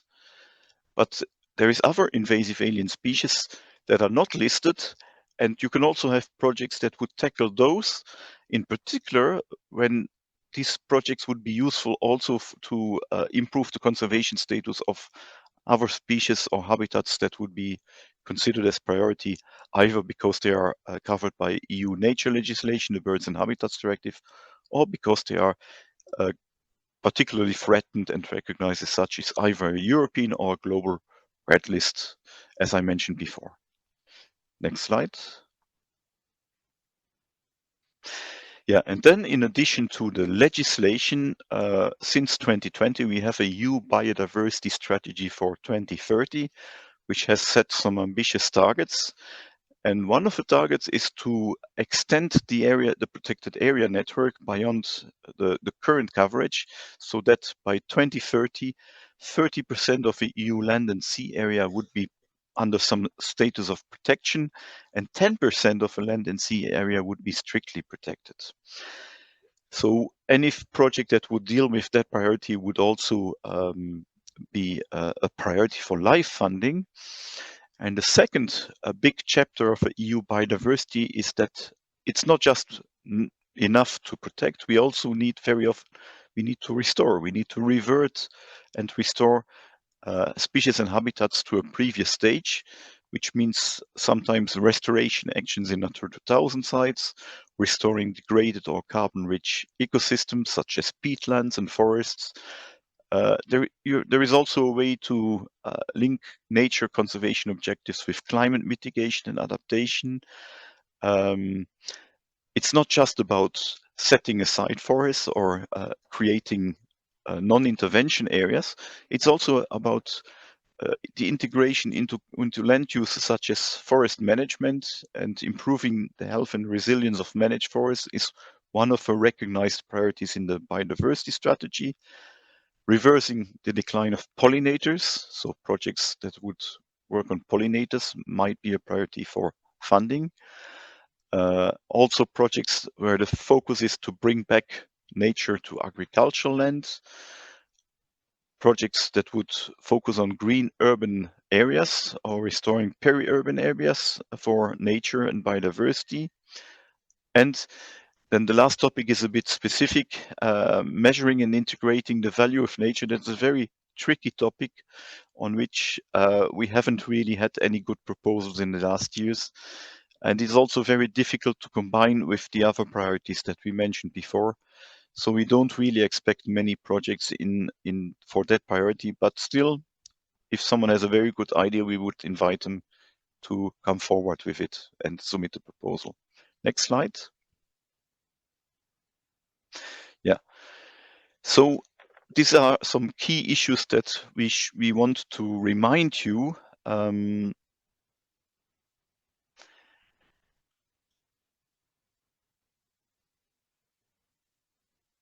Yeah, actually, we have a limited budget. So there will be some competition, and unfortunately, it is likely, as in the previous years, that not all projects will be shortlisted. We will, of course, try to do our best to make sure that even projects that are reserve listed can still be financed, and this has happened several times in the past. But there will be competition, so the projects will really need to be very well designed. We have also, for that reason, decided to restrict a bit the focus of a SAPS on outcome, which means that projects that are really only focusing on communication or even on governance, as was the case in the past, are less of a priority when it comes to the classical SAP for nature and biodiversity. So you really need to focus the project on achieving a conservation outcome on the ground. Then we also had to prioritize, because of a lack of resources, on the species and habitats in the worst conservation status or that are the most threatened, as I mentioned before. So I think by now it should be clear what are the priorities there. But in fact, it means that a project that is really focusing on something that is of a low priority or a species that is not really in a bad conservation status, this could be a reason for not financing a project or for not shortlisting it.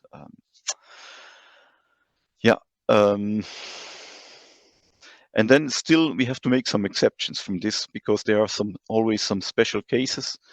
And one of these special cases is the situation that we have with large carnivores in Europe. You know that, for example, the wolf is recovering very well. It has a positive trend throughout the European Union. Its status is constantly improving, although we consider it has not yet achieved favorable conservation status. But in such a case, there is a need to work on conflict resolution, or to communicate on let's say on possibilities to mitigate or to reduce damage. So this is a bit of an exception insofar as a project focusing on large carnivores or conflicts with large carnivores, and solving these conflicts would be a priority despite the rather positive trend and improving conservation status of these species. So as I mentioned before, no pure communication awareness raising projects, nor projects focusing on monitoring or inventories. But of course, both communication and monitoring inventories are typically part of a project and are part of so we would of course perfectly accept any project actions that would be communication or awareness raising actions, or even monitoring of the outcome of project actions, as if that is part of a coherent package, and if the project would still have as a prime objective to improve the situation on the ground. And otherwise, if it comes to governance and communication, we will also invite stakeholders to look for other types of projects, such as the SNAPs, which are not the scope of the discussion today. And next slide, please. So that's it for the moment. I think we still have some time for questions. I don't know if my colleague is back now. I can't see him anymore in the list of participants. So there seems to be really a technical issue, but I think we can now go to the questions. Thank you very much for your attention. Many thanks, Frank, for your intervention and the summary. Let's see, colleagues, the question. I invite the audience to please put in a Slido your questions.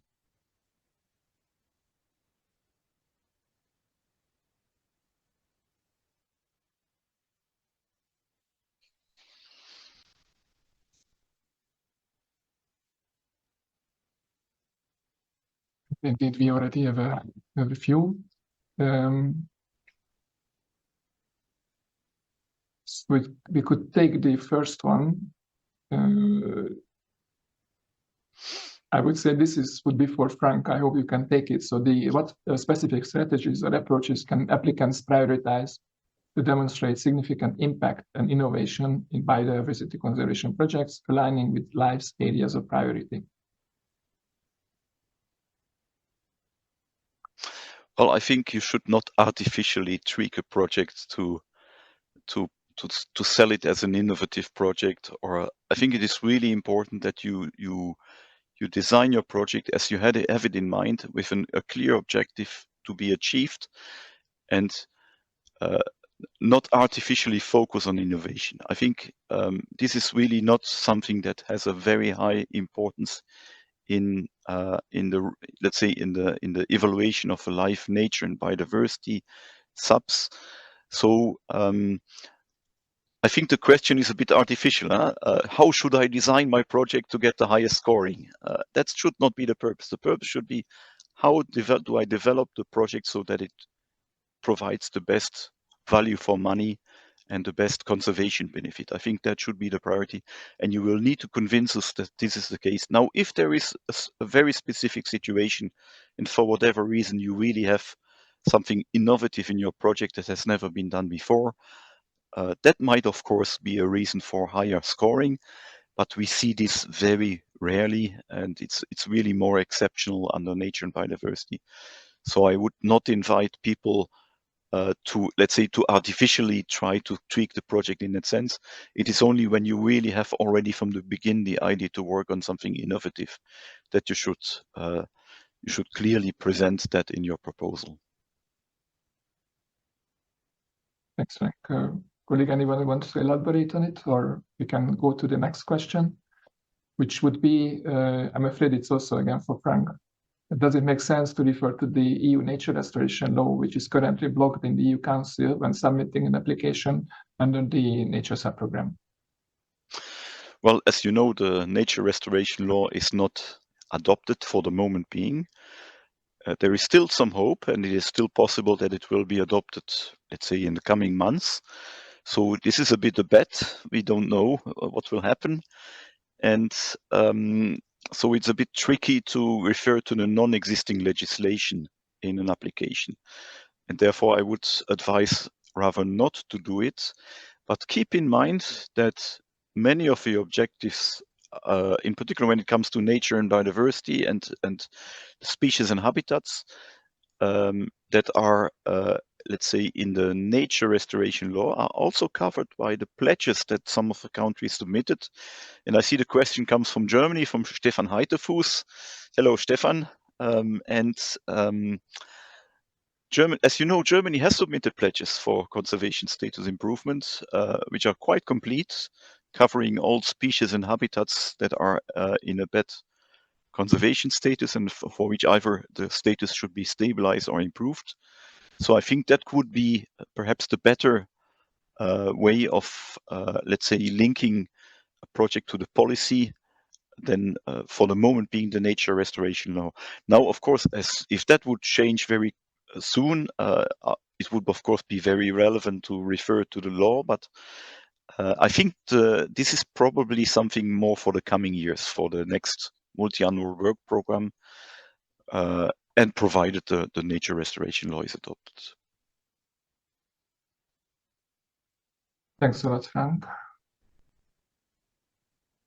I hope it's clear to the colleagues there. For the next one, regarding the French overseas territories, as there is no Natura 2000 network there, is there less opportunity to receive financial EU contribution? I'm hesitating between Anita or Daniel. Which one of you would like to address it? I can start, and then Anita can. Maybe Anita can complement. Okay, go ahead, Daniel. Of course, link it to the priorities. And there, in the biodiversity strategy, we do have a priority on overseas territories, so take that into mind. Although that also reference to the BEST project, where we have dedicated funding for overseas territories. In the past, projects have been funded, but on focusing on species. So I would not say there is less opportunity to receive funding, but I would recommend to look strategically at what you want to do. We know that especially in overseas territories on the islands, that IAS is a big pressure, and might be a way. So there is ways to go for funding, and projects have been funded in the past. But yeah, think about how to present your project. Thanks, Daniel. Anita, you want to add something? Yeah, I can add that it's not really the case. It's not because there are no Natura 2000 sites that the project will receive is less prioritized, because as Frank was presenting earlier, the priority is given also to habitats and species in the global IUCN Red List, as long as habitats and species are in the category endangered or worse. So in these cases, in case of EU outermost regions and overseas countries and territories, priority is given to those higher extinction risk categories. Therefore, these countries, let's say, these territories compete just like all the others. And in particular, when it concerns outermost regions, there is a specific bonus point. A maximum of 2 points is given in case the project is primarily implemented in outermost regions. So the answer is no. The financial contribution is not, there's not less opportunity to receive financial contribution. I believe the next one would be also for you. And for nature and biodiversity subs, do we have to mention in the proposal if we ask 60% EU contribution or 75% if you think is justified, or is it decided by life without our specific proposition? Yeah, well, you will see at the end of the Part B application form, there is a specific question asking if you fulfill the conditions set out in the code document in case you request a higher funding rate, 75% or 67%. If you do ask for a higher funding rate, you need to convincingly justify why you would be entitled for such a higher co-financing rate. And when we evaluate your proposal, we decide if you should be granted this higher co-financing rate. If you request a standard 60%, there's no need to justify anything. Can I just compliment, because reading the question, it almost looks like, do I need to indicate the co-funding rate in the proposal? And I think it's good to mention that if you indicate a low co-funding rate, even though your project would deserve 75%, you cannot go up. No, so of course. Yeah, you need to build your own budget, and at the moment of building your budget in the proposal phase, you need to decide what is the co-financing rate. So automatically, you will not be able to submit without that being done. And of course, yes, indeed, as Frank was saying, if you select 60%, you will not be granted 75 or 67% later, in case you are actually entitled to do so. So be careful when at proposal stage you set up your budget, you select the correct co-funding rate. It can be the other way around. You select 75%, but then you're not entitled to it. So we then lower it to 60% in case the project enters the revision phase. Thank you, Woz. The next question, which is an interesting one, what about species for which there is little or no information in member state reporting because no specific monitoring was done? Can they be included in a proposal, and how will it be prioritized? Perhaps it's for Frank. Yes, I understand this would be about species that are listed in the annexes of a directive, but for which the report says, well, the conservation status is unknown, or the trend is unknown because we don't have enough information. So actually, yes, I mean, this would in principle preclude the proposal from asking for 75%. But there is one thing I didn't mention before, is that if as soon as you fit one of the conditions for 75% for a given species, let's say, and the project is focusing on that species, then you can apply for 75%. And this could be the case, for example, when the information in the member state reporting is not clear enough, or let's say the status is unknown. But in the European Red List of species, which also covers the species listed in the annexes, the status would be endangered, for example. And there are examples like that. So indeed, there might be situations where you could, let's say, apply even for 75%, and the project would be considered as a priority, even though the status is reported as unknown. But if the status is reported as unknown, and it's the red list says the European Red List says it's not an endangered species, then it is likely that you cannot apply for higher co-funding. And your project might even be considered as a low priority when let's say when the red list status is really not very worrying. Thanks a lot, Frank. I would skip the next one and go to the one after, for the Space for Nature. Is there any rule for how large portion of a project target area can be located outside Natura 2000? It's a quite recurrent issue that projects work outside, so that's why I think it's quite important. So Silvia, I think you could address this. Yes, good afternoon, everyone. So actually there is no specific rule, but there are a lot of rules which are explained in the code document of how activities which are taking place outside Natura 2000 should be implemented. And there is also a lot of rules of how the results from this activity should be sustained in the future. It's very well elaborated in the code document. But typically we have some projects which are implemented outside Natura 2000 sites, which are mainly projects that are targeting species protection, like or addressing threats to species like power lines or retrofitting of power lines, or projects which are targeting large carnivores, species which has a huge ranges. But again, I mean, we should ensure that the money that are invested, money that are coming from the taxpayers, are invested, and the results are sustained in the longer future. So therefore, please, I invite those that are interested in this, have a look in the call document, because it's very well elaborated. I won't go into the details because it's a long list of conditions. But in any case, we are looking for long-term sustainability here. Indeed. Thanks, Silvia. The next question, which is on the regenerative agriculture related activities, I'm not sure if this is for our program or should we retain it for the summary.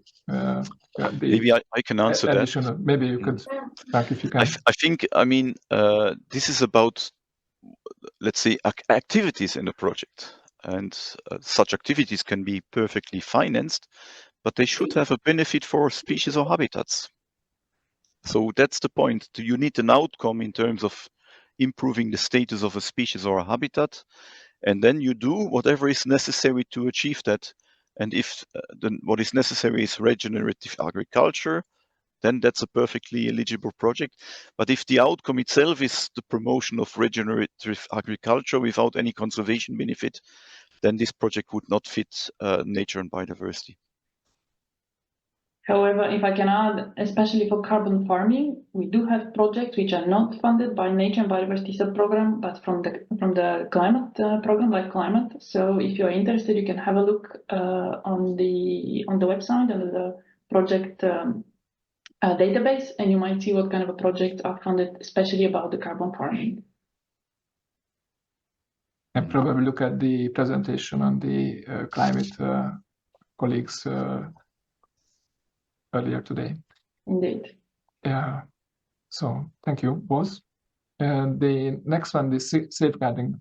So regarding the safeguarding species, the PowerPoint slide mentions other than area-based. The presenter mentioned that it does not have to be per se area-based. So can or can it not be area-based solutions? I think it's frankly best if you are addressing this. Yeah, this is a bit of an artificial distinction. On one hand, restoring areas for species and habitats, or sometimes you need to do something else than the area-based measures. So the message there was, for many species, you need to do more than area-based measures, and this would also be perfectly feasible under life, nature, and biodiversity. But it is clear that anything that is area-based and that would help the species is, of course, also important. And it doesn't really, so you're not penalized if you tick the wrong box and say, okay, this is an area-based project or a species-focused project. I think the message was really, normally there is a lot of area-based focus in the actions, but there is also the possibility to go beyond that, in particular when it comes to preventing mortality of protected species. Thanks, Frank. The next one would be for Daniel, I think. So what about greening big industrial sites, such as port areas? Can this be or considered as a peri-urban area? Urban greening is a priority on the biodiversity strategy, but of course, taking into consideration as well the benefits for species and protected habitats could be strategic. But in the end, urban greening is one of the priorities under the biodiversity strategy, so could be considered there. But again, you need to link it with the cross-cutting issues as species protecting and safeguarding areas. So think about what is the objective of the greening there and what you want to achieve. And we shouldn't forget, of course, the polluter pays topic that depends why the greening is needed. So it's the context has to be carefully assessed. Thanks, Daniel. Got anybody else wants to add on this? No. Then we could go to the next one, which is there a possibility of obtaining 75% funding in case the monitoring report of habitat narrative species specifies that there is scarce information for a habitat not listed as priority. Perhaps Frank, again. Actually, it's the same question as slightly different, formulated slightly different one than the one I replied before. So if the species is not listed as a priority species in the annexes, if there is no information on the conservation status that would show that it is a priority for funding because of a very bad status, and if a species is also not considered as endangered in the European Red List, then you cannot ask for 75% funding. But if any of the conditions would be fulfilled, and if it's only one, then you can apply for 75%. Thanks, Frank. And just a technical comment that the current question answer phase stage is still for the nature biodiversity only. So if anybody out there has questions on other topics, then please retain them for the closing session where you have 1 hour to ask other questions that relate to the last 2 days overall. Because my colleagues were flagging, there are some additional questions popping up. Going back to ours, we have the one on is finding and contacting owners of the agriculture area for demonstration project a problem during project implementation? Should it be included in the project application, or can it be an introductory activity? I think maybe Silvia can hopefully, or Anita can address this, but maybe this is a question that you can also ask from the project that will be coming after, because they do work with landowners. But we can try and address it now. Anita. Yeah, okay. Thank you, Laszlo.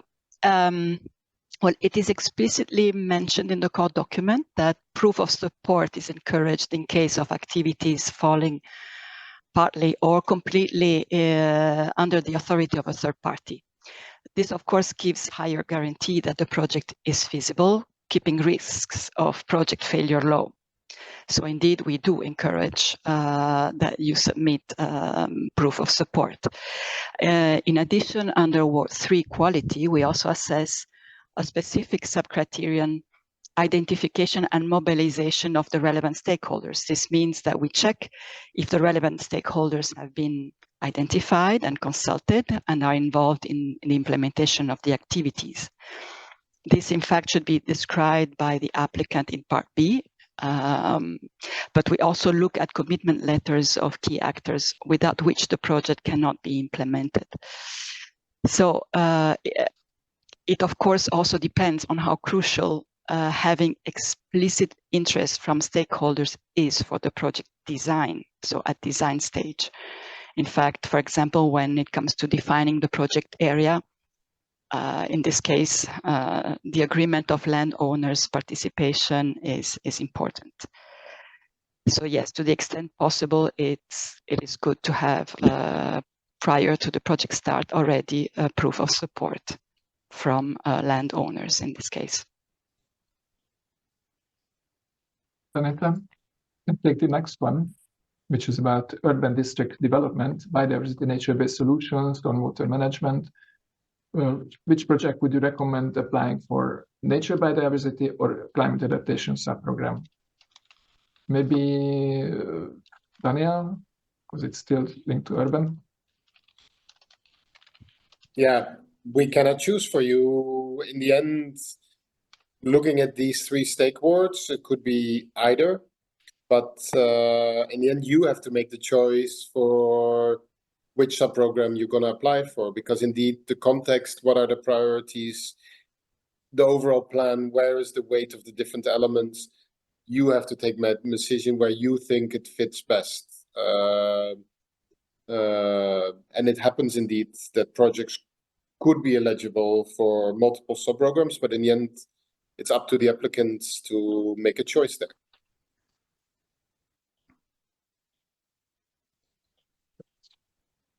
The next question is about a project that works in ecological corridors between Natura 2000 areas. Would we need to fill out site description for each of the Natura 2000 areas, or for each distinct corridor covering several connected Natura 2000 areas? Maybe Frank?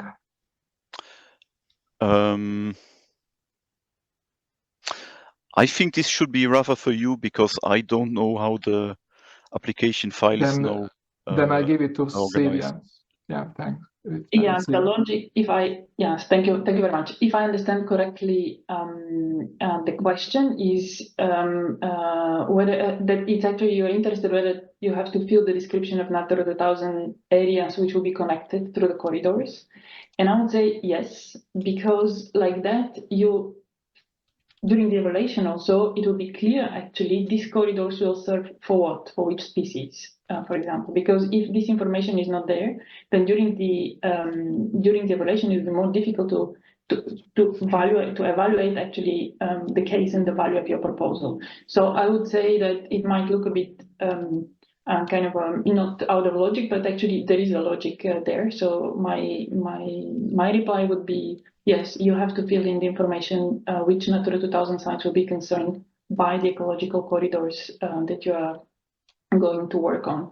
And again, here I would invite you to have a look at the criteria in the call document regarding working outside Natura 2000 and the elements that you have to have in order to, again, ensure the sustainability of the interventions that you will do during the implementation of your project. This also should be well covered.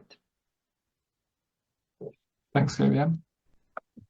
The next question I think I can take, it's about sharing a link to the document with the list of endangered bird species, which isn't Annex 1. I think it's in the core document, so you should find I also put it in the chat now. Yeah, but it's not visible to the colleagues. But in the core document, we have the links to the an overall bird directive and habitat directive pages where you have all the relevant information that we talk about today. So then let's go to the next one, which is about the PAF. Are you in a very bad position as an applicant if you do not have an updated PAF agreement in your country? Will this affect the possibility of getting a live grant agreement? Frank, maybe with to my knowledge, every county has submitted a PAF, so that shouldn't be a problem. And the next PAF would be for the next multi-annual financial period, which starts after 27. So for the moment, we have valid PAFs for all member states. We have one exception, that's the Belgian part of the North Sea, but I guess this is not relevant here. Yes. Thanks a lot, Frank. We only have a couple of minutes left, so we take this next question, if you have still time. Can you give more details? How should be evaluated actions for priorities and non-priorities habitats in order the project to get 67 co-financing? Anita, maybe you can. Yeah, well, there are no details. There's not a methodology.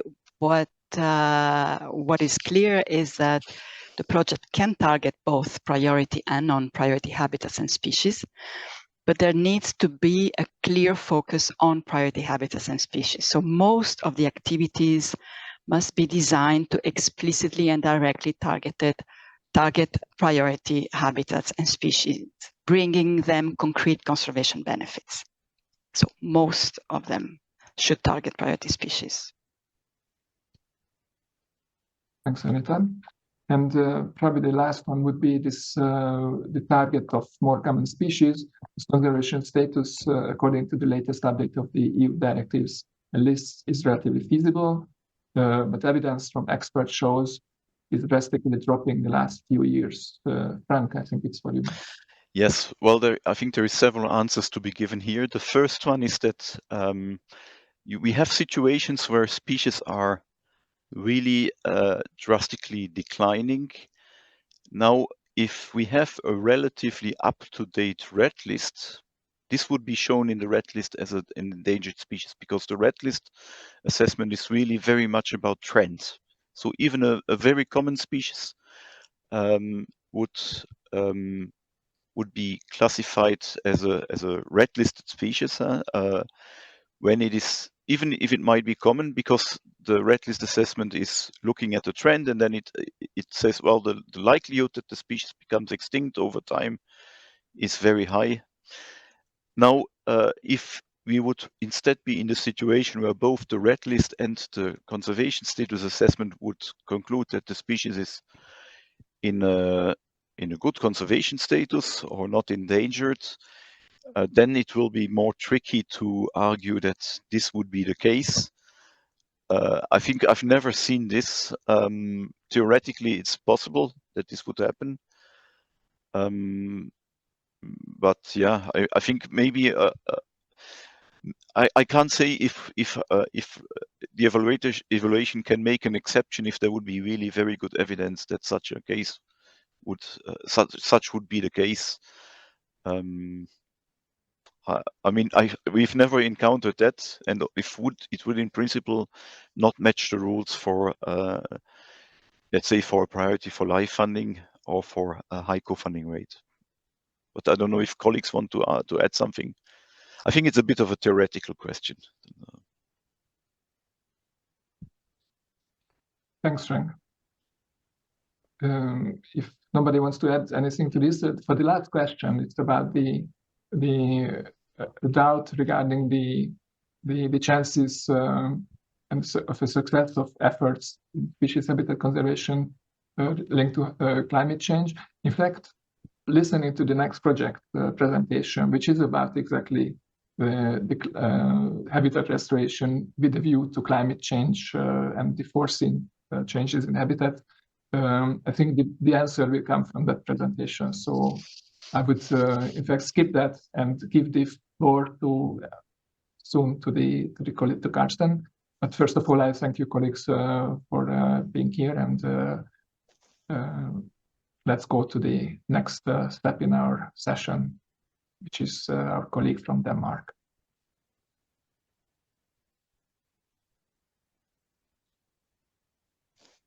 Karsten, welcome, and I think colleagues out there are eager to listen to your experiences from a seemingly successful live project, and your experiences and what it is about, and anything else you want to share with us. The floor is yours. You have 20 minutes to share it. Thank you. Okay, perfect. Thank you very much, Laszlo. And good afternoon, everyone. Thank you for giving me the opportunity to present our live project, Live Klima Bombina. We can already go to the next slide. Our subtitle to our project is Live Klima Bombina, New Habitats for Bombina bombina and other amphibians and birds to counteract problems from climate change in coastal areas. And we are running it until 2024. The main project site is we are in Denmark, and the main project site is at a place called Knudshoved Odde, very Danish name, I guess. And this area contains nationally important populations of the Bombina bombina, the fire-bellied toad, and a lot of other very endangered amphibians and reptiles. Next, please. So here you can see the project area. We have 3 project sites. The only one in Denmark, which I'm presenting for you today, is situated in Vordingborg municipality in Knudshoved Odde. And then we also have 2 project sites in Germany, in Schleswig-Holstein, together with our German partners, Stiftung Naturschutz Schleswig-Holstein. Okay, next. So here's a little bit of project facts. It is Vordingborg municipality, where I am employed, which are the project owner.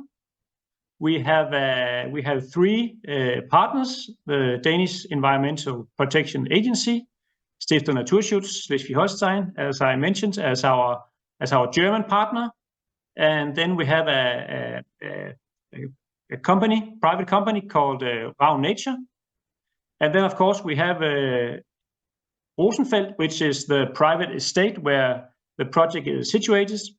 They are not partners in the project, but they are what we are working very close together with them to to do the project. It is a big estate that owns about 3,000 hectares, and we have a very good cooperation with the only landowner in our project site. It is financed by the LIFE program with 60%, and then with the co-financing by the Danish Environmental Protection Agency with 35%, and then with the rest is financed by the other partners. And we have a budget about just above 5 million euros. Next. Okay, here you can see the Knudshoved Oil project site, which is situated in a long peninsula, you can call half peninsula. We have a project site in total 280 hectares. We have a western part with existing nature and with the existing populations of the Bombinas, and we have the primarily project site in the eastern part which contains 180 hectares of arable fields. Okay, next. We have identified some threats to the habitat types and the species in the Natura 2000 areas, and one of the primarily threats is the climate change that will lead to sea level rise. And the fire-bellied toad's main habitats is at risk of being divided into isolated islands. Furthermore, we also see more often we see some high tide events, especially in the winter, and this causes overflooding of the breeding ponds with salt water. So one of the main issues in our project is that we want to create a new population of amphibians on higher ground east of the existing population. Yeah. Okay, next. And here you can see the problem, fragmentation of the present habitats of the Bombina. And the next picture. Here you have a flooding situation where the prime habitat are turned into an island. Yes, we have some overall objectives of the project, which are to achieve favorable conservation status for the fire-bellied toad and 7 other amphibians. We are working with 1 reptile, the sand lizard, 4 bird species, and 9 habitat nature types. So we are going to restore and create a lot of natural hydrology so we can get new breeding ponds for the Bombinas. We are also going to we are doing a supplementary breeding program for the amphibians, as well as we are going to create hibernation areas. We are also going to improve and create 9 habitat nature types by converting arable land into habitat nature. Next. And here you can see listed some of the 7 amphibians we are working with. We are also improving existing habitats and creating new habitats and nesting areas for bird species. And that is the avocet, the redback shrike, the pintail, and the Arctic tern.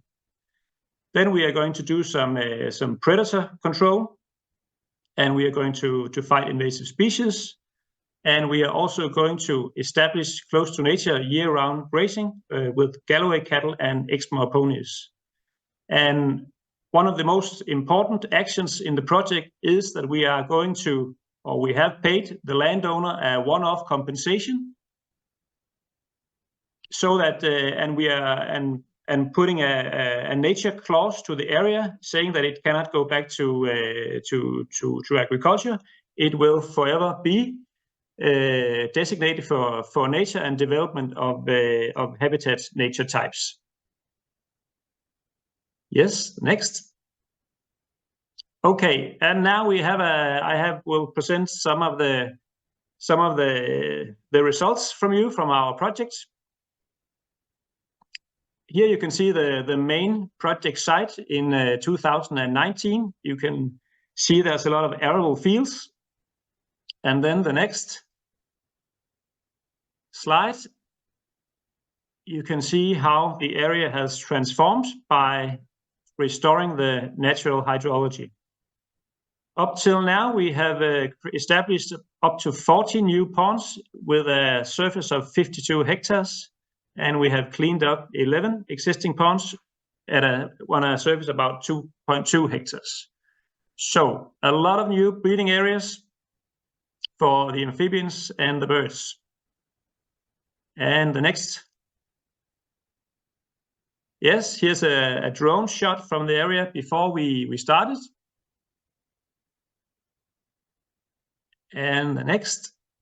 And here's how it looked like for 14 days ago.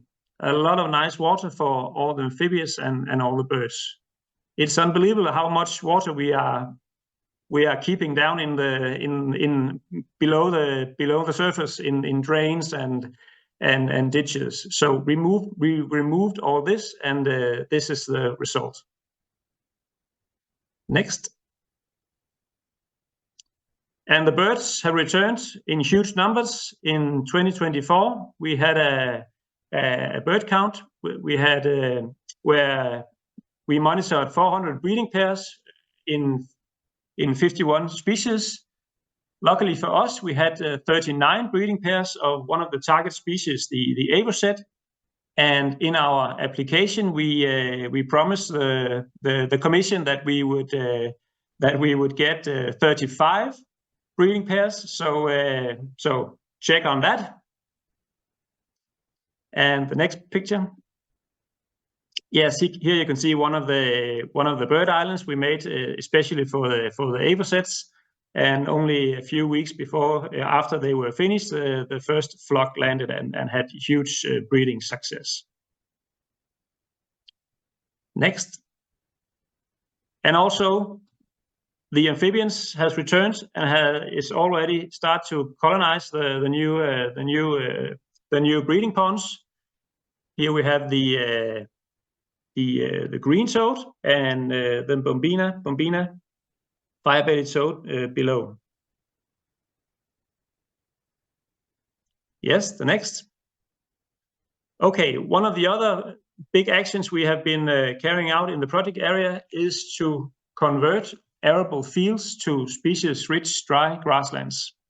And we have got some help and inspiration from our German friends, which has been working with this topic for many years.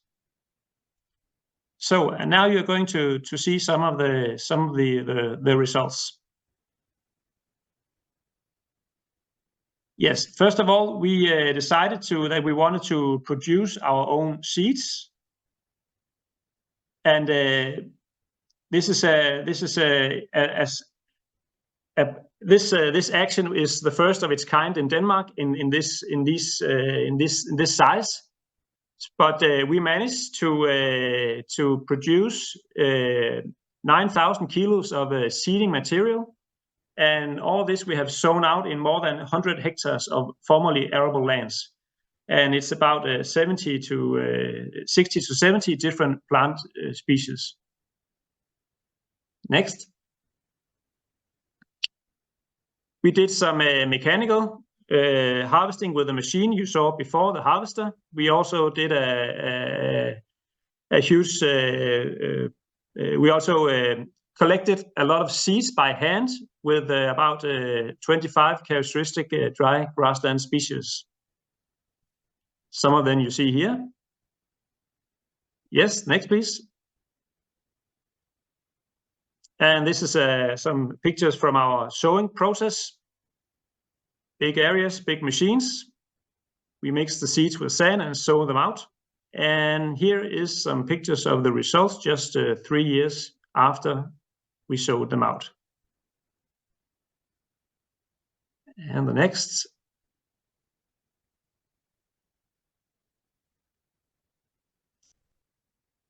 And again, here comes some before and after pictures. So what we have seen out here at Knudshoved is that in relatively few years, we can transform an agricultural land to a very biodiversity-rich dry grassland with a lot of nice plants and habitats for all the amphibians and the insects and the birds and the reptiles living in the area. Next. Yes, we also did some other smaller actions. We made natural rockology, as we call it. Now we have natural hydrology, and we have also been working with natural rockology, bringing the stones back in the dry grasslands where they belong. We have been working with the turf transplantation from existing dry grassland to the new arable fields. And then we have been doing this breeding program for 4 of our amphibians and for the sand lizard. Yes, next. And then one of the most important things in our project is that we have established this, we call it all-year biodiversity grazing with Galloway cattle and Exmoor ponies, and they play a crucial role to increase the biodiversity. So very important. And here you can see beautiful pictures of how the cows are working in the area. No machines needed here. The cows are making the beautiful open ponds, perfect for the fire-bellied toad or the Bombina bombina. Yes, we have, of course, also been doing a lot of networking and exchange of knowledge of the project. When you are in the Life family, you get invited to a lot of very interesting platform meetings and seminars. So that's really a nice thing. We have been met by a huge interest for our project. So we have been having a numerous field trip excursion and seminars with other large estate owners, nature agencies, Danish nature funds, NGOs, municipalities, and politicians. Yes. Next, please. And we were also lucky that in the middle of our project period, we joined a Danish competition between all the municipalities in Denmark about who could be the wildest municipality in Denmark, and we won. So that was very nice for our project. And on the pictures you can see a very happy mayor of our municipality, and also the minister of the Danish Environmental Agency, which also visited us, and of course, together with me, they sowed out some natural seeds in the coming new dry grasslands. Yes. Okay. What have we in our municipality achieved from participating in this LIFE project? Well, a lot of things, I would say. Here are some of them. One of the important things is, of course, that we got the opportunity to secure favorable conservation status for the most important species and habitats in a Natura 2000 area of national importance. We succeeded by establishing a flagship project for other landowners and conservationists in Denmark. We got the possibility to complete a project that could not be financed by national schemes or national funds. And of course, we have implemented the municipality's Natura 2000 action plan. We have had an enormous public visibility for the municipality, and it has given us a good basis for joining new LIFE projects and new collaborations nationally and internationally. Actually, we have already landed a new LIFE project, which is kind of similar to this project. in the other end of our municipality with another large landowner, which wanted to do the same as in Knudshoved Odde. So this project has given us the opportunity to apply for a new project. Yes, and of course, our employees have had a really important professional upgrading. Yes, and I think maybe the last slide. Okay, some of the lessons we learned and some advices for you out there. When you are writing an application about 200 pages and you have been running a project for 4 years now, you have a lot of lessons learned and advices, but here are some of the things that I think are important for you. First of all, it's important to read the guidelines and the criteria very carefully. It's important to have a clear and focused project. You need to describe a clear relationship between your costs and the threats to your species and habitat types. It's very important to keep focus on the conservation status of the species and habitats you want to work with, not just in your member state, but also at the EU level, since it is an EU fund you are reaching out to. It's important that you pay attention to transnationality, collaboration with different partners, replication activities, and the upscaling potential of the project. It's also important from my point of view that you remove as many uncertainties as possible in your project before you apply. In our case, we had a written agreement with the landowner saying if the Commission would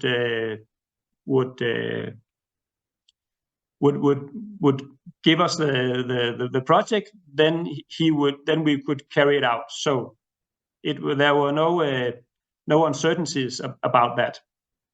So that's important. It's also important to pay attention on how the project contributes to other EU policies. And then my last advice is that you should not lose your hope if you're not getting through with your first application. It's a tough competition, but you will get a really nice feedback from CINEA, which you can use in improving your project in the next time. So I think I just have one more slide saying thank you for listening and good luck with your application. You can follow us on our website, klimabobina.dk, or find us on Facebook. And also, please do reach out to us if you have a project with similar topics or species or habitats. Thank you. Many thanks, Carsten, for on the one hand keeping the time, and on the other, I just really congratulate to your achievements. It's really impressive what you have done in a relatively short 4 years' time to restore the habitat. The grasslands were completely converted, and the return of the species is really quite impressive overall.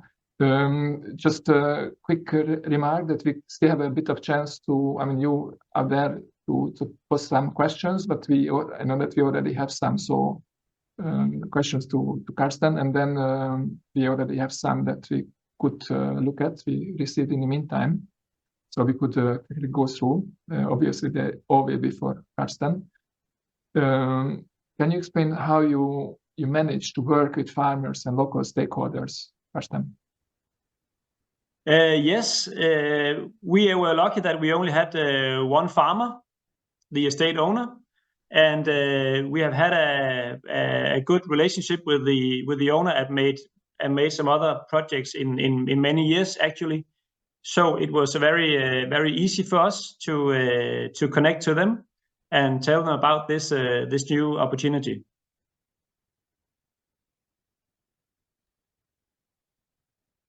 Good. Yes. And then the next one would be, it's a very specific one. Have you taken into account modeling predictions for different climate scenarios as basis for designing your project actions? Will your actions be sustainable enough in the medium long term in view of the expected changes? Yes, we have of course been doing some investigation of the scenarios of the sea level rise, and try to fit in our project to that. As you could see on hopefully on some of the pictures, a lot of the new ponds are up in high land, so they will be secured for many years. But we have been doing some modeling, and we also have created some new wetlands and ponds close to the shore, and we haven't been able to secure them. When you are working with natural hydrology, you just have they will be flooded, and we will also have some more brackish areas. But we have a lot of new long-lasting breeding ponds for the amphibians.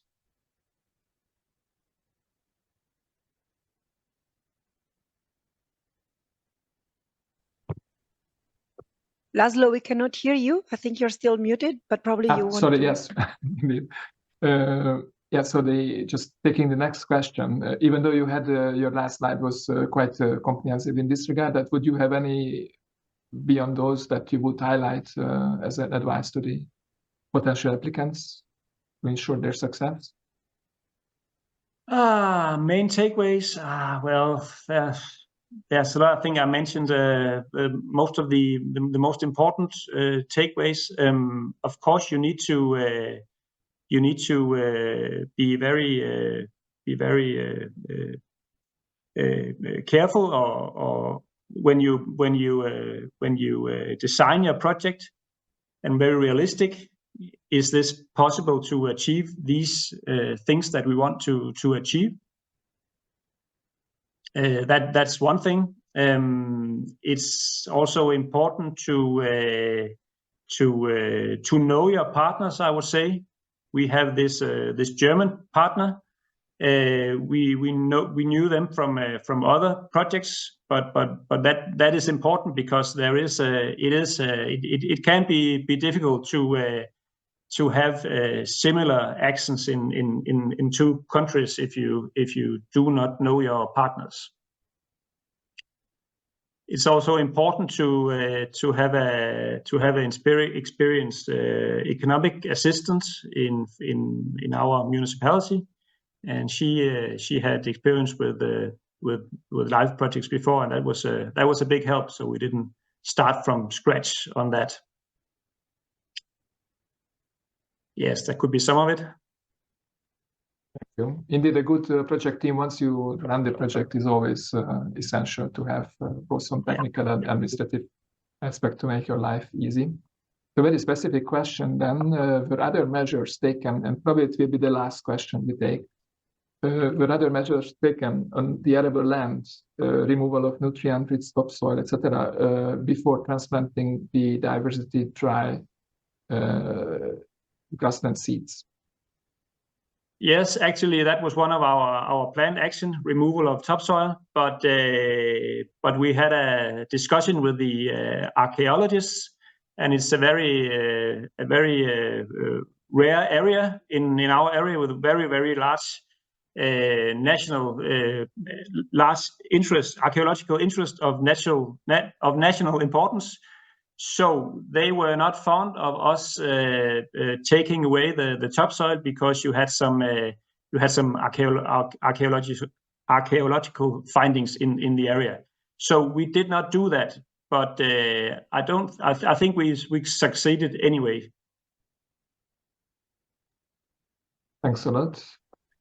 And I mean, just to wrap up on that one, the last one, it's I mean, you have to see, we have had similar question in the previous set of questions.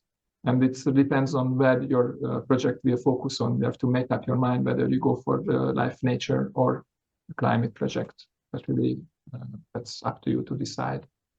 And with that, because we are running out of time and we have to switch to the next session, and many thanks, Karsten, and congratulations again to your project. And it's very nice to see that we have achieved, or you and also we have achieved so much with the funding we provided. Thanks a lot to all, and I give the word to Eva. Yes, thank you, Karsten, for this very nice and colorful presentation, and congratulations for this fantastic project that you showed us. And I hope that it will inspire a lot of future potential applicants for new projects. Thanks also to Laszlo for moderating this session on the calls for nature and biodiversity projects. And now I would just like to quickly launch the last poll to ask our audience to kindly let us know what they thought about this this last session on standard action projects calls for nature and biodiversity. Can you please quickly reply to this poll and let us know if you're satisfied or rather unsatisfied or very satisfied. And then since time is running, I would quickly introduce the next session, which is entirely dedicated to the questions that were not answered before. We want to give another possibility to our speakers to reply to those questions. So we have a full hour dedicated to questions and answers. And I will leave the floor to Julia, who is moderating this question and answer session. Julia? Thank you very much, Eva. Yes, here I am with you for this very last session of today. And I will let all the colleagues that have kindly volunteered to answer the remaining questions, switching on their camera. You can stay there with the microphone muted so that I see you.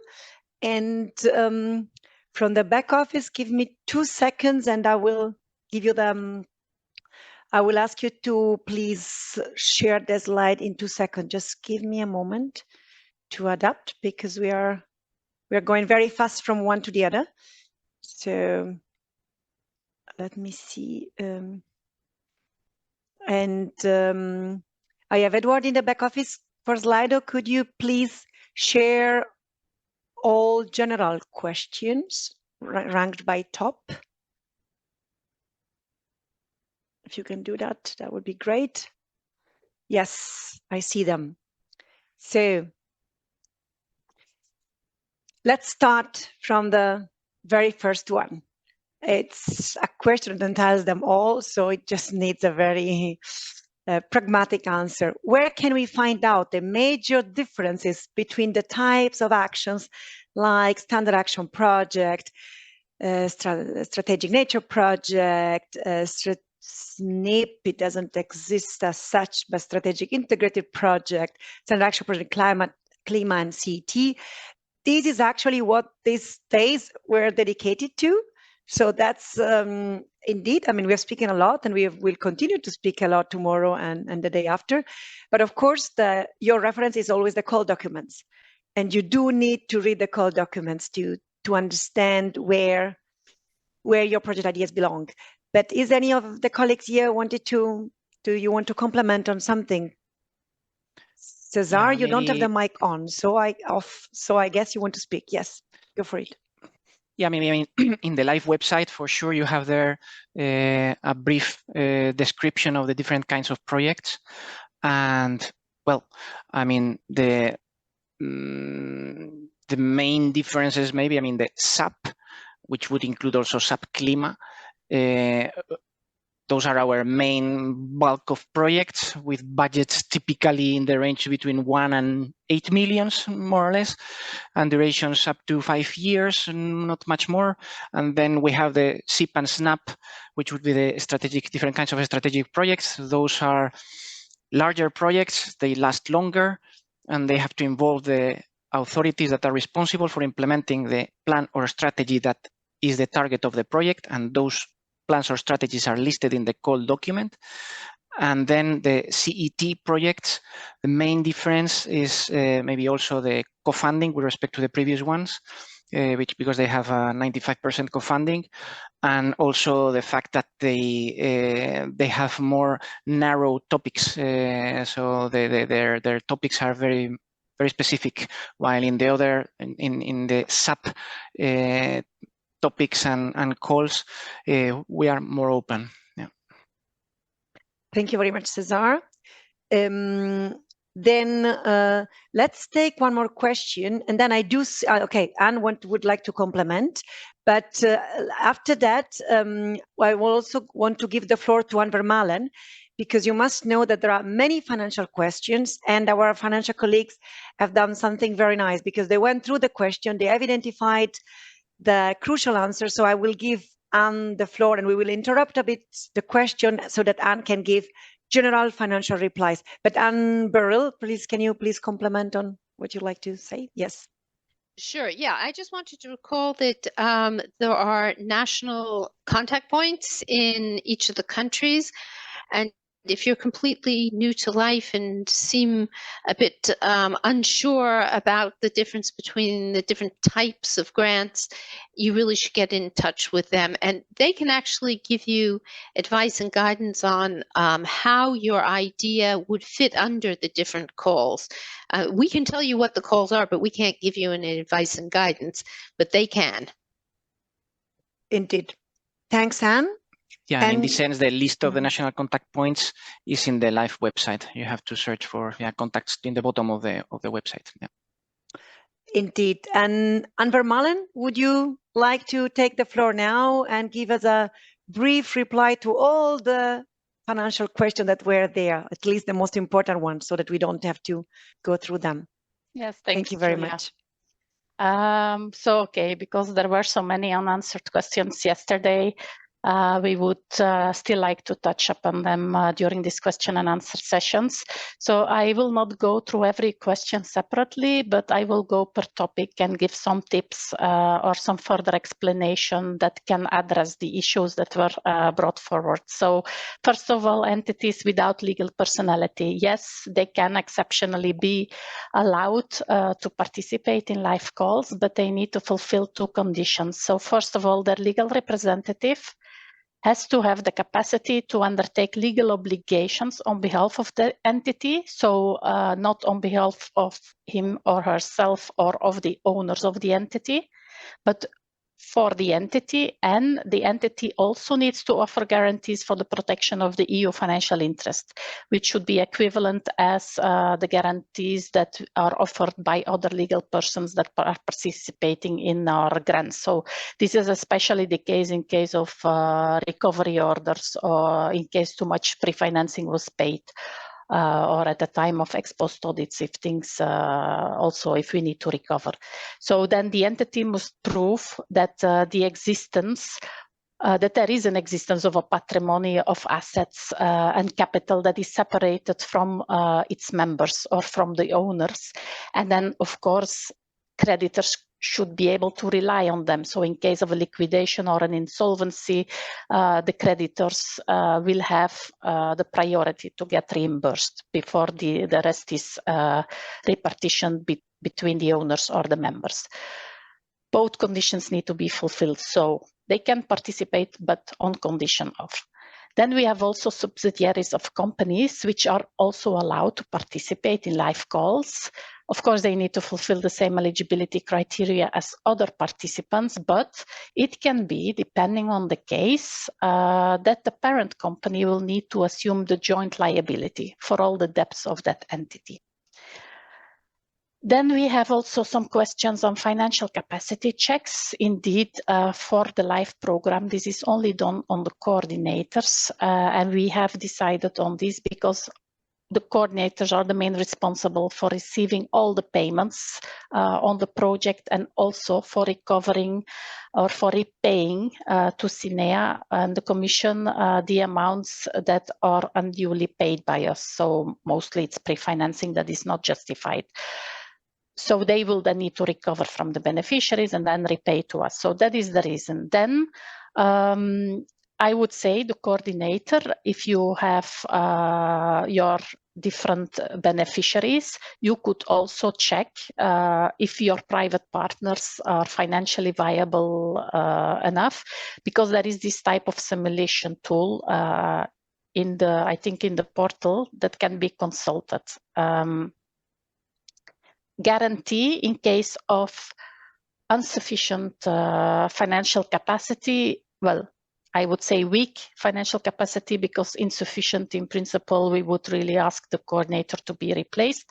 But it's mostly 30% if a guarantee needs to be provided.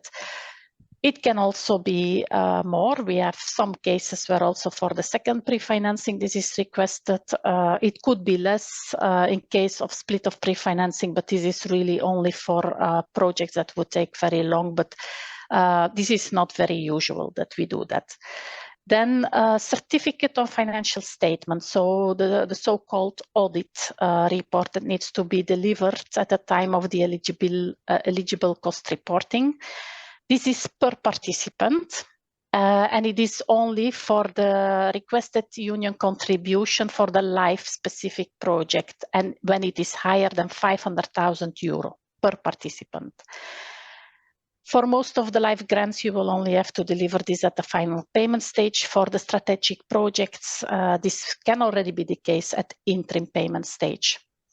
Then there were also questions with regard to co-funding and own funding of beneficiaries and the difference in EU funding percentages that could be requested. So in any case, beneficiaries or affiliated entities, they can only request within the e-granting tools the maximum of what is foreseen for the specific goal. So for sub-projects and SIP-SNAP, it's mostly 60%. There are some exceptions. And for the set projects, it's 95%.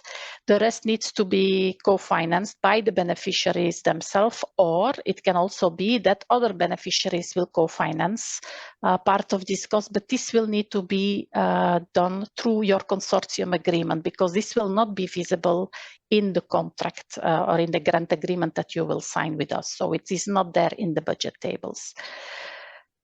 Associated beneficiaries, that are the beneficiaries that don't really receive any EU funding, they will have to finance their own costs. So there were questions on can other beneficiaries declare some costs for these associated beneficiaries? So in principle, not, because everybody needs to incur their own cost. However, if there is, for example, a beneficiary that organizes an event or a meeting and it invites other participants from other beneficiaries, and this beneficiary decides to pay themselves for all the travel costs and for the subsistence costs, then this could potentially be the case. But then it is the beneficiary that organizes, that of course incurs the cost and pay for the cost. There were also some questions on the unit costs, and we have two types that are eligible under LIFE, and this is of course for the SME owners and other natural person beneficiaries that do not receive a salary, and for the volunteers. So it is not possible for beneficiaries to use their own average unit costs based on their usual accounting practices. This is not allowed within the LIFE program. Also, SME owners not receiving a salary, whatever percentage that these SME owners have in the SME, or if they work under a type of consultancy agreement, they will always have to use the unit cost. And of course, the employees of the SMEs, for them, the cost can just be charged as an employee cost. Also, to make it clear that unit costs, as we use them here for volunteers and for SMEs, of course, they are not registered in the accounting system of the beneficiary as a salary cost, because these persons are not paid. They don't receive a salary, and volunteers, they work for free. For what concerns supporting documents that need to be kept for actual personal cost, you can find information under the record keeping section in the annotated grant agreement. It is Article 20. And there you will see that it is labor contracts, collective labor agreements, applicable national law on taxes, on labor and social security contributions, the pay slips, time records, bank statements showing that the salaries were paid, and so on. These are some of the examples. I also noticed that there was a lot of confusion between subcontracting and the purchase of services, and there I noted a certain number of issues. For project management tasks, the specific ones that are identified in the grant agreement, they can never be subcontracted. So they can also not be appearing as an action task that will be subcontracted. So therefore, the only way that is the easiest to do it, if you really need assistance and you don't have this person or this staff in your organization, then the best thing is to have a contract with a natural person, a direct contract that complies, of course, with different criteria that are applicable to charge it under the staff cost. But then it's easy because you will then have this under the header personal cost and not under the header subcontracting. Of course, there is also the possibility to purchase some services and to charge them under the purchase cost category, but make sure that it are not the tasks, the project management tasks, then that cannot be subcontracted or that cannot be done by anybody else than the coordinator. This can only if you would give this task to a natural person with a direct contract. To make the distinction, if a service that is contracted should fit under the subcontracting or purchase cost services section, you need to check the project actions in your description of the action. So if the project task, for example, task T2.3 is fully outsourced, then it should go under the subcontracting. If the service is only a part of the tasks, and in fact it is like an assistance that is given to the beneficiary to carry out this task, then the service should be reported under the purchase cost category. And then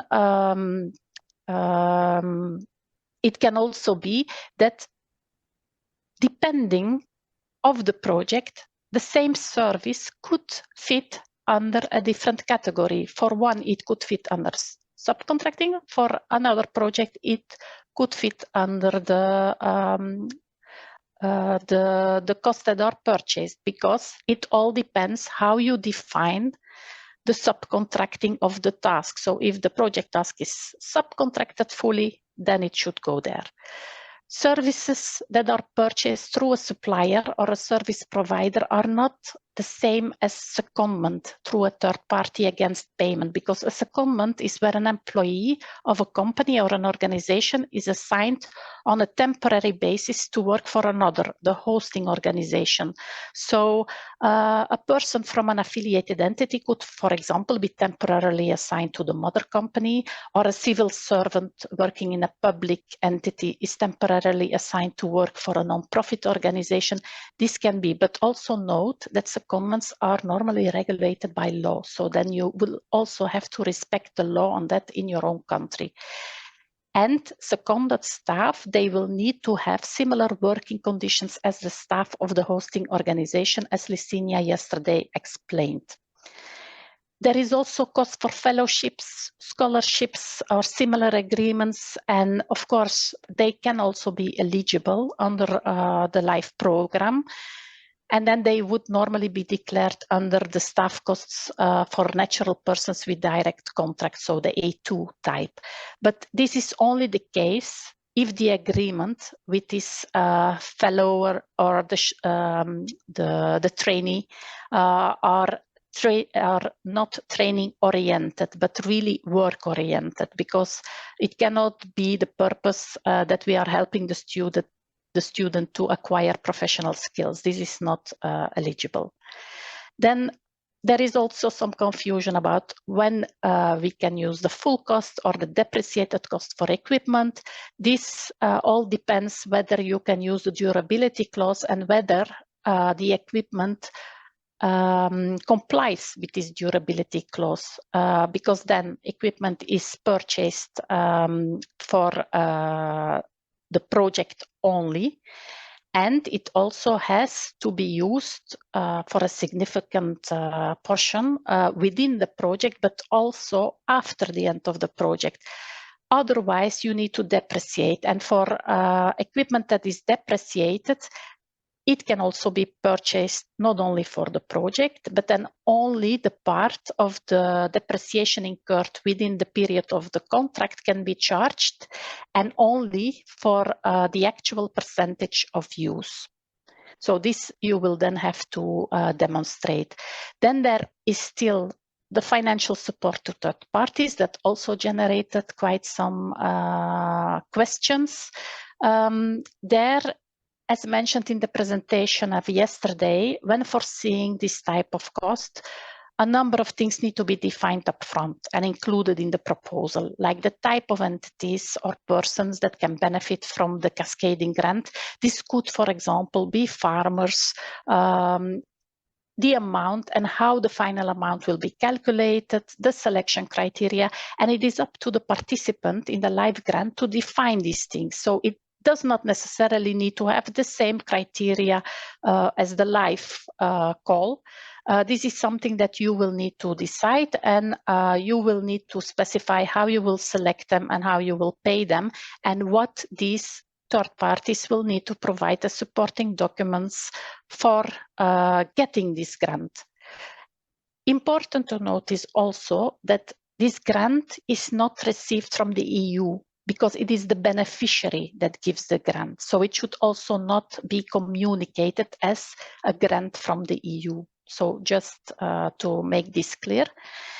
And then the last topic were the indirect costs. So indeed, it is only a flat rate of 7% on all the direct costs, except for the volunteers.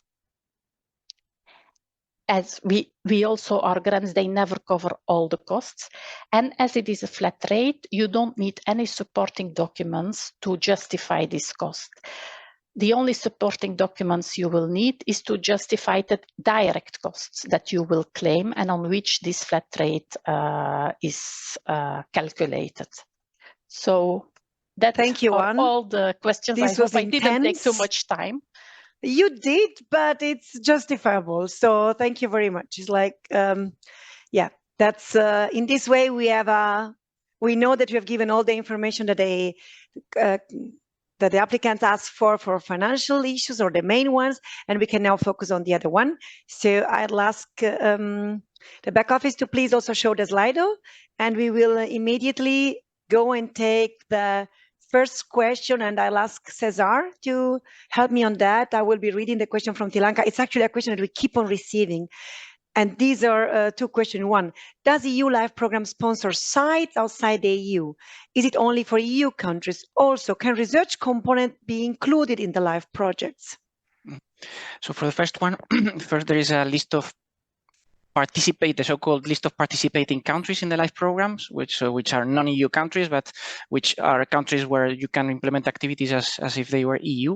And that includes Iceland, Norway, Liechtenstein, Moldova, North Macedonia, and Ukraine.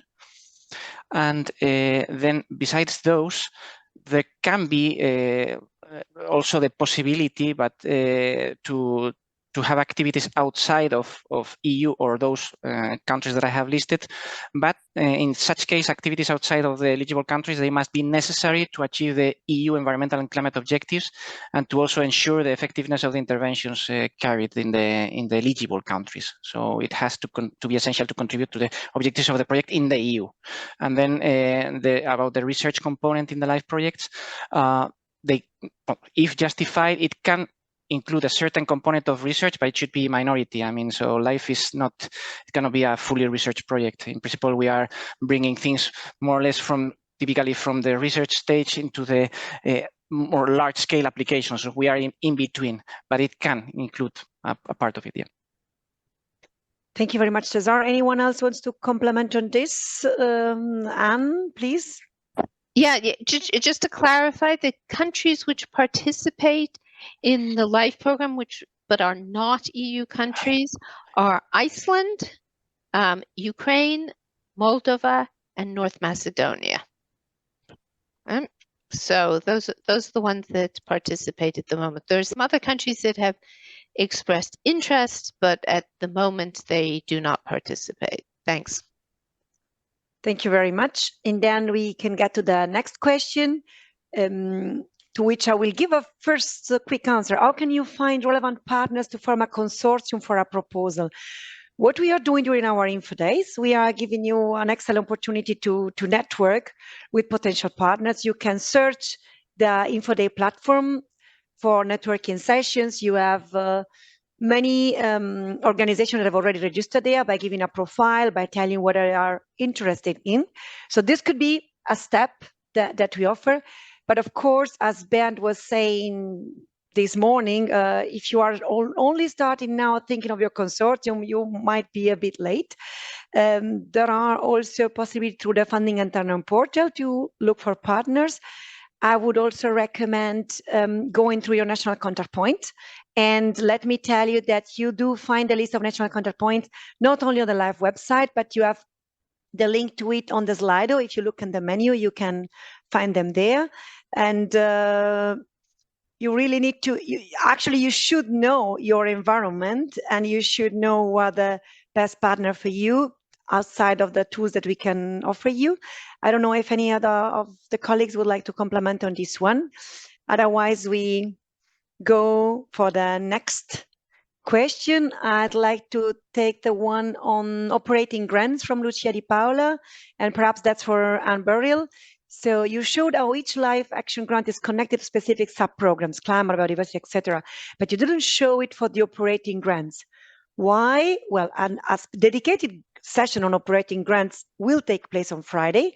So this question, that's probably best placed there, and we invite you to join us. But are they not connected to specific sub-programs like action grants? And can you give us a short reply, please? Yes, indeed. People interested in operating grants should certainly attend the specific session. But very briefly, most of our NGOs that we're supporting with operating grants have work programs that actually cut across more than one sub-program. So this is a horizontal call that goes across the sub-programs, and all NGOs are considered together in the evaluation. Thank you very much, Anne. We'll take the next one. Let me know who would like to answer. I'll start reading. What are key differences between a project on SAP adaptation to policy development? We're talking about standard action projects, and adaptation strategy and plans from strategic integrated projects. So this is for you, Bernd, because I think it's really the difference between two ways to tackle climate issue. Yeah. Thank you. Very good question. Very good question. It confirms and shows that you really are reading the call document with the specific priorities. So you are correctly making reference to the first area of intervention under climate change adaptation. So the aim of this area of intervention is to support in one way or the other also the development and creation of these kind of plans at whatever level it's required.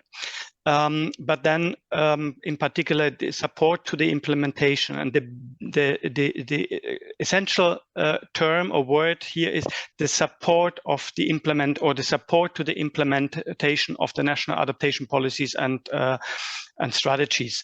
While for strategic integrated projects, we expect that the plan is there, the plan is adopted, and the implementing authority of the plan is leading a consortium and implementing the plan. So the aim is to implement the entire plan, which is referenced in the SIP.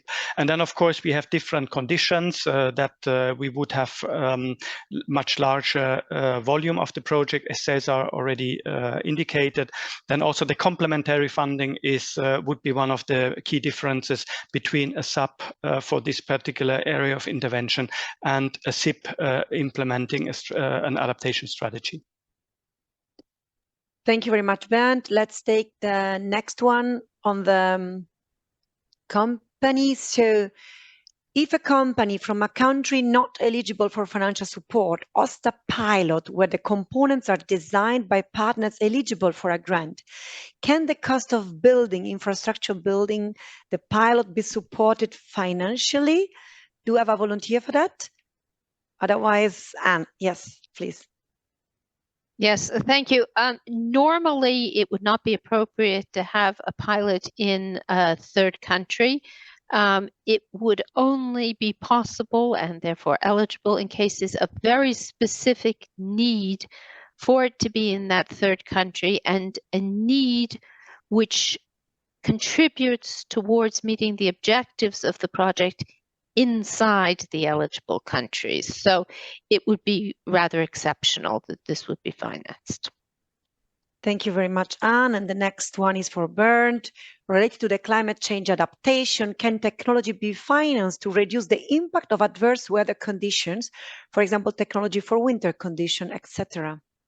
Very much, yes, we would welcome technology being tested, demonstrated in a live project, standard action project.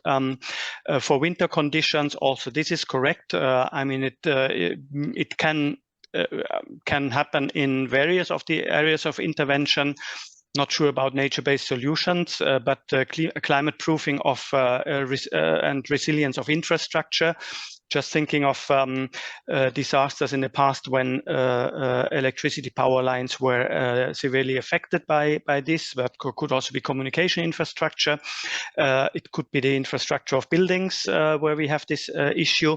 Also in adaptation for agriculture and forestry, where you could develop technical solutions for winter conditions. Now we have right now in Europe the problem of the fruit trees, the blossoming fruit trees, which are affected by frost, and farmers are looking for solutions. So yes, very welcome to have this kind of ideas presented in the live program. Thank you very much, Bernd. And then a very general and broad question. I'll ask Fabio to summarize and answer. What is the maximum amount of grant beneficiaries can receive from live program? Is there such a maximum? Generally, there is not a maximum. You may have a specific condition on third-party grants, cascade grants, in which you have a limit for those that are receiving the money. I think you can easily, if you want to have an idea on the amounts that normally are given to beneficiaries, you go to each of the calls. There is a box in which there is an estimate of the number of projects, the size of the grant.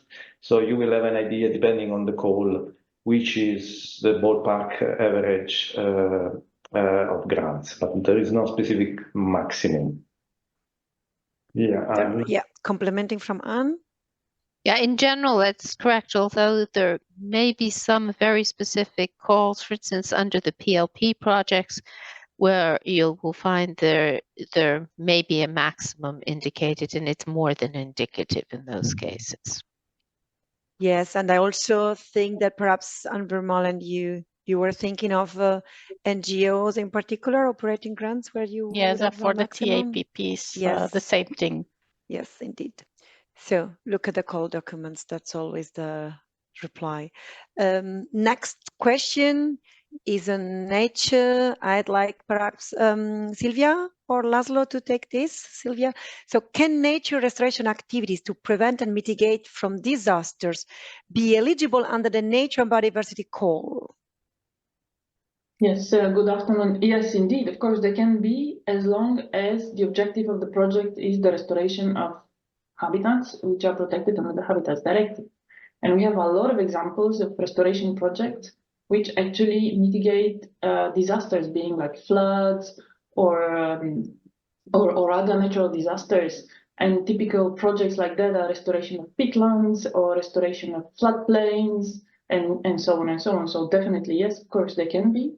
Just that the objective of the project was towards a restoration of the habitat, which is a habitat protected under the EU nature legislation, of course. Yes. Thank you very much. The question from Ioana Lucaciu got an extra like, so it came up. What are the real chances for a project that is on the reserve list to be funded? When is this issue clarified in the course of the evaluation process? Who would like to take this one? It's Anne. And I can, because and it's easy. Fabio? Yes, thanks. The easy answer is we don't know at all. So it's if I have to give a broad picture, is there is very limited chances for those that are in the reserve list, and then we cannot foresee. There could be some savings during the evaluation process for other project or other project that goes out from the granting process. But to understand the real chances is basically not possible. What we normally recommend, you have to act regardless of, don't wait to know if your project may get into the main list. Prepare yourself already if you wish to submit again the project. Look at what you received, because this is golden information, what you received in the evaluation summary report, the feedback, address those, and then get prepared for submitting. Then if the good news comes, still you can use those work that you've done during the project. Thank you very much, Fabio. There is a wind, so a climate mitigation question that found its way up. So I'll ask Bernd whether a project based on the development of a wind turbine with a higher capacity than the one currently existing in the mitigation program, would it be eligible? Theoretically, obviously, so yes. Thanks.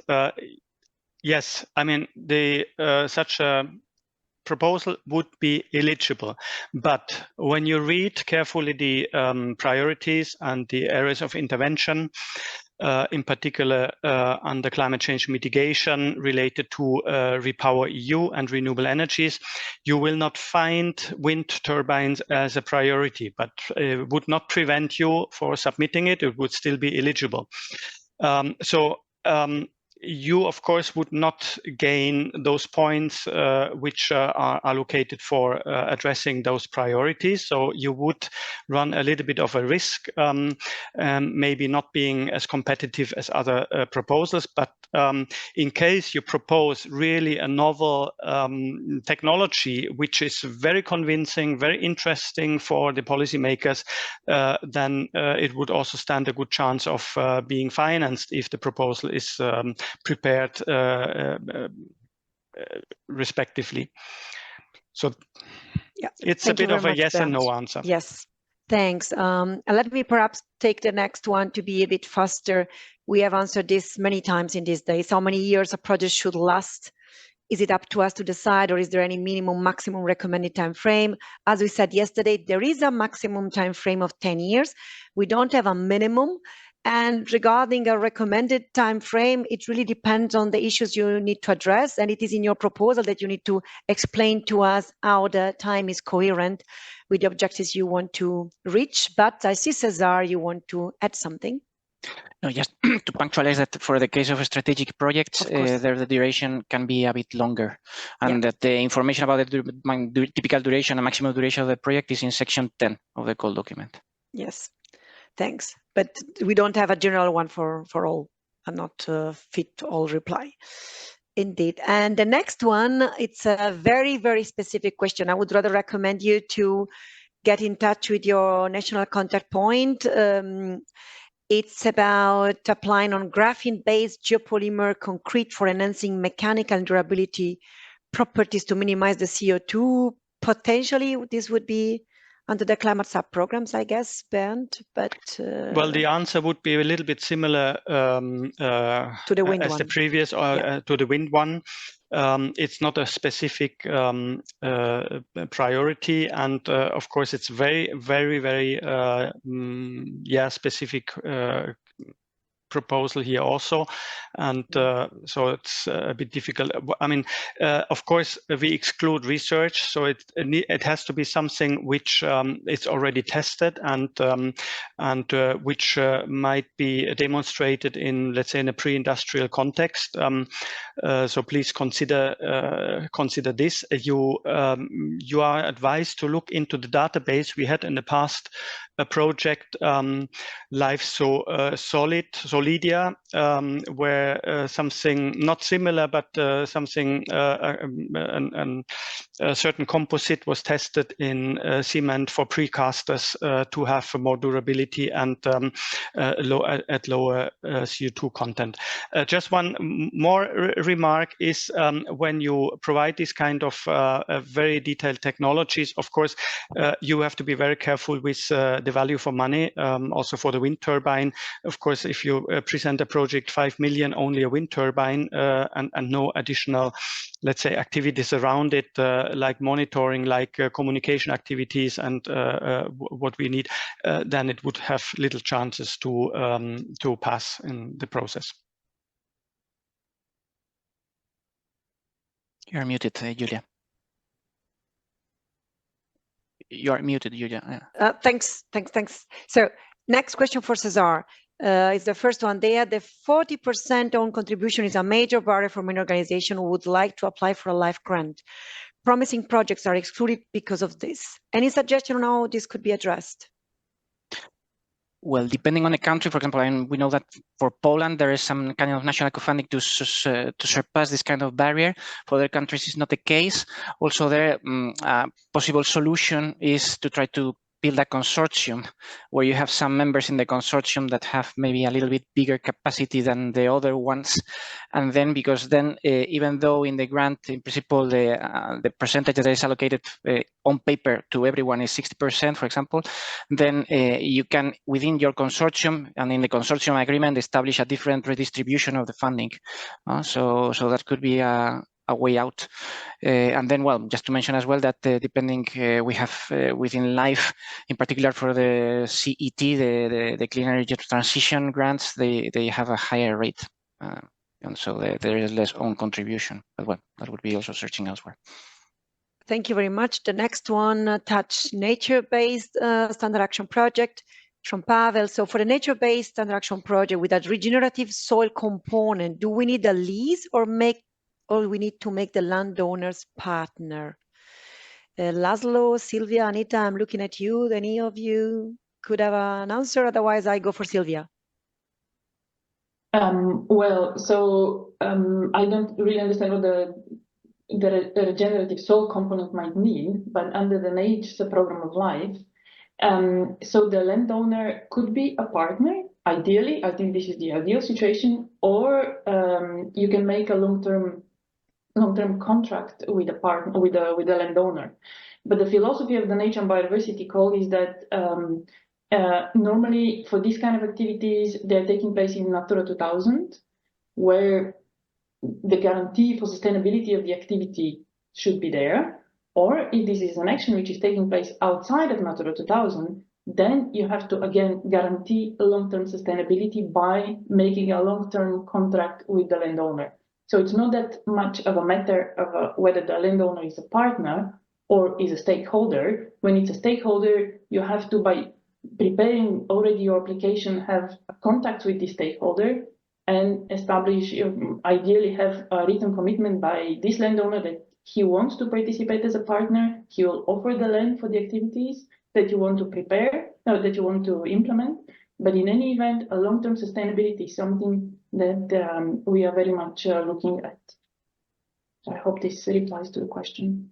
Thank you very much. I think it does, Sylvia. And I think I can also take quickly the next two from Ferdinand.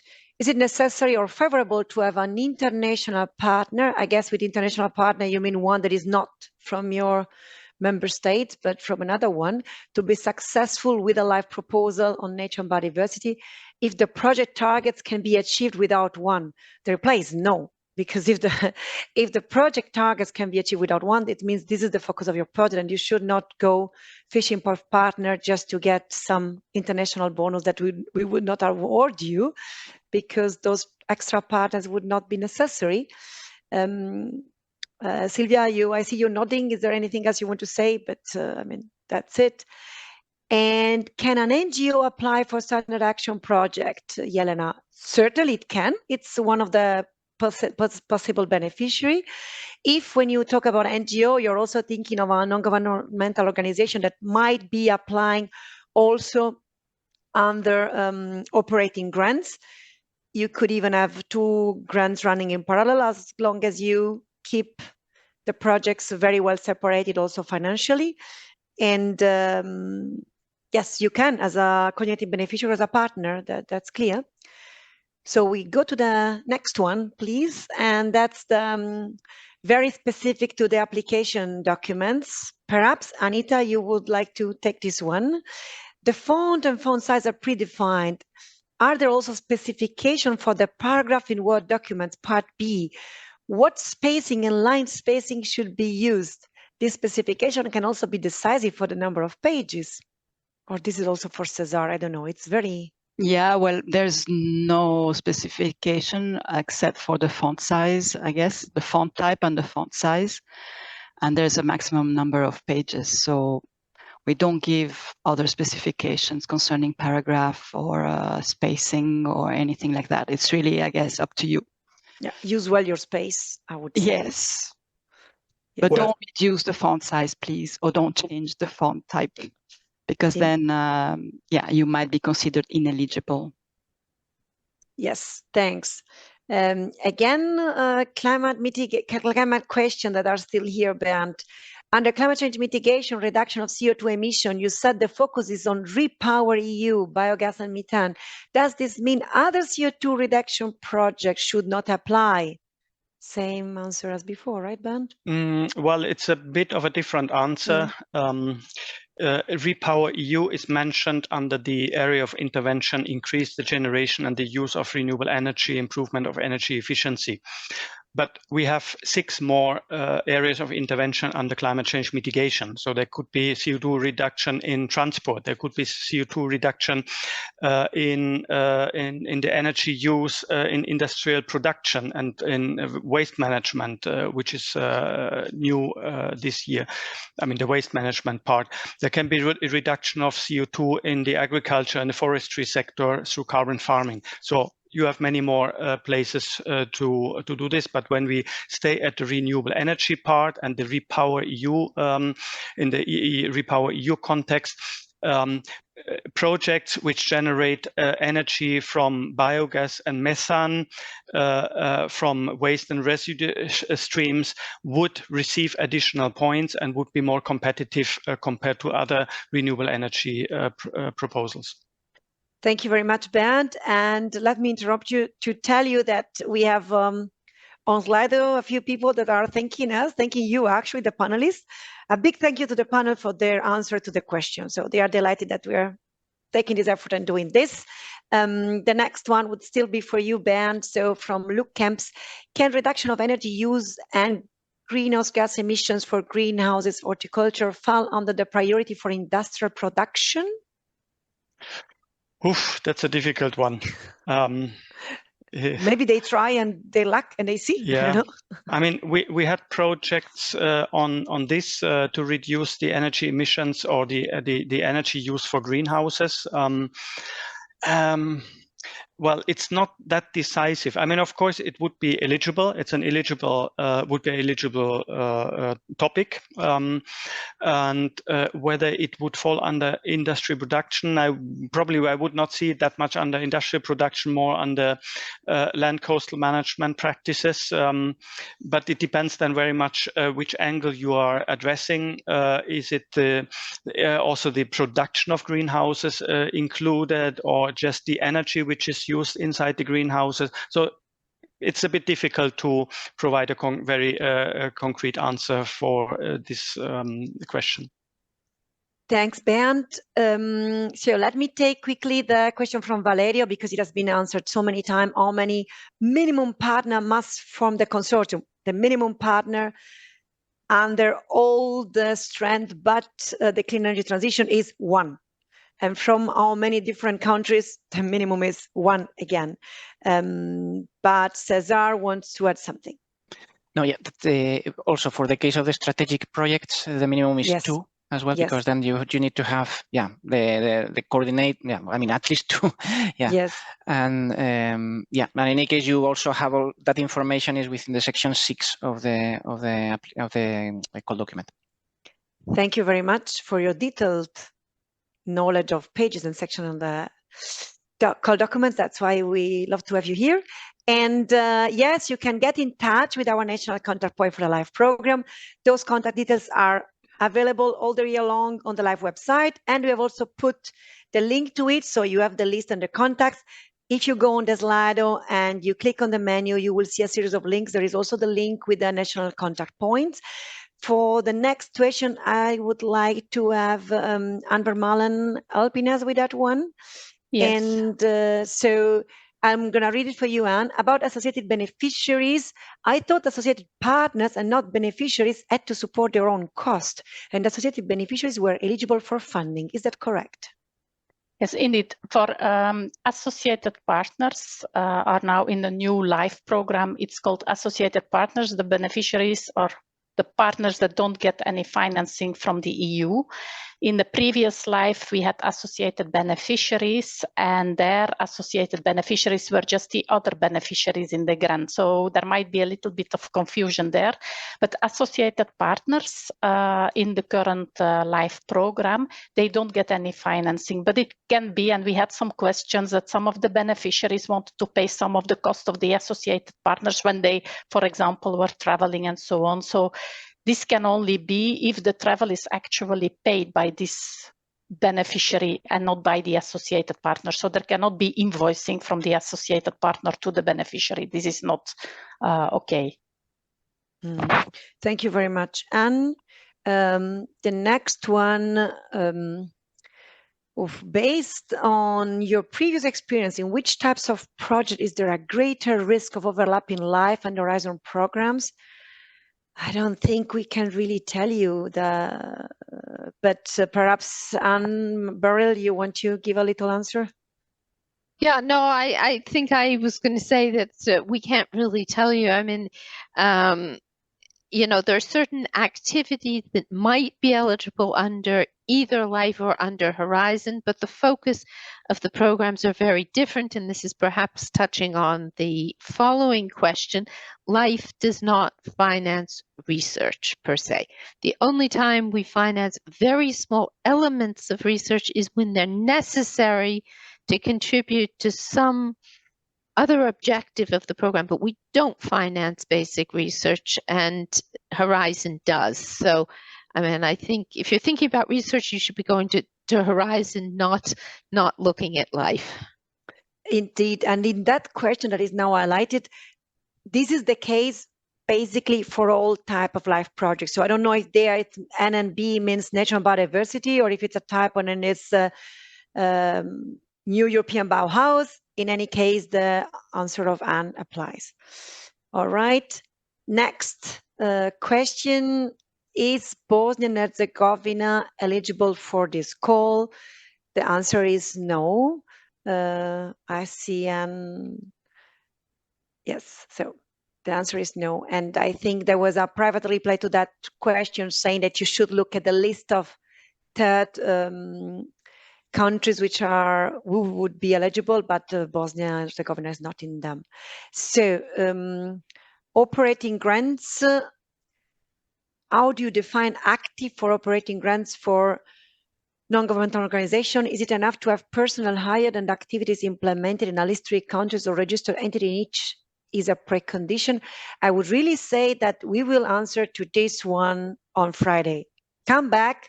On Friday, there is a full morning dedicated to this. We're not giving you the answer now, so there is a little bit of suspense. And then we take the next, which is again operating grants. but there Anne will be kind enough to give us a little of a reply, also because I understand that it's a tricky thing to decide. So operating grants for NGOs, as the multi-annual financial framework covers 2021 to 2027, and the next framework partnership agreements will cover 2025, 2026, will there be another framework partnership agreement only for 2027, Anne? Okay, this is maybe a little bit confusing, but the present call that is out at the moment is the 2024 NGO call. It will cover the financial years 2025 and 2026. But in 2 years' time, there will be another FPA call, and it will be a life call for 26 and 27, covering financial years 27 and 28. Okay, at least that's what we intend. I mean, we're still dependent on the adoption of the new multi-annual work program, but that is the intention. Thank you very much. And the next question from Yelena about NGO project, I'd say that's also the answer is coming on Friday, because those are the grants where such projects are financed. The question, what is the percentage of the LIFE project funding? So I guess it's the EU funding for a project under the LIFE calls. This percentage can differentiate. And we have had some slides in the previous days with a specific detailed percentage. Let's not give you numbers now. It can vary from 60% until even 95% under the clean energy transition calls. So I would not go into that. Perhaps the next one, the city mayor one can be a nice one. Let me know who would like to answer it. If I am only one project manager in all cities, city hall project manager, can you apply in the name of different institutes, but all projects to be signed by only one person, the city mayor? I guess this is about the fact that it's the similar situation where you would have an organization involved in several projects, and it would be the head of the organization signing the different grants. Don't you think so? I can try. I mean, I'm not sure I fully understand the question. I'm not sure I understand what the different institutes mean.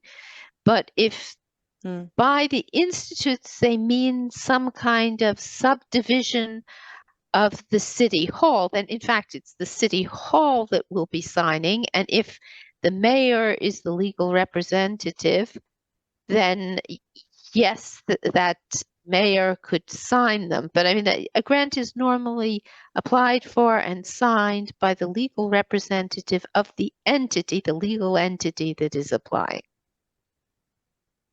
Okay, thank you very much. There is something about updating documents for Bernd.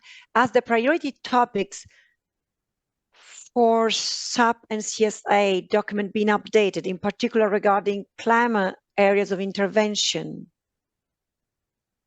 Yes, they were presented this morning. So I would refer to the recording from this morning. My colleague Darek, Fabio and Diana, they presented in particular the updates compared to the previous document.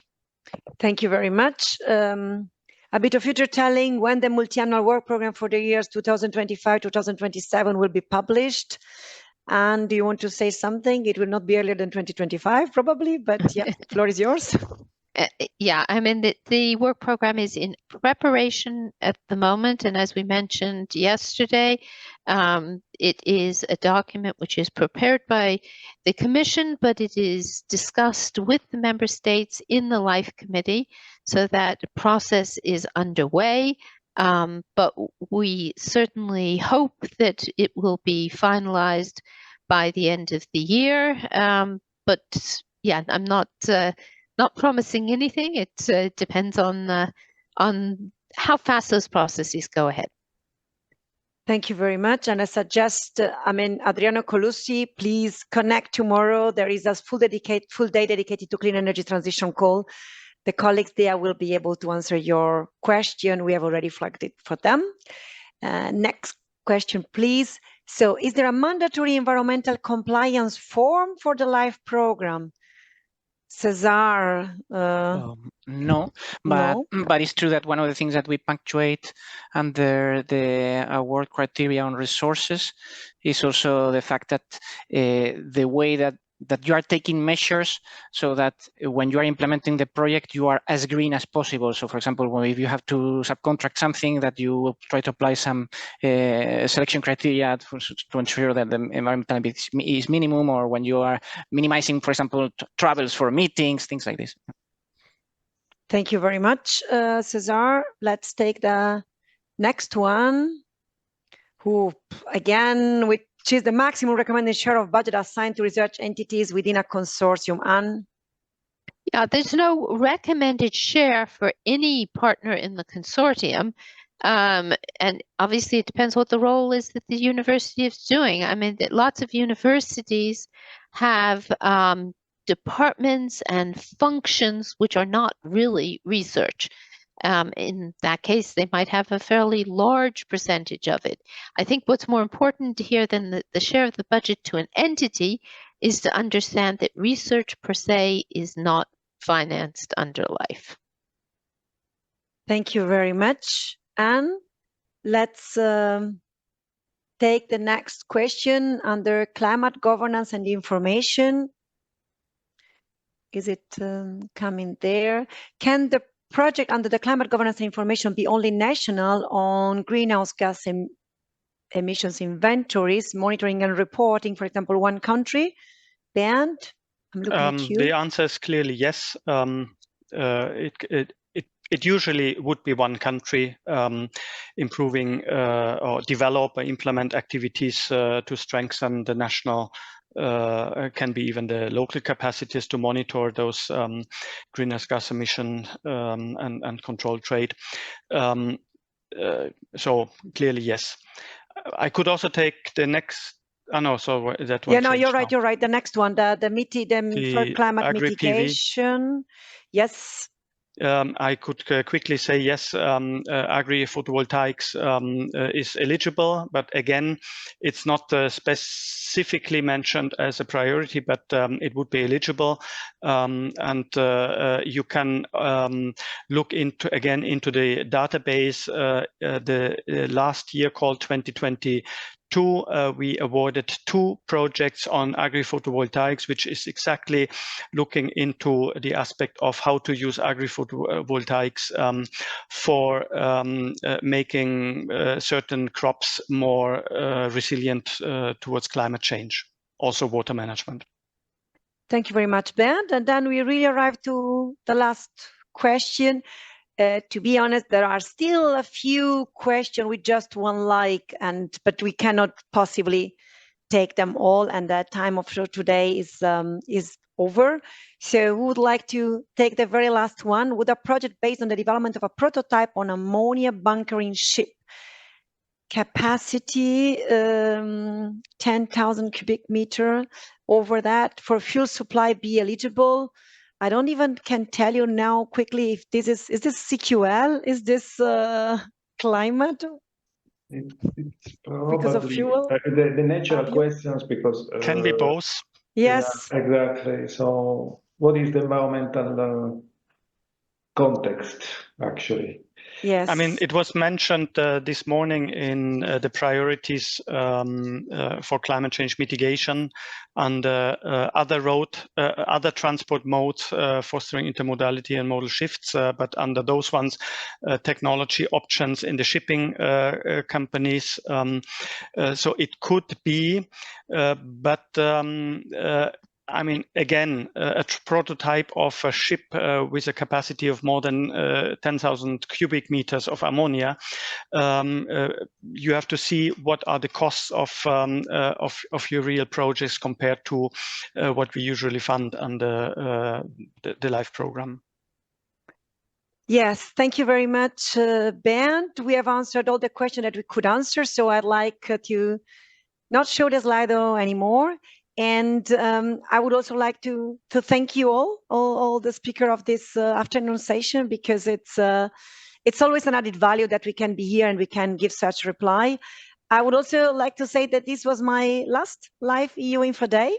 So I would really like to thank the lab community for what you have given me in the last 10 years. It's been nice. Thank you all. Eva, the floor is yours to give us the little details for the next days. Thank you. Yes, thanks a lot to all the speakers. Thanks to the audience for all the questions. And heartfelt goodbye to Julia, who has been a great moderator and has been a fantastic colleague to us all. So thank you, Julia, for all the work you have done with LIFE, and we hope to see you soon. I would just like to, before we wrap up and get to the closing of this event for today, just to remind you that you can find all the recordings of all these sessions in this platform where you have registered for this event, as well as on the LIFE website and on the YouTube LIFE channel. And you can find also all the slides there in both websites. So in case you missed any of the sessions, don't worry, you will find them, all the recordings and material there as of next week. And then I would like to remind you that, well, this was even a question that we received, or maybe even more than a question from the potential applicants, how to find partners to create consortia. Well, this is a great opportunity that we give you, a service, in fact, this platform for one-to-one networking meetings. You just have to fill in your profile in the platform and look for other profiles and see if there is any matching profile that could be interesting for setting up a consortium, and then just ask for a meeting. And I hope that a lot of you will join this platform and will take advantage of this opportunity. So just the last reminder, tomorrow, the whole day, so that's Thursday, 25th of April, will be dedicated to calls for proposals for clean energy transition. And that will be with the team on clean energy transition in CINEA. They will take care of this fourth EU Info Day of the LIFE program. So for now, I can only tell you that I wish you all the best for your application. And I hope that you will manage to go through the whole application process, and that you will, with thanks also to this event, you will be able to have a chance to get to see your projects selected and funded. So good luck to all, fingers crossed, and thanks again for being with us in these days. Bye-bye.